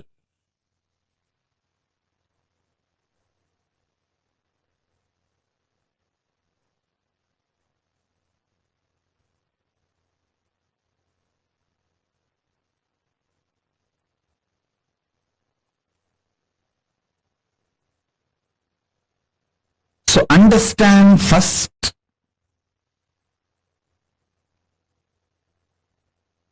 your joy, jumping, excited, inspired state is your nature.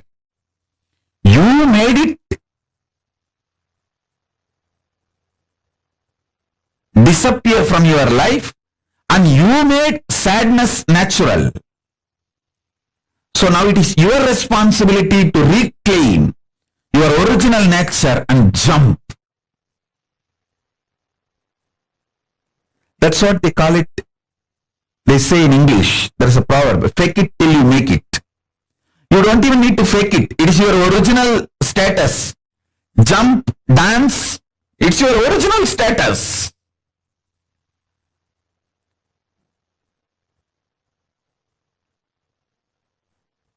Be blissful, it's your original status.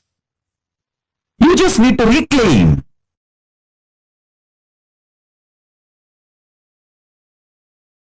Actually, in reality,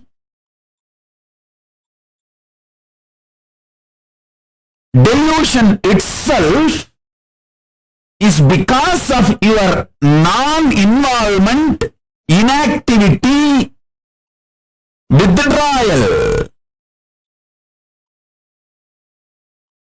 When an elephant sleeps, even a wolf and fox will try to bite his leg. Listen. When an elephant sleeps, wolf and fox will try to bite his leg. When a lion is fast asleep,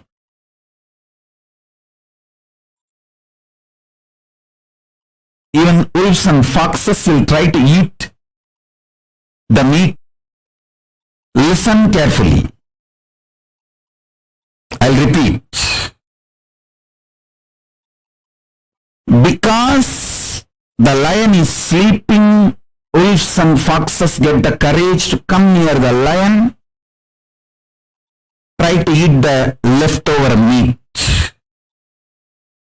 Because the elephant is sleeping, wolves and foxes will try to come and bite the feet of the elephant, try to take a bite. Because you are not involved with yourself, even your delusion is invited upon you. Listen. Why you have nightmare? Because you fell into the lower conscious identity. Your decision to fall into the lower conscious identity naturally invites nightmare in you. Your decision to wake up to the higher identity not only will throw away the nightmare, it can throw away all delusions and illusions.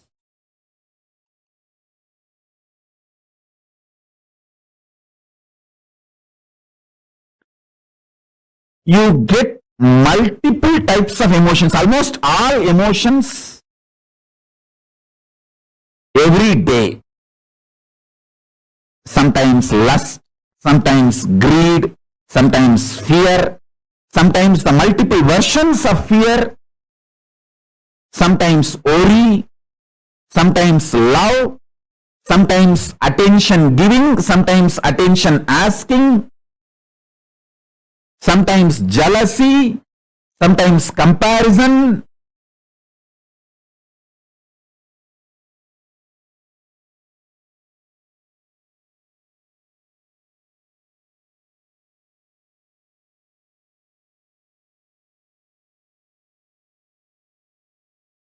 Various emotions, sometimes the willpower, sometimes arrogance, sometimes frustration, different emotions. I can describe all kinds of emotions you get, but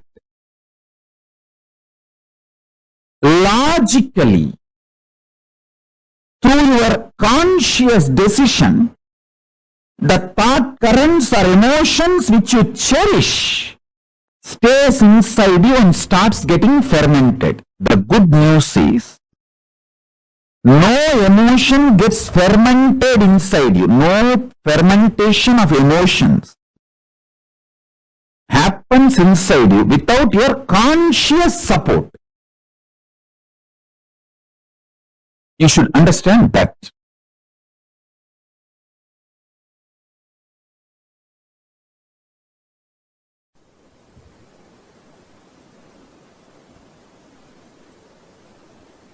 Due to the unconscious lifestyle, you collect many addictive patterns and empower them with your parasites. And those parasites nicely getting empowered, sitting inside you, literally not just rule your life, ruin your life. Haritaki is the most beautiful way to get rid of.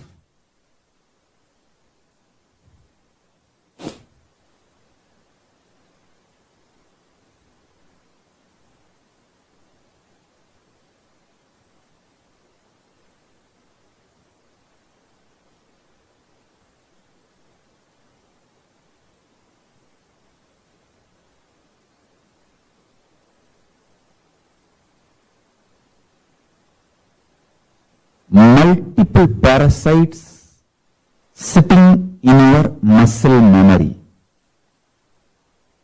I can give you lots of examples. If you are married, you know backseat driving. How your spouse sits in the back seat and drives you.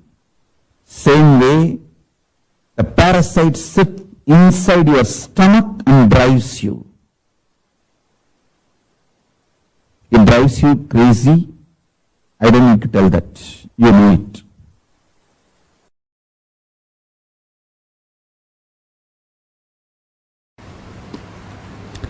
You are not negligible part of the existence. When you consider you are a negligible part of the existence, or you are an accident, or you are cursed. These are the multiple identities you try to associate due to the frustration and low self-identity. You give life to that identity. Because you give life to it, that becomes reality. Listen. The good news I have is, unconsciously, if you cherish even 10,000 years, you are a cursed being. Consciously, if you declare even once, you are a blessed being. The conscious declaration overpowers 10,000 unconscious cherished thought current, because even if 10,000 years a room is in darkness, one matchstick is enough to light it in 1 second. Listen. All powerlessness, all fear related thought currents, and all low self inner image you are cherishing, which puts you in powerless, is not clutched to consciousness. You need to understand that.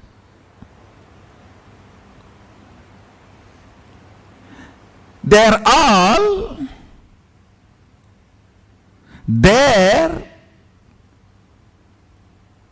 indirectly receiving or sucking the energy from consciousness, but they are not supported by consciousness. That is why the asuras, how much ever powers they may get, finally they do not exist.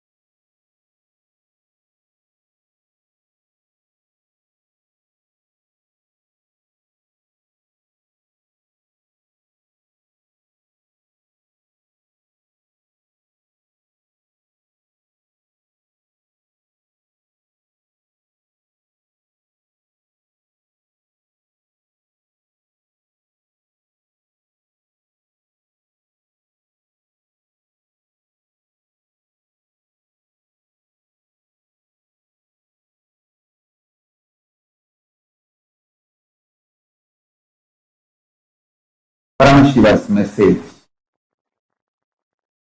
directly from Kailasa. Happiness is delusion. Bliss is real existence.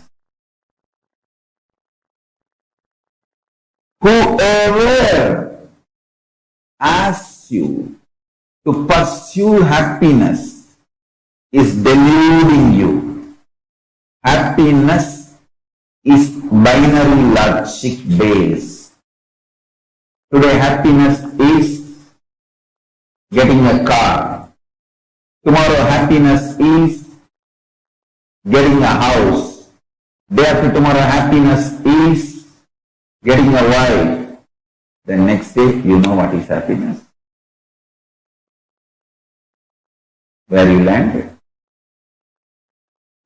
Happiness is the word society, mass media cult, entertainment industry cult is using to exploit you and keep you in delusion continuously. Bliss is cosmological reality. Happiness is societal delusion. Understand? Bliss is when you know absolutely you are in tune with the whole existence. Even if you think you are not in tune and accept that as a reality, you will be in bliss. Bliss comes from powerful cognitions.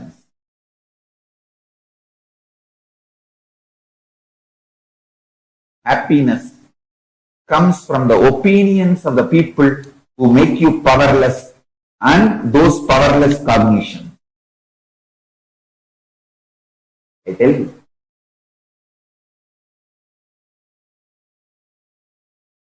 Each time when you cognize powerful cognitions of the cosmic truth, cosmological truth,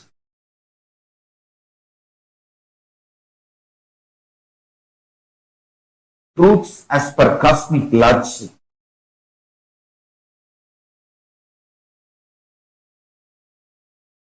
you manifest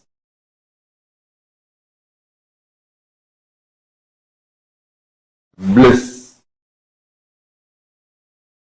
Bliss is based on cosmic logic. Happiness is based on binary logic.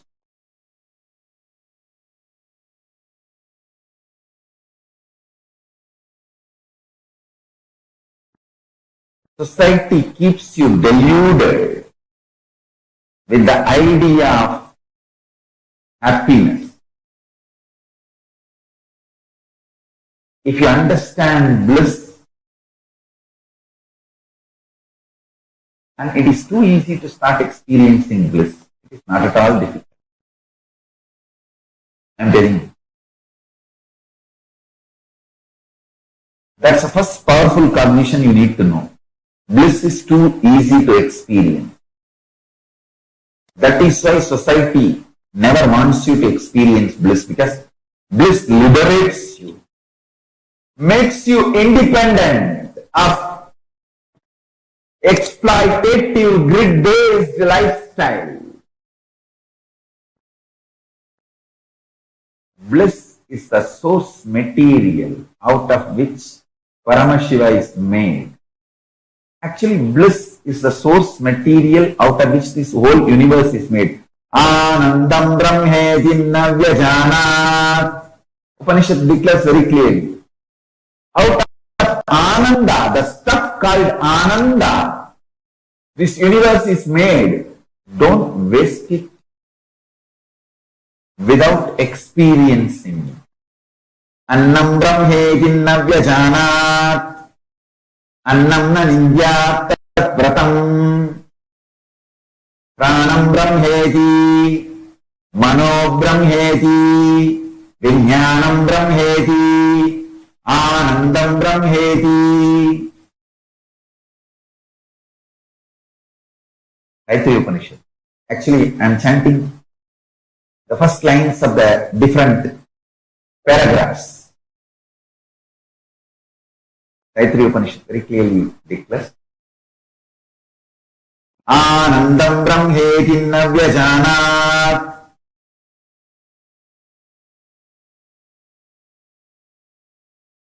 Understand? The whole universe is made of stuff called Ananda. It's made out of stuff called Ananda.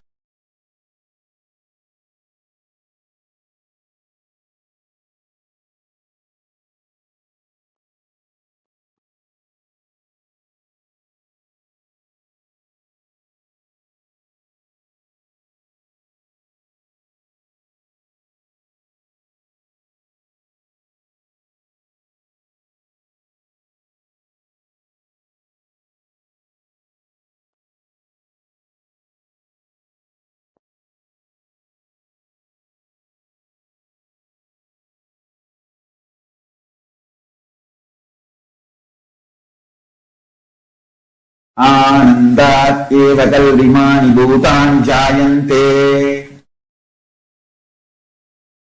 It is indeed from Ananda all the beings have happened.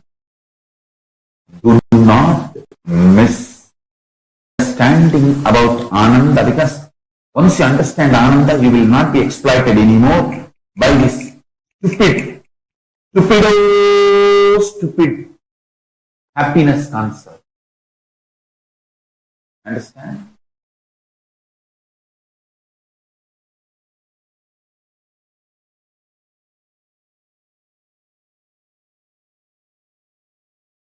This happiness idea is inserted into you by the society or the mass media cult, entertainment industry cult, which wants to exploit you. They put the ideas like income, healthy life expectancy, social support, freedom, trust, all this. I tell you,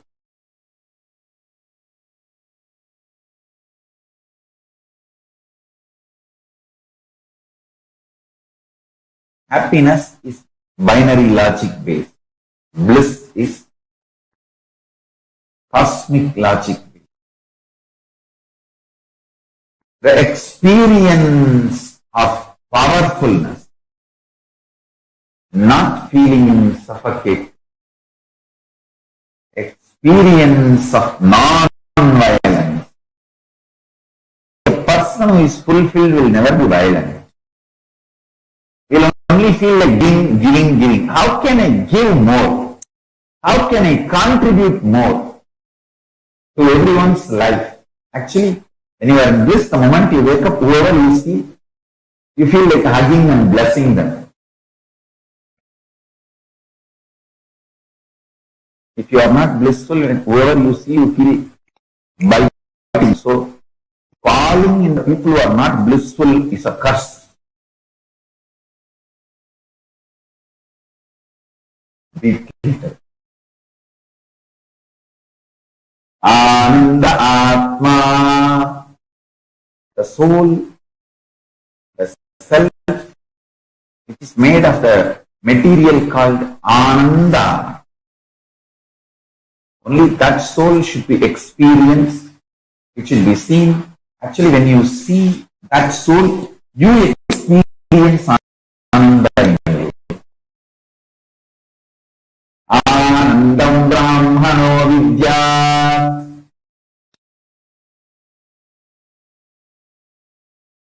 Bliss is the primary manifestation of Paramashivam. Anandam Brahmano Vidyat. The Brahman, Parabrahman, Paramashiva, the primary manifestation, immediate manifestation of that Paramashiva is Ananda, bliss.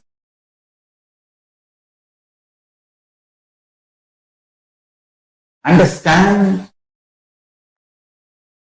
By jati you can be anything, but by varna you can become Brahmana. Same way, by social conditioning you would have felt happiness or you may not have felt happiness. But as per the cosmic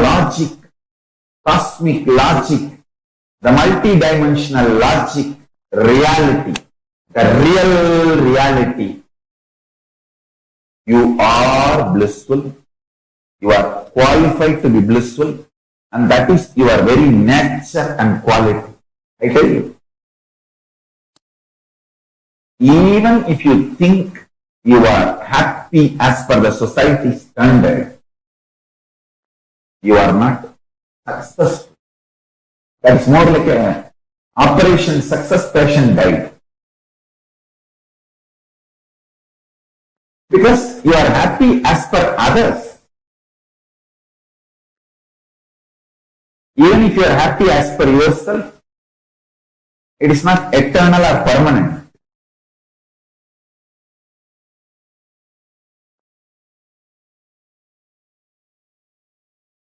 It's all relative measures, which changes not every day, every minute.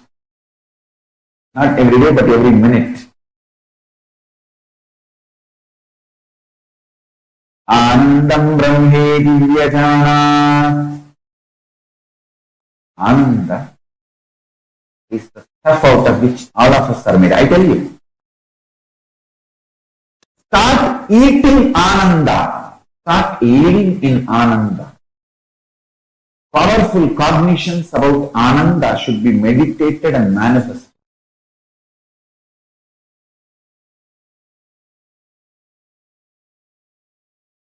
The pure truth I revealed now. Paramashiva made his own pure consciousness as the core recipe of life. Then he added other many things. But the core recipe of life is his own consciousness. This is a pure truth. Now the applied truth, listen to this very carefully. Listen to this very carefully. First, this is the greatest news, best news. Second, listen. Eternal bliss, Nitya Ananda, is one of the core, inherent, innate quality of Paramashiva's consciousness. Understand one thing. My inexhaustible activism comes from absolute fulfillment and bliss, not from any discontentment. See, discontented fellow will be active but cannot have a large vision which can go on expanding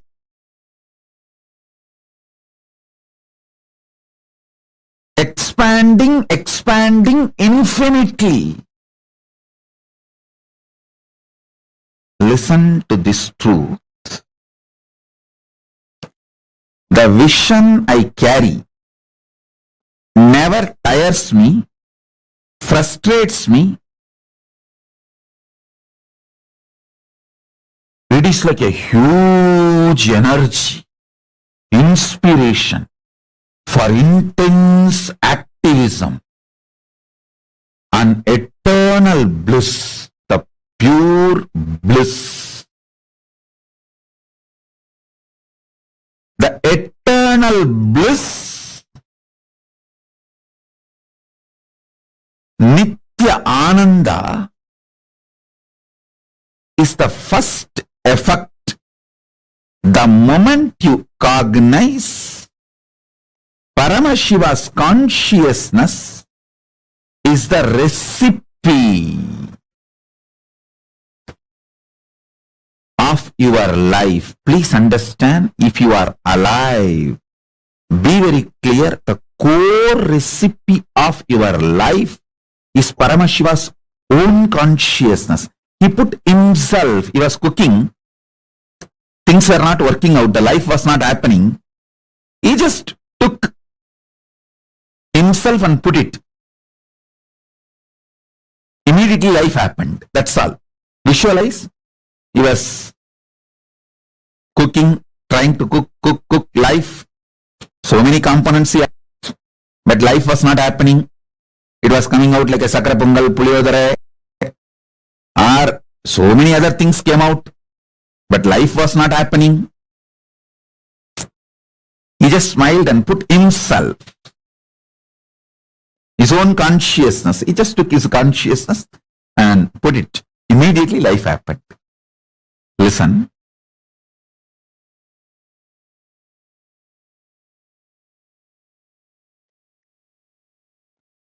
First thing, this is the best news. Second, this means your core programming is such extreme,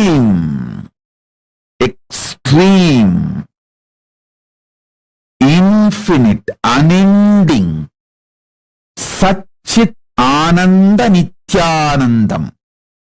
Sat, you know, you are programmed for truth. Sat, that is your core. Till you manifest that, you won't rest, because you are programmed for that.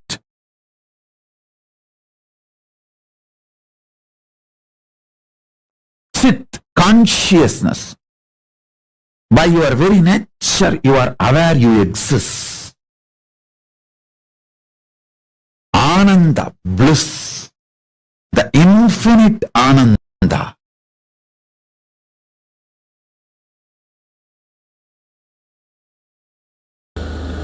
Now again I am going to give you some of the conclusions about you. Ask me conclusions about you. See, you have your own conclusions. I am tall, short, fat, lean, fair,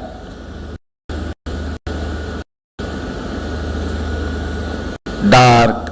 You have your own conclusions about you. This language, that language, this religion, that religion.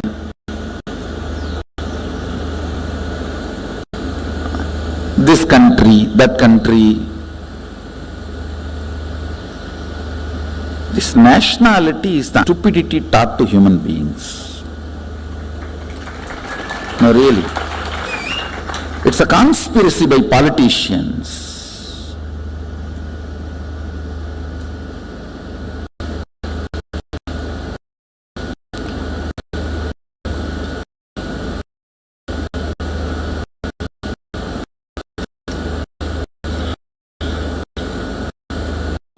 All these ideas, concepts,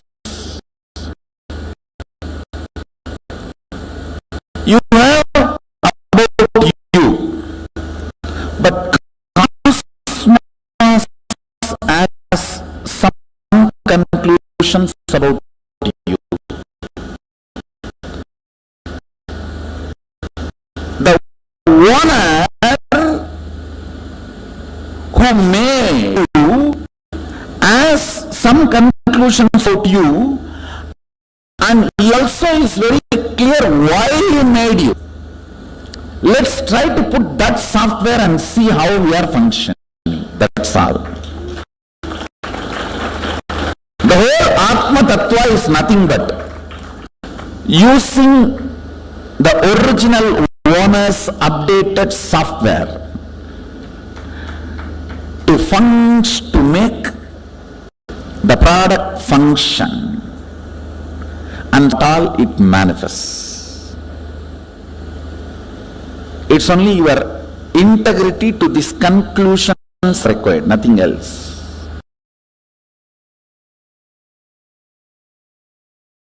Listen. The conscious principle, consciousness, conscioushood, Atmatva, the conscious component, Tattva in you, in all of us, is not only beyond the Panchatattva of Prithvi Tattva, Apu Tattva, Teyu Tattva, Vayu Tattva. Tattva means water element, air element, space element. The element in you, consciousness in you, Atma Tattva in you, not only on all these five, this empowers all these five.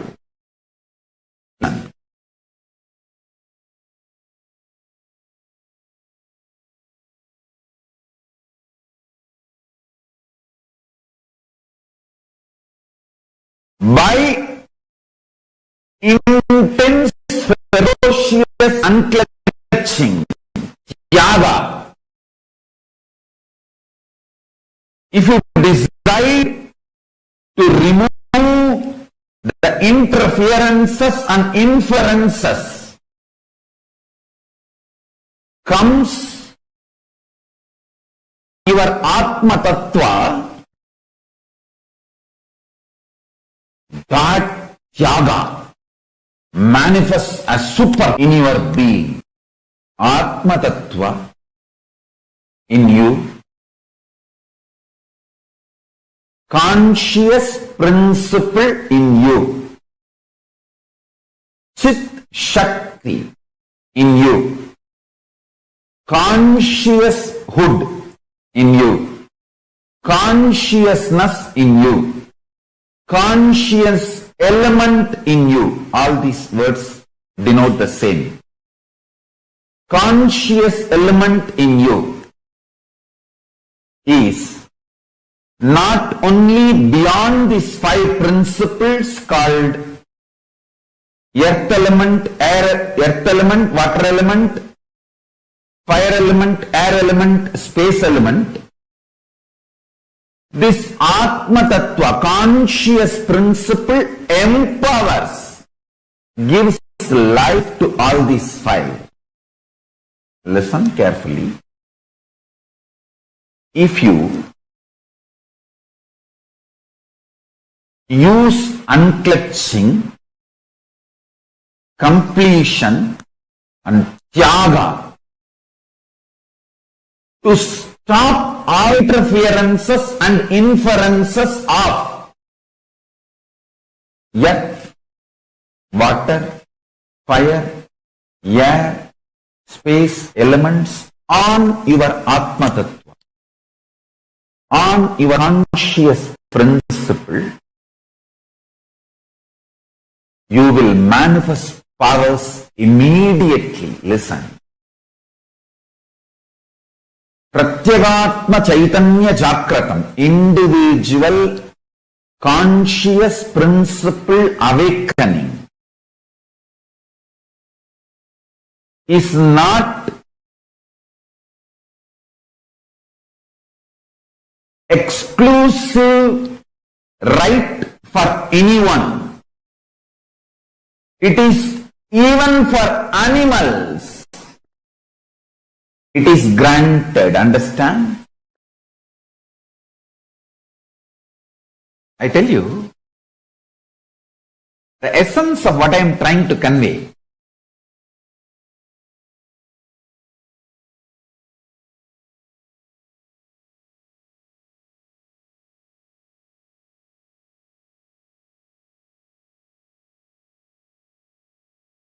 If you try to keep the powerful cognition, you are Atma. You are Atma Tattva. While you are eating, while you are sleeping, your body will not react like a normal human body. There will not be any body odor. There will not be any. The hangover of sleep, the effect of sleep on you.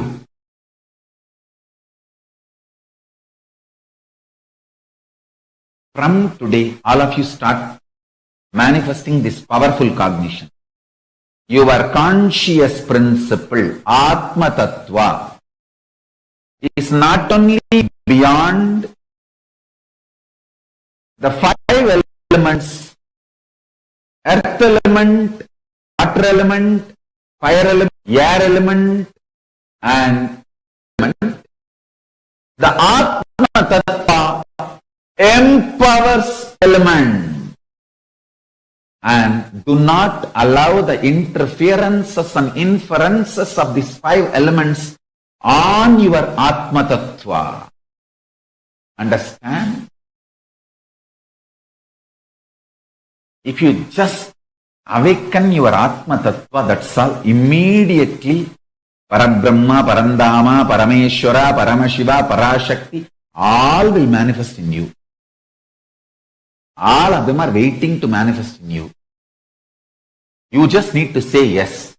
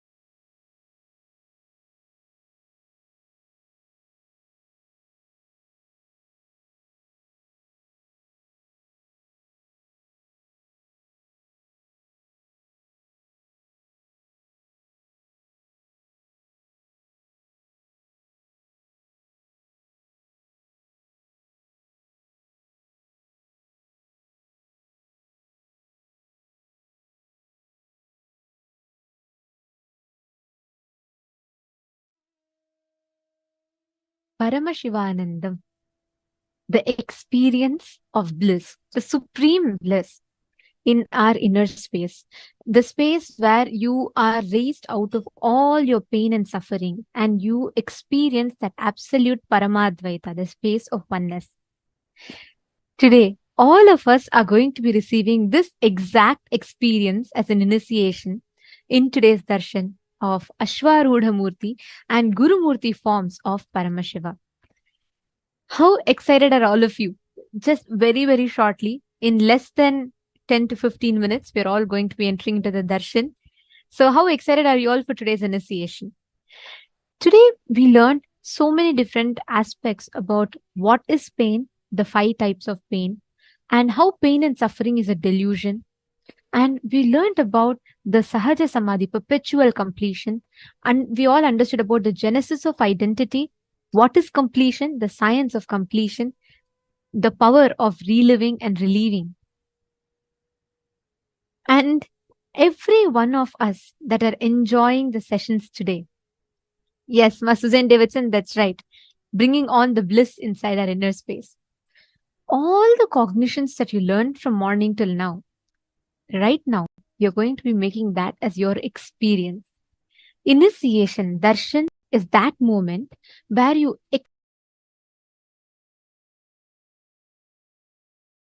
experience this powerfulness, you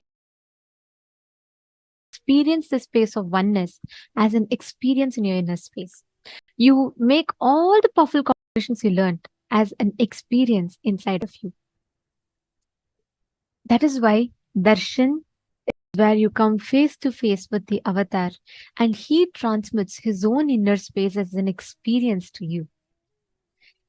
Today, all of us are going to be receiving the darshan of Ashwarudha Murti and Guru Murti forms of Paramashiva.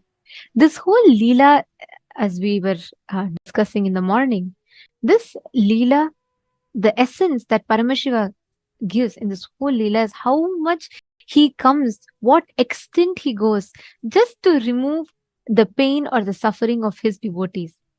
Whenever we just surrender, Paramashiva himself will take care. He himself will come.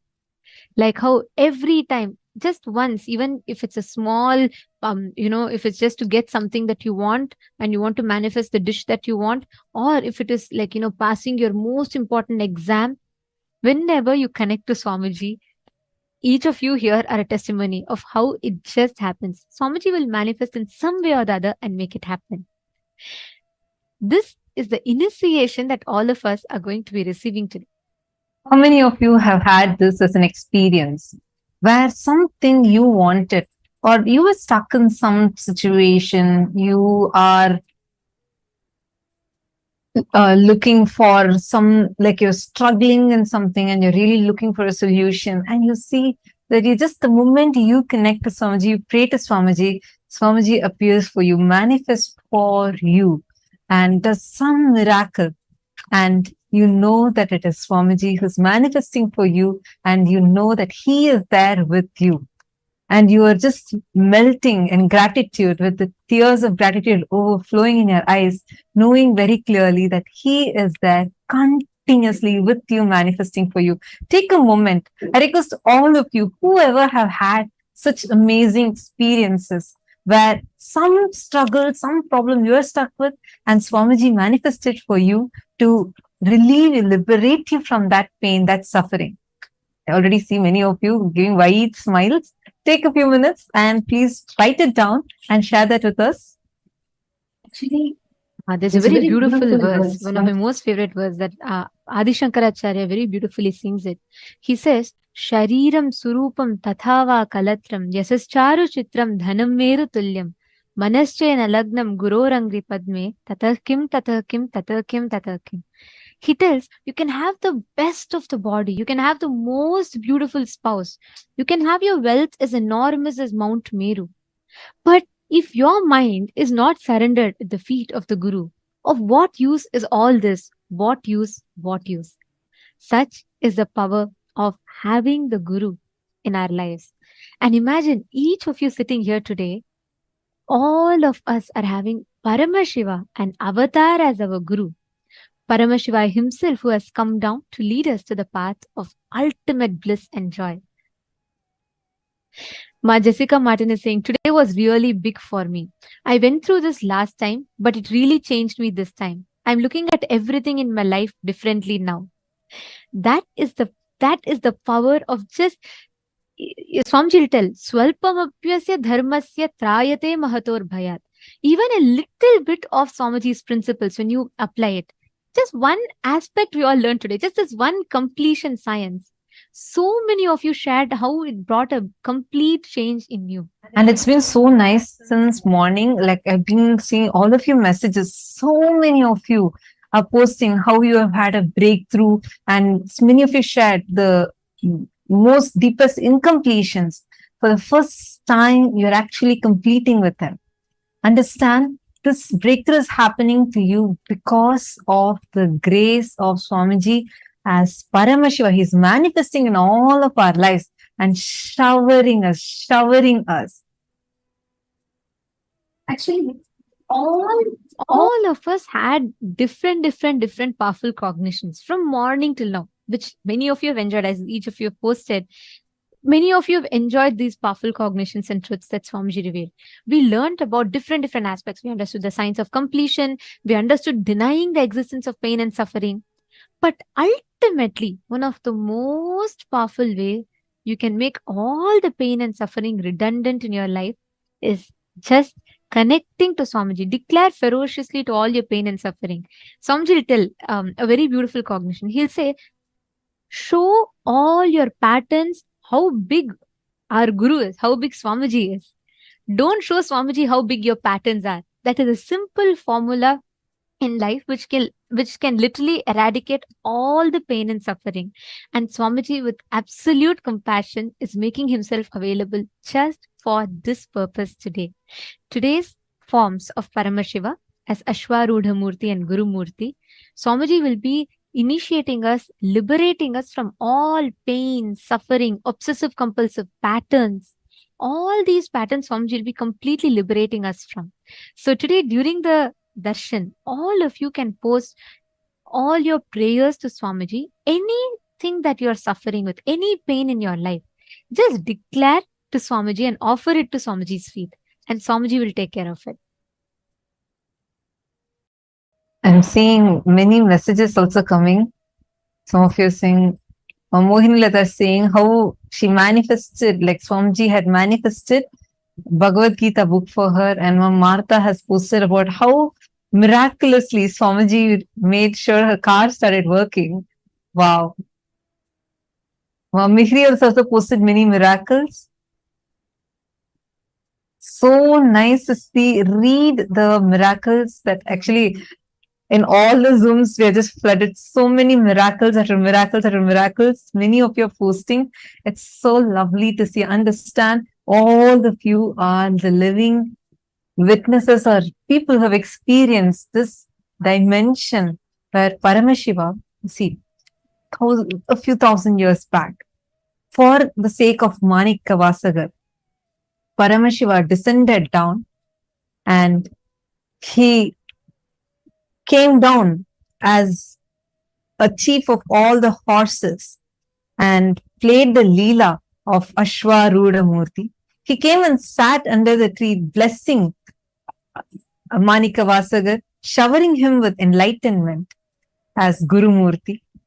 And he played that whole Leela where he came down for Vandi and accepted her love and gave the whole world experience of immense oneness. This, in every level, every step, where he himself he's just a prayer away from you, where he rushes and comes for the sake of the devotees and fulfills whatever we ask for and showers us with much more than what we asked for.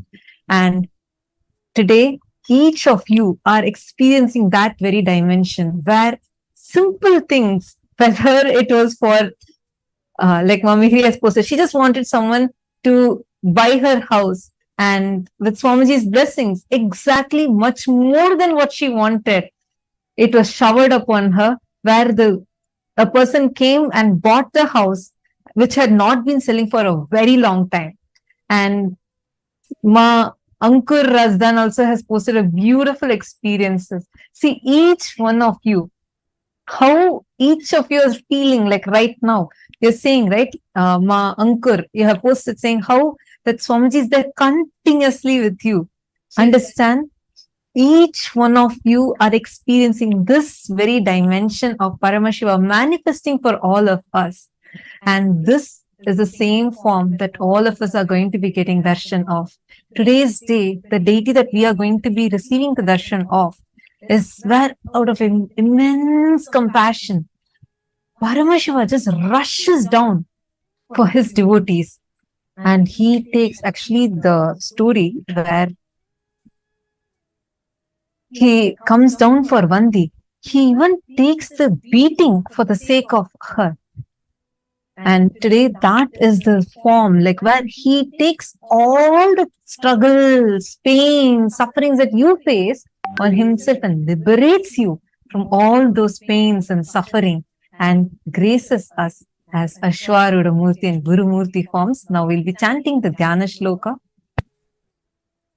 अचल उपरि शृङ्गे शम्भुयोगासनस्तु धवलममलवर्णं चैव वक्त्रं त्रिनेत्रम् करगतशुचिः सर्पपुस्तकज्ञानसमुद्रम् मुनिनुतपदयुग्मं दक्षिणामूर्तिमीडे.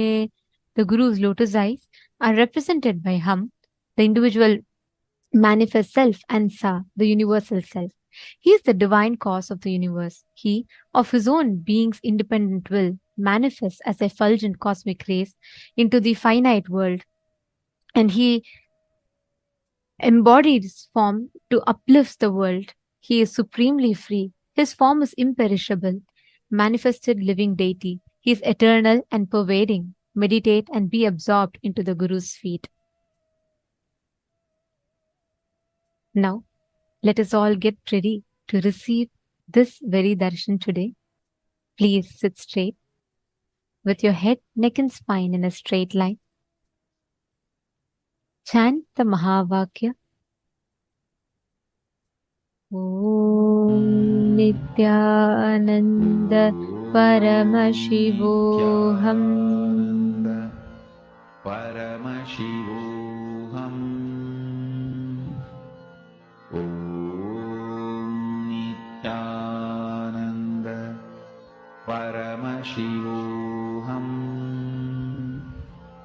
Om Nithyananda Paramashivoham. Om Nithyananda Paramashivoham.